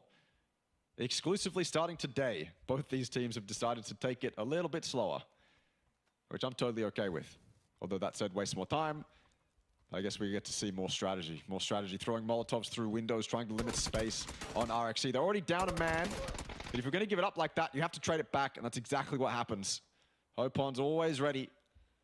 His name's always in the kill feed when it comes to Q Confirmed.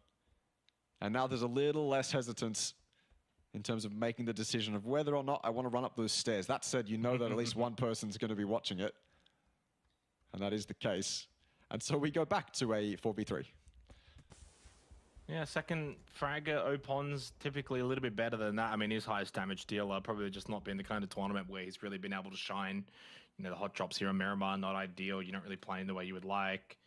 I think also QC themselves would probably admit it hasn't quite been their best performance. You know, remember, Opons is a guy that top fragged the entirety of PUBG Thailand Series 2. The whole thing, not just on his team. Yeah. And the only players he was rated behind were Thanatol and Raze. I mean, that's a pretty good resume. But he's getting outfranked by Petra. Chickskin's not that far behind him. A little bit of similarities to probably Thanatol not really performing all that much either on T5. So some of the kind of like star players, it really kind of highlights you can't just rely on one player. You need to have that whole team singing. And that's kind of what AG and Purple Mood, you go and look at the stats. There you go and look at Twire. All the players on AG and Purple Mood all pulling their weight effectively. All for Fury as well. Darwin's not going to hit the mark here, but Canaxi feels the pressure. Darwin should have just spotted him through the window. Good little spray down, good little movement. Nice little jitter stepping from Darwin. Oh, clean. that was dirty. Canaxi's dead. Double kill. Buriram, bad to worse on Buriram, on Miramar, I should say. It's not been good. That was dirty from Delwyn. Tanvu got the initial, and Delwyn was so quick to that fence. And obviously, there has to be such a precision spray. Only the head was showing, and he hits it. But yeah, Buriram. Look, when they came into tonight, they didn't have the most points on Miramar. So, not the best performance, but here we go. Finally, the Panzer Faust comes out, and the full-on assault from Q Confirm is as successful as you would assume it would be when they have 4 people up and they get the opening knock. Very clean. They don't lose a single member. They almost lost Opons, I think, when he ran into that door. There was almost a team kill with the 4 fun spray, but that wasn't the case. Q Confirm 11 life, 4 free points to start off the game. Very ambitious there from Nuadra, but yeah, Buriram have just succumbed here. Really disappointing too, because going into the Miramar games, they were rightfully in a solid position. 3rd place, had just performed really well over the course of the night. Kept themselves very much close to Armory Gaming and Purple Mood, and they have just capitulated, Russ. They've just gone out really without any... They've gone out with a whimper. They haven't looked good at all here on Miramar. I don't know if it's a map-specific thing. Sometimes you just have a bad game here or there, and it just is maybe a coincidence. I'd still give them the benefit of the doubt going into tomorrow. 6 games remaining. They're good enough. They're the kind of team that can get not only a win, but can win with high amount of kills as well. But they really are going to have to pray that Purple Mood and Armory Gaming do not extend this lead. Yeah. Closing things out here for the final game. Who dat running around with the Panzer Faust? No one to shoot at. Not yet. They are dead central after taking this from Buriram. Noadra is the only one in that incredibly ideal warehouse across the road as well. He's got to make it somehow look like there's 4 people there. Pick up all the guns you can. Shoot the Mini, shoot the SLR, shoot the Dragunov, get a K9 out as well. Shoot them all. You have to be 4 players in one if you're Noadra right now. Because everyone wants that compound. Cerberus sitting in a compound that, look, I don't think it's that pretty for them right now. 4 up in a compound that at least they can keep their cars up in and they can move to terrain if the circle goes north, west, or east. But if it shifts onto them and then shifts off of them, I feel like they're in a really funny spot. It'll just turn out that way that they're going to have to leave and probably fight terrain that is already occupied off the previous circle shift. But we are so far away from the phase 1 or the phase 2 circle pop. X-Men setting themselves up nicely on the high ground at Minas. They'll have a lot of info on the center of this circle. TE actually, honestly, this I commend this split. Doctor's alone, 777 alone, and only 2 in the priority compound in the middle. I think 777's a grouping, which is the smart play. But still pretty risky. Rossiter just getting lit up a little bit, not at his health, but more so his vehicle. T5 need a good performance to close the night out. I'm gonna be completely honest, from outside of the top 5, I just don't really give much of a conversation to those teams anymore in terms of winning this tournament. T5's the cutoff for me. Obviously, all quite dependent on what really happens in this conclusion, but they've got 4 players up, can still make something happen this game. PLM down a player, but have gotten a kill, and already PLM and AG have shown this tournament they're more than capable with 3 players. They can still have a high impact. Very much last chance for Cerberus, for EXO, for QC, Newhouse. And I mean that. I know I say it sometimes, because then, you know, they start tomorrow off looking good. But Flucky, 3v onto Akita. How is he meant to know there's a man sitting over that hill? Yeah. Can't scout it, can't see it. Flucky gets lucky. 2 kills. Purple Moon will take the vehicle as well. Say thank you very much. And that is just, honestly, morale breaker right there for Akita individually, for EXO as a team. What are you meant to do? What have you done wrong? How do you kind of analyze that? Had a couple of morale breakers, have EXO. Hasn't been good. It's not been fun to watch. Obviously, there's a bit of bias, but knowing their peak and knowing what the individual players are capable of, it sucks to not see them reach it. Similarly with X-Men, similarly with NGE as well, TE too. Sometimes, I mean, this tournament's just been the case where teams with, on paper, fantastic individuals and incredibly high peaks haven't been able to reach them. And I'm wondering whether it's an issue with your strategy coming into the game, whatever you're thinking just isn't working, or whether it's just every other team around you is stronger than you thought, stronger than we thought, if we're being real.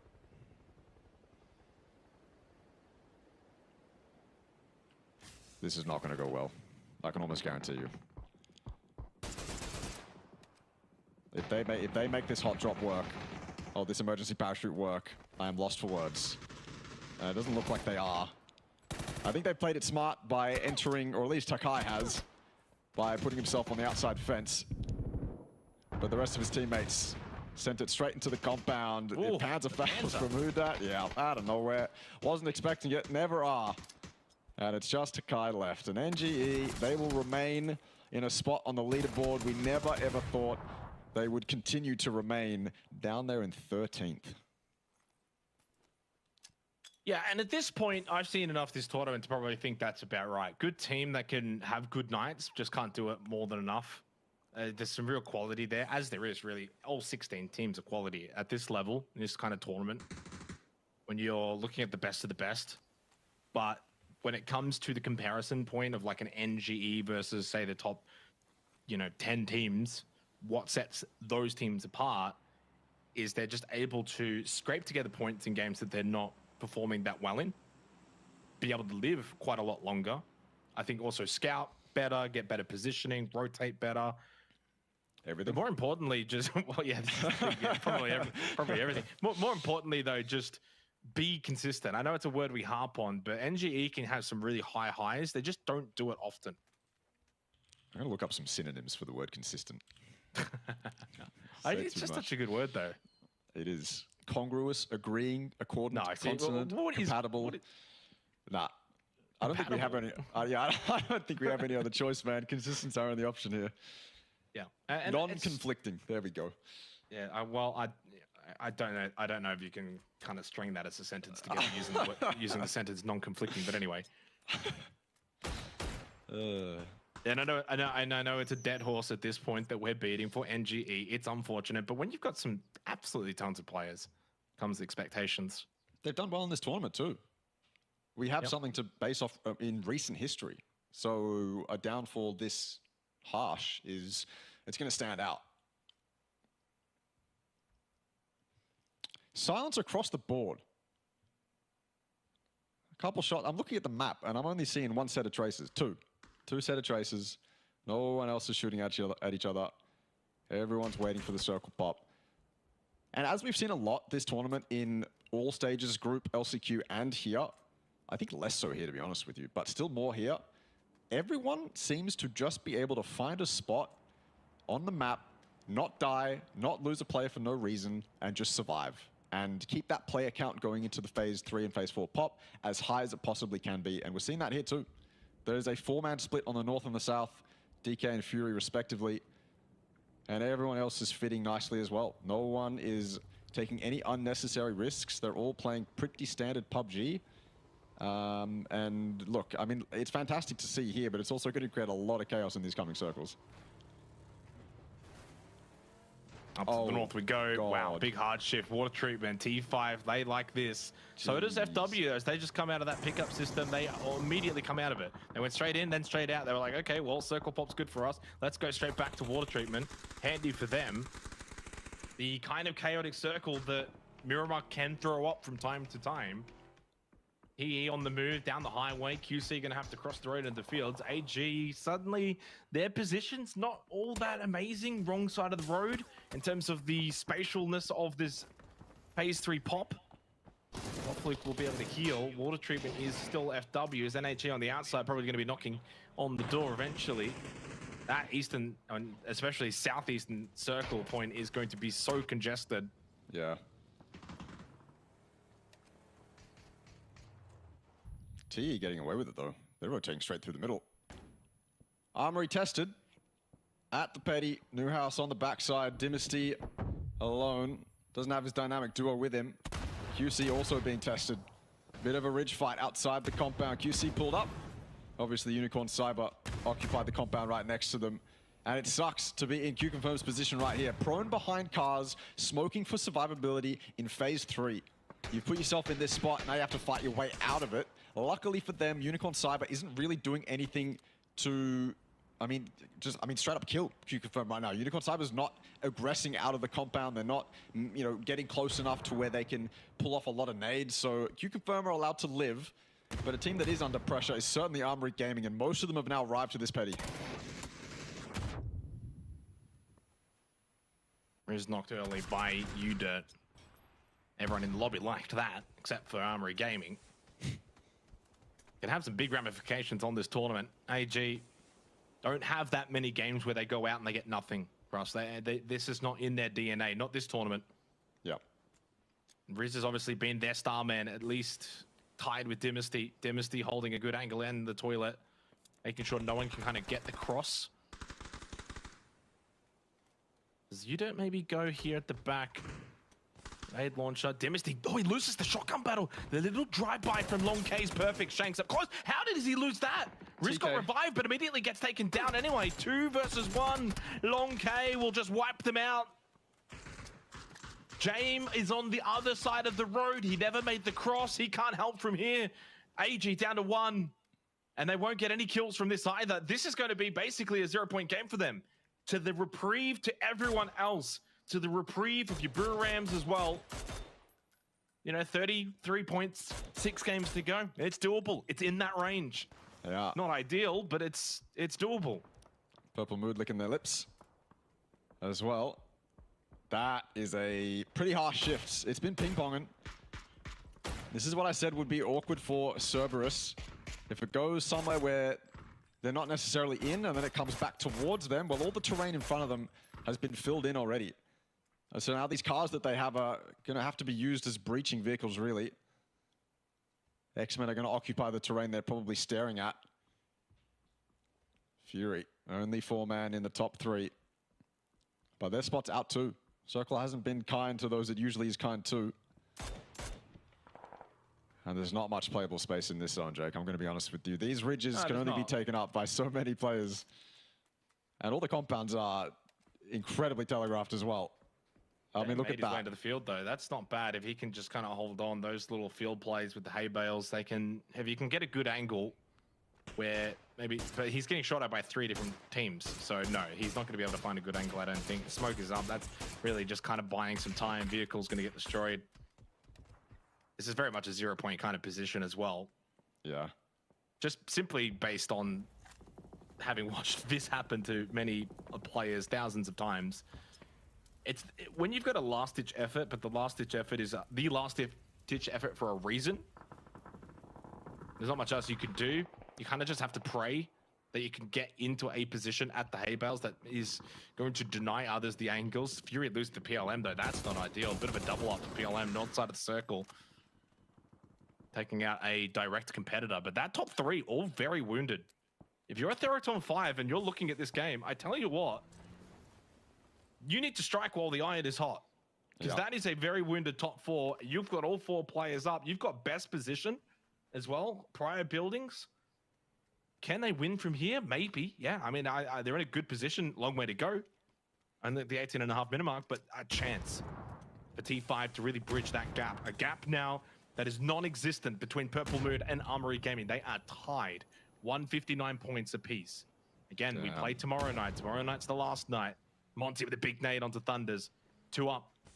Flucky and Thanawa. EXO want a little bit of revenge after what happened to Akita. and they find it. Going for the revive. Risky. Monty to push the ridge. Lucky.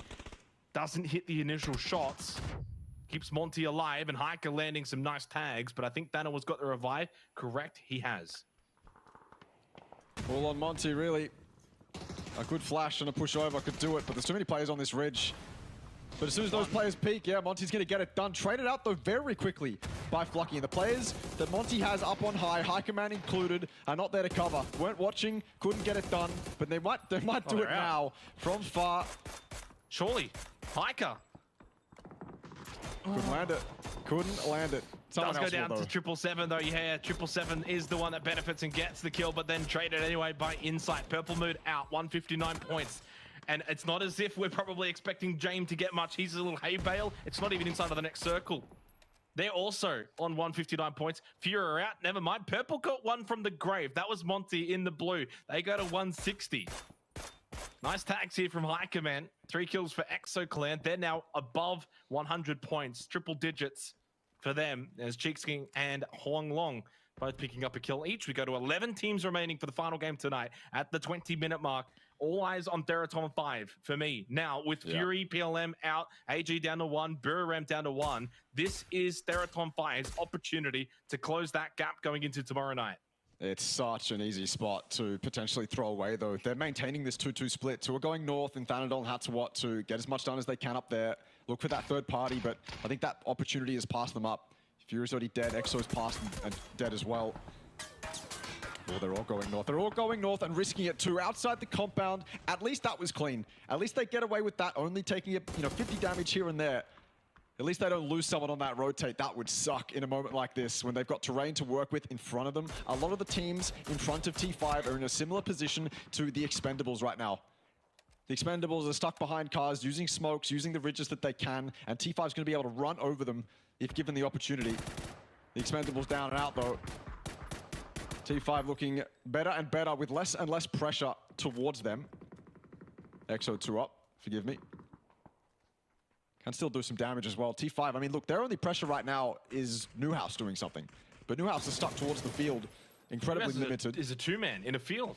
Yeah, that's what I'm saying. Newhouse is the only team that can do anything against T5 right now until they make their way deeper into the center of zone. But let's not think about that. Smeltdown, HiMass doing what HiMass does, and Cerberus maintain this position after taking it away from X-Men earlier. Yeah, there's an opportunity, James, to get a placement point here, which I'd love him to do, and he does do. Oh my goodness. As I've said it, he's gone and done it. Oh man, didn't even let me finish the sentence. 160 points tied as he goes out in 7th. Nordra then gets through to Bernardo 1. The Snakes don't last very long in the Miramar Desert. So all tied up going into tomorrow night. I mean, as a PUBG fanatic, that is always what you want to see, Russell. Final day, top 2 tied, couple of other teams just below. If they have a big night, things can happen, things can get spicy, but at the very least, there is still that 2-horse race to fall back on if needed. That's always fun between AG and Purple Mood. Don't discount, though, Fury. I mean, 25 points, it's not that much. Honestly, with 6 games, 25 points, doable. Yeah. T5, what can they get it to, though? That now is the question that needs us to be answering as we go central. Okay. Unicorn Cyber, good little compound. Yeah, look. Unicorn Cyber are going to have... I mean, look, they're the team in this zone that just has to pick their timing, essentially. If this circle continues to donut, then Unicorn Cyber, their only real job is to get kills as players run around them and then pick their timing perfectly when it comes to the endgame fights. That's all they have to do. Q confirm T5, Cerberus, their job's a little bit harder. They've got to fight for it. They've got to take really clean team fights. They've got to waste resources, use up vests and helmets, and fight for a position in that endgame to begin with. We're not even down to the top 4 yet. Noadra finally falls. Buram, remember, losing members very early. So Noadra survived for quite a long time. Exo's still alive as well. I suppose T5, they take this fight towards Q Confirm, and it's a tempting fight to take too. It's not like Q Confirm have much to defend with, and that nade is potentially going to persuade T5 to get a little bit more aggressive. But if they do, Cerberus is on the backside here. If T5 go way too over-aggressive, put themselves in the same dip that Q-Confirm is in, it could leave it open for Cerberus, but they know Cerberus is there. So with that information, I'm thinking T5 are going to be a little bit more reserved, a little bit more calculated on this push. Just throw nades over this ridge, let QC and Cerberus fight, and we can go from there. 3 kills for Theraton, 5 up to 130 points, closing in on Fury for 3rd place, closing in on the top 2. Main thing is to just keep healthy, keep the 4 players up. You're going to need them to take out Unicorn Cyber at that compound, who have got 6 kills themselves. Remember, they're trying to get out of that bottom 5, get into the top 11 for the money. You get into 11th, it's an extra $1,000, and it obviously continues for each position above 11th. So something to fight for there if you're Unicorn Cyber. Does mean for NGE now into the bottom 3 because of this game from UNC. Damn. That's not something I would have expected. Nope. Coming into the grand finals, HiMass, 9 bullets left in that AWM. Has the barrel as well with the 3x. 40 seconds till phase 7. 8 kills now for Cerberus. This is usually what we expect from them. Solozzi knocked down by Thanatol. Dragunov strong. Cerberus is a real threat though. Real threat. Because with HiMass in this roster, the way he's playing, the way they're playing, it's not an easy pushover fight. It's not a matter of... And they've also got QC in between them. QC, though, gets spotted by HiMass himself with the AWM. Hopon's knocked down. I mean, QC in this is just... I mean, they're going to get ripped apart from both teams. T5 and Cerberus are going to work together, whether they like it or not, to take Q-Confirm out. I think Cerberus's angles are much better. You can see from HiMass's point of view, he was able to get that Orb knock, and he can see most of the dip that QC is in. T5 have to extend a little bit more to look down upon QC. And the only other fight that's happening in the zone right now is Unicorn Cyber and EXO. That's the only other fight we have to worry about. But that one's going to be dealt with very quickly. Unicorn Cyber's freedom in this zone, their control, I suppose, of the timings remains exactly the same. No one knocked on that EXO fight, dealt with very cleanly. And they can now turn their full attention towards this 3-way fight going on the west. And I cannot see Unicorn Cyber losing any members very easily, at least. They have so much control. Everyone else is dedicating resources to other things. Unicorn Cyber can dedicate every single resource they have to dealing with whatever they choose. That's their choice right now. Yeah, I think Cerberus as well, understanding if they push out of this position too early, they suddenly become the ones that get kind of hunted down, maybe either by QC and T5 combined, or otherwise if you push into a bad position, then Unicorn Cyber can see them as well. It's probably why there's a bit of this Mexican standoff happening right now. Who wants to make the first move? May not be the best one. Yeah, and then it kind of kicks everything off. Unicorn Cyber, I mean, clearly hard fed, but they also can't do much from this building. Do they want to get involved in the action? At this point, you can kind of leave the buildings a little bit. Try and push out. But even if you do that, it's not like pushing out of that compound is going to be able to get you vision. You'd have to push all the way to these hills. Yeah, I hate to look or to see Unicorn Cyber just sitting inside buildings in an endgame like this where they have the info that fights are about to happen. This is going to go from 0 to 100 really quickly, and Unicorn Cyber need to be there to capitalize on that, but I think you're also right. They have to commit probably more than they would like to get involved in these fights. And while they have majority of the circle right now, if this phase 8 shifts towards them and they've already thrown a couple members away by trying to third party this fight, it would be very devastating. You know, there's only so much that Unicorn Cyber can do here, only so much they can risk without it being too devastating. So fully understand why they're doing what they're doing, although I don't know about sitting inside buildings.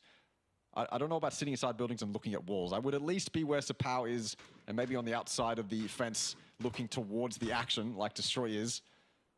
But I'm not in game, I can't really talk. So we go to phase 8. Final game of the night.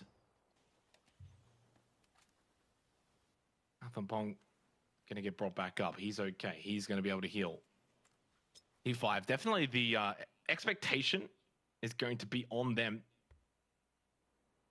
Be able to convert. I mean, it's not a given, but they've just got more of an onus to get something from this game. To be fair, I think they might be one of the worst positions. Yeah.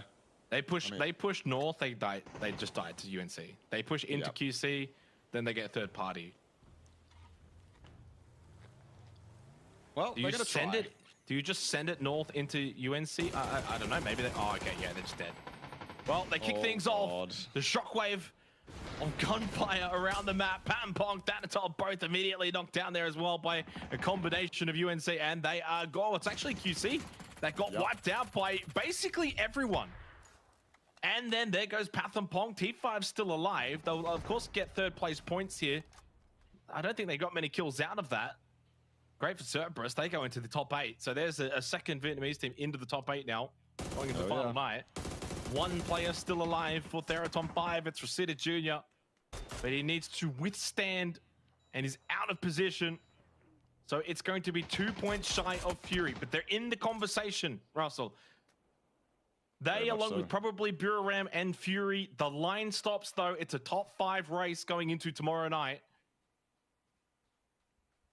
They're all within that 30-point margin. Buram short, 31. We'll give them that. That's okay. But that was kind of what we were hoping for going into the final night tonight. Oh, sorry, tomorrow night.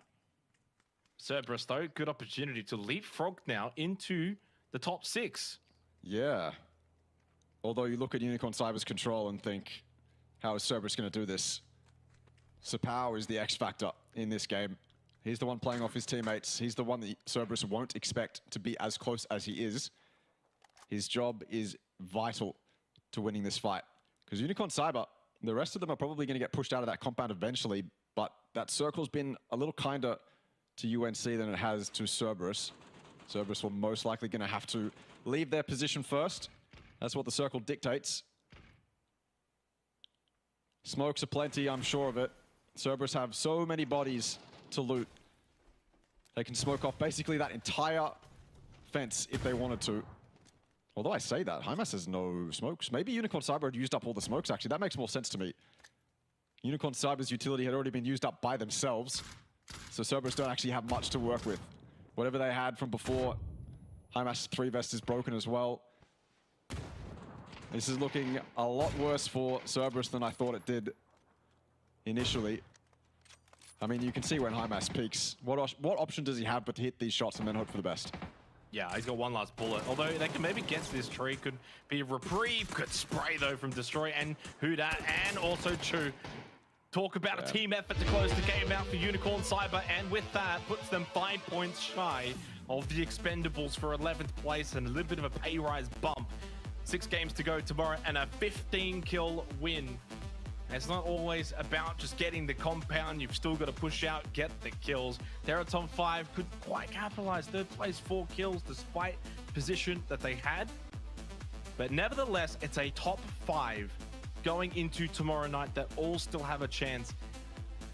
30 points is not easy. I don't want to make it sound like it's going to be a formality. You need a huge night. You need a lot of things to go your way. Purple Mood and or Armory Gaming having a bad night. You then yourself need to go and have like a 60 to 70 point night as well. But it's in that range of being able to be doable, Russell. You'd have to agree. 30 points, that's usually the cutoff. 6 games, it's in the margin. It's definitely in the margin. And I mean, look, these teams are going to go into tomorrow night and think that's totally doable. And if they think it's doable, then so should we. I'd like to amend one thing. Unicorn Cyber, in that game, I want to give them a little bit more credit. The reason we saw them looking at walls is because they were accounting for Cerberus to push their compound. So they had allocated 2 to the outside walls inside those houses to just wait for Cerberus to push into that compound. If Cerberus opted to do that, then the other 2 would look at everything else that was happening in the zone. So it was actually a lot smarter from Unicorn Cyber than I thought. I thought they were just going AFK for no reason, but that obviously wasn't the case. So full credit to them. Before we get this leaderboard up, I have to dispel. I've had bloody Waiki Kamukau at me, and he's like, is that actually a seatbelt? Enough with the seatbelt shenanigans. It's a bloody sling. Come on, guys. It's a sling. You know what? Wait. Seatbelt's gone. Illusion's over. No! Dude, what if you break it again? Well, then the seatbelt probably has to stay on, but... oh, my God. I've had enough, okay? He's a big boy. We're just obviously waiting for the leaderboard to get updated, and then we can look to close things out. But, I mean, as we know, obviously, the top 5 is really the key focus from here, Russell, right? For me... It's basically, though, down to AG and Purple Mood, but we have to do the job of hyping up the others. It would take something astronomical. So my question to you is, out of Purple Mood and Armory Gaming, And I know it's a coin flip, but who have you got to win this? Or would you go and maybe go for an outsider, one of the others, as we go to the leaderboard?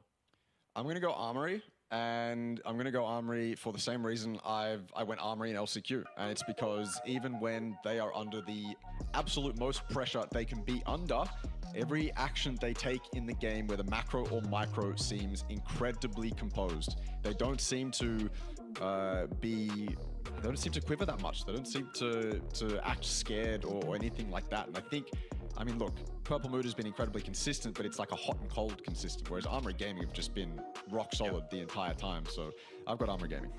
Yeah, I might go Purple Mood. I've liked what I've seen from them in terms of their consistency. The good thing for both, and it obviously applies for both, is they've only got the one win. I look at that as a good thing as well, because you kind of look at Fury, T5, Buriram, Newhouse, they've all got multiple chicken dinners. For Purple Mood and AG, they're still getting a ridiculous high amount of placement points despite not really getting the wins per se, which does kind of suggest to me that they're getting very consistent, top 5, top 6 kind of placing. They're getting towards the end game. They're getting a lot of kills as well.